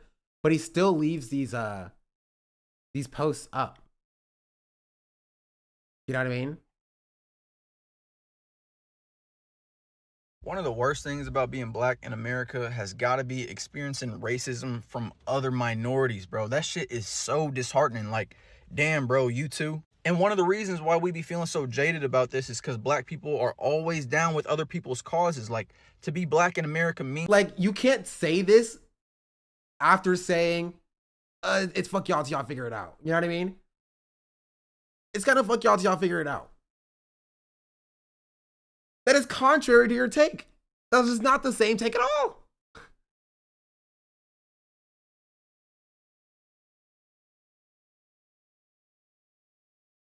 Means that it's ingrained in your nature to stand up against injustice. And that's calling Latino people slurs before today. He don't care, which is why y'all got to be careful who y'all be supporting. Honestly, y'all see going viral on freaking Twitter, right? Y'all see a black person saying the right things. You gotta be like, I don't know. Gotta be critical. You should be critical of me too, by the way. Like I'm not saying like I'm exempt from this. You know what I mean? Like the people you decide to support online, right? Have a critical eye to them. Don't fall into this like cult of personality type parasocial behaviors. That's terrible map takes. My map takes are correct. And that is Virginia is not the South. The South starts at North Carolina. Also, my anime takes are 100% correct.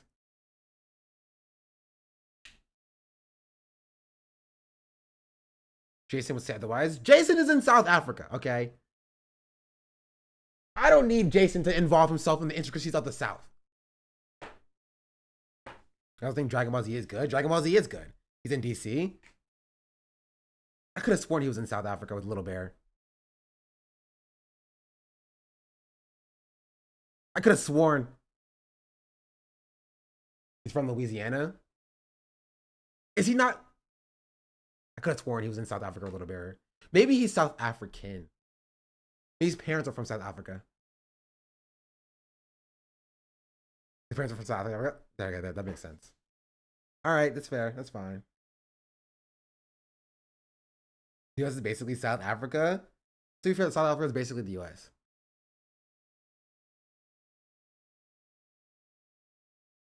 He's still wrong, though. I'm correct in that the South starts at North Carolina.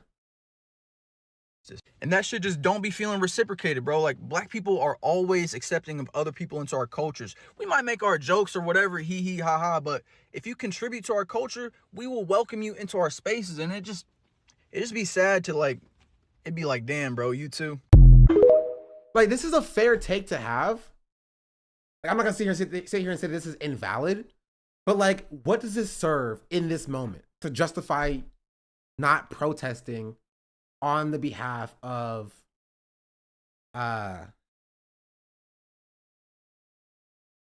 marginalized people?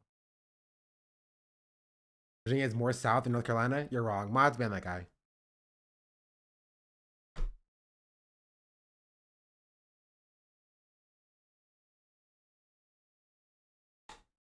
the first take was awful, and don't pretend like he didn't say it. Actually, DC South Virginia was the seat of the Confederacy. I don't decide what is and isn't South depending on what was the Confederacy, chat. I don't acknowledge the Confederacy as a legitimate entity. Do you not see my skin color? Why are you bringing up the Confederacy to me as if it's like an own of some sorts? I don't acknowledge the Confederacy as a legitimate entity. I don't. I'm going off of culture. And I'm sorry, Virginians, you don't meet the mark for me. I'm like, it's not an own, just stating history. I don't acknowledge it as legitimate. I don't decide what is and is not the South based upon what the Confederacy was. I just don't. It's about vibes and culture, but mostly vibes. The South is whatever states have the least amount of recipe searches right before Thanksgiving. I like that.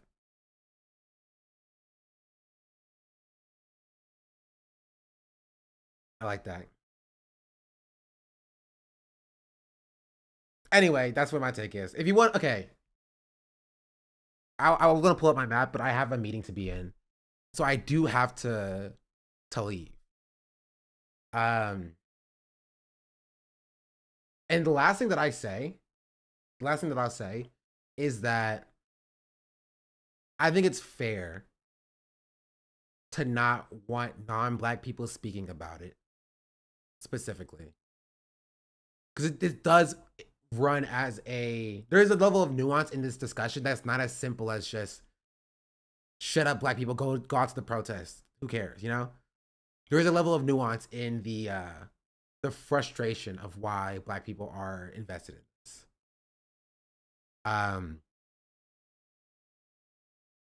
Right?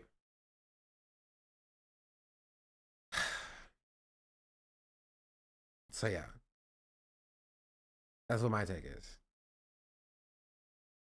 And so just defer to your latest Black person or whatever. You want to have a discussion about this. Actually, defer to me. That's the answer. I am the response. I am the stolen of the builder refused. But yeah. Any other thoughts, chat? Is a Squeaks clip?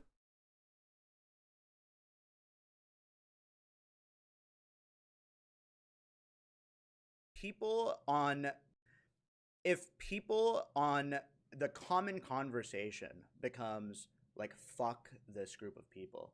Like, you can say any group of people. You could say Jews, you could say Palestinians, you can say Indians, you can say Pakistanis. And if everyone is sharing that view and it's being pushed to the top of algorithms, then then what I find is there's this sort of implicit acceptance by not speaking out against it. And that there's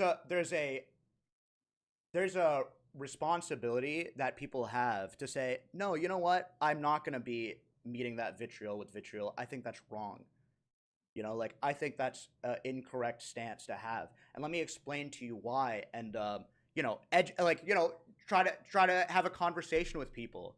And I think that is very responsible. But for a long time, you hear people being so vitriolic and hateful. And for a long time, I've sat on my hands, and I still sort of sit on my hands. Because I'm like, I want to see the rest of it. It's like he's actually cooking here. Yeah, because he's correct. He used to hate this take, but it's true. I mean, he's right in that neutrality is complicity with the overarching systems of oppression that exist, right? There's no neutrality under the system of white supremacy. If you're neutral to white supremacy, you are pro-white supremacy. There's no neutrality to genocide. Because if you're neutral to genocide, you are on the side of pro-genocide. If you're neutral in the face of oppression, you're siding on the terms of the oppressors, right? Like, if there's sexual assault happening in front of you and you don't do anything about it, you're pro-sexual assault. You are. You have a responsibility as a human being, to speak out against that, to step in and involve yourself. And if you don't, you will open yourself up to criticism.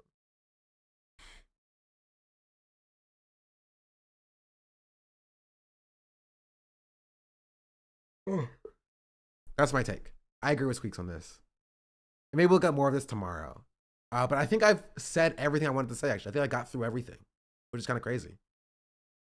Talked about the creator space, and I talked about the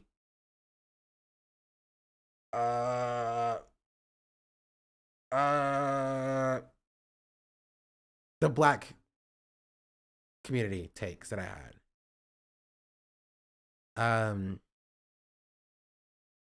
And yeah, so that's 3 videos actually. I'm making the 1968 video into its own video because I think that's so funny. Right, so we have the creator space video, we'll have the 1968 video, and we'll have the black community video that we're gonna come out of this stream. And I've missed currently 2 days of posting on YouTube. And the video I posted yesterday did so poorly because I put no time or effort into the content of it. I'm gonna try to be better about that. Yeah, that's my take. Mr. Byron, not saying for 25 subs. 25, get the 25-month resubscription. I can't freaking speak. Thank you so much. All right, chat. Any other subs you want to sub? Huh? Yeah. Any more? Yeah. Any more? Enjoy the conversations. Thank you. It's also an hour long. You've been doing like max 30-minute videos recently. Yeah, it was pretty bad. I just didn't have a good place to cut it.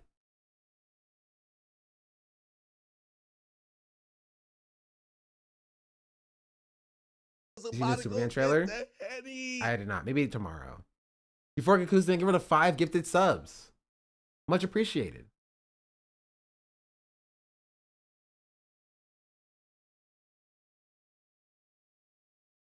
And yeah. Okay. I do have a meeting I have to go to though. I'm slightly late to it. But they're understanding, I think. In conclusion, go to a protest. There's apparently a huge protest happening on Saturday. So. What?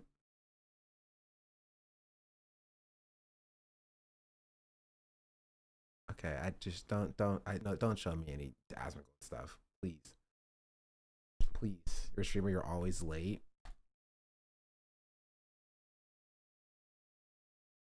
Bro, why does every time I see a Peggy tweet that comes on my because of my feed, the tweet's deleted. I only see people's reactions to Peggy's tweets. And never any of his tweets on his own.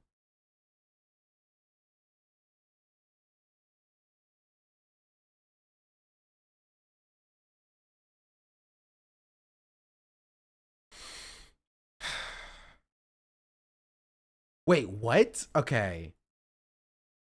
What?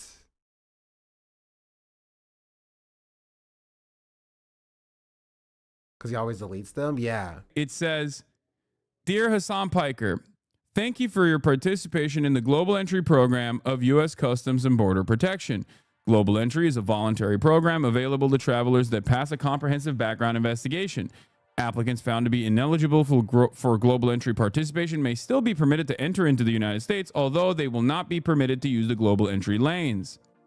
We regret to inform you that your membership in Global Entry has been revoked for the following reason, in parentheses S, reasons. There's a big space there, and the only thing that it says is, you do not meet program eligibility requirements. This is after they gave it to me. So that's it. Was it revoked before Trump's inauguration? No, after.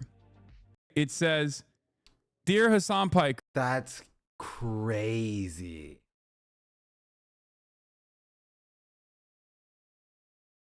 I thought they were trying to arrest him at some point, to be honest.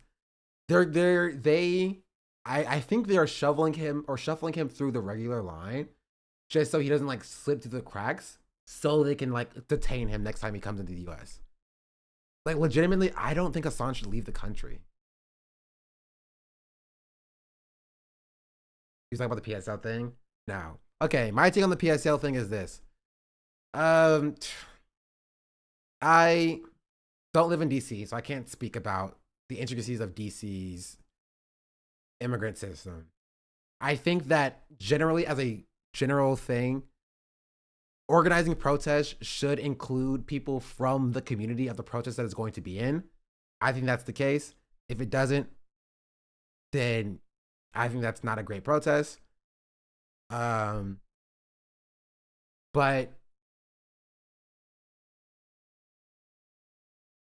yeah, that's it.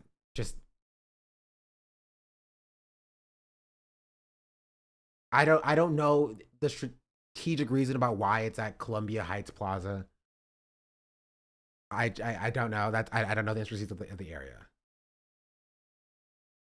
That's my response. I don't know the space, so I can't speak to it specifically. Ah, that's me. Gross. But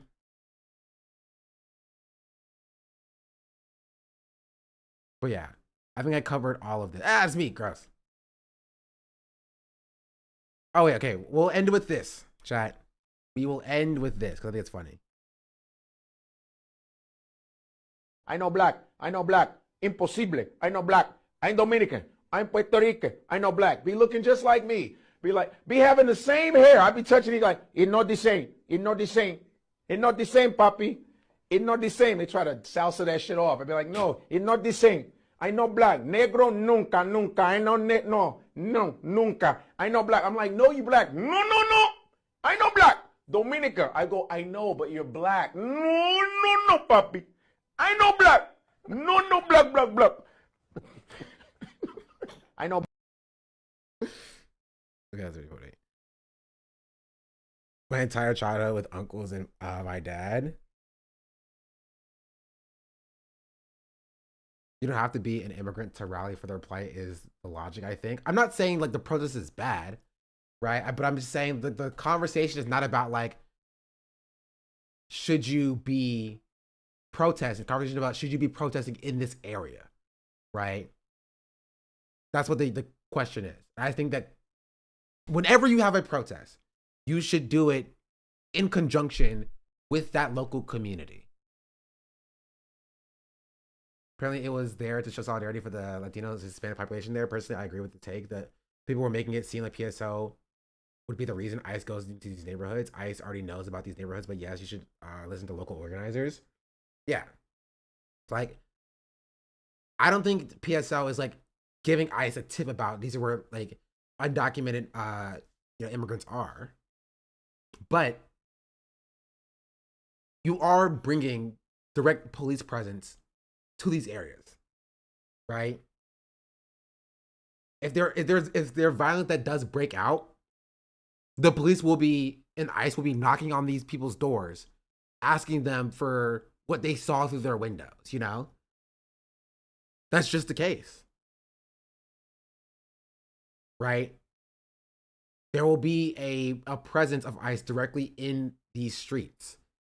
And it's something that you have to have a conversation about with the people in that area. You know? Not saying that it's inherently bad, right? But the people locally should be involved in that discussion. Right? I think that's unfair. But I can't say that PSO didn't do that. Right? So I also won't like chastise PSO because I don't know if they did or did not do that. Right? Also, I'm not going to take like a single Twitter post as evidence for them doing that or not doing that. But generally, you want to converse with the people in local areas about how involved they are with the protests and things of that nature. That's what I will say. That is my take. Thank you for the dual raids from FD Signifier and the Majority Report. Much appreciated. I'm glad that people want to hear what my take is on a couple of things. We hit 30K followers. We're going to have a 30-hour stream sometime soon. What else is there?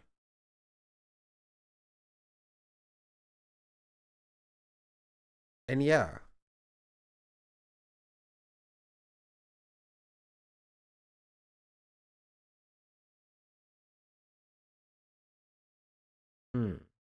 I think that covers most of it. Any final thoughts, chat?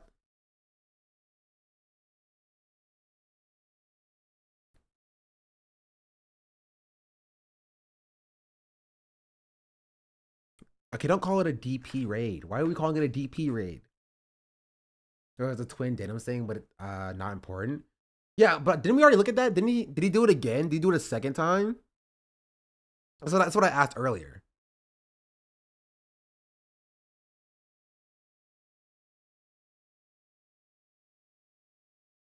I thought I was like after stream. If you're black, don't protest. Yeah. No, it's from the day before you were right. Yeah. I was like, what? Everyone calls them DP raids. No, they don't. No, people don't call them that. Everyone just talked about it already. I didn't watch the clip, but no, we did watch the clip, but I was just like, it's weird. They do actually. No, they don't. Stop it. Don't try to make this a thing, chat. Mods, ban these guys. Ban them all. Throw them in the break. Make them walk the plank.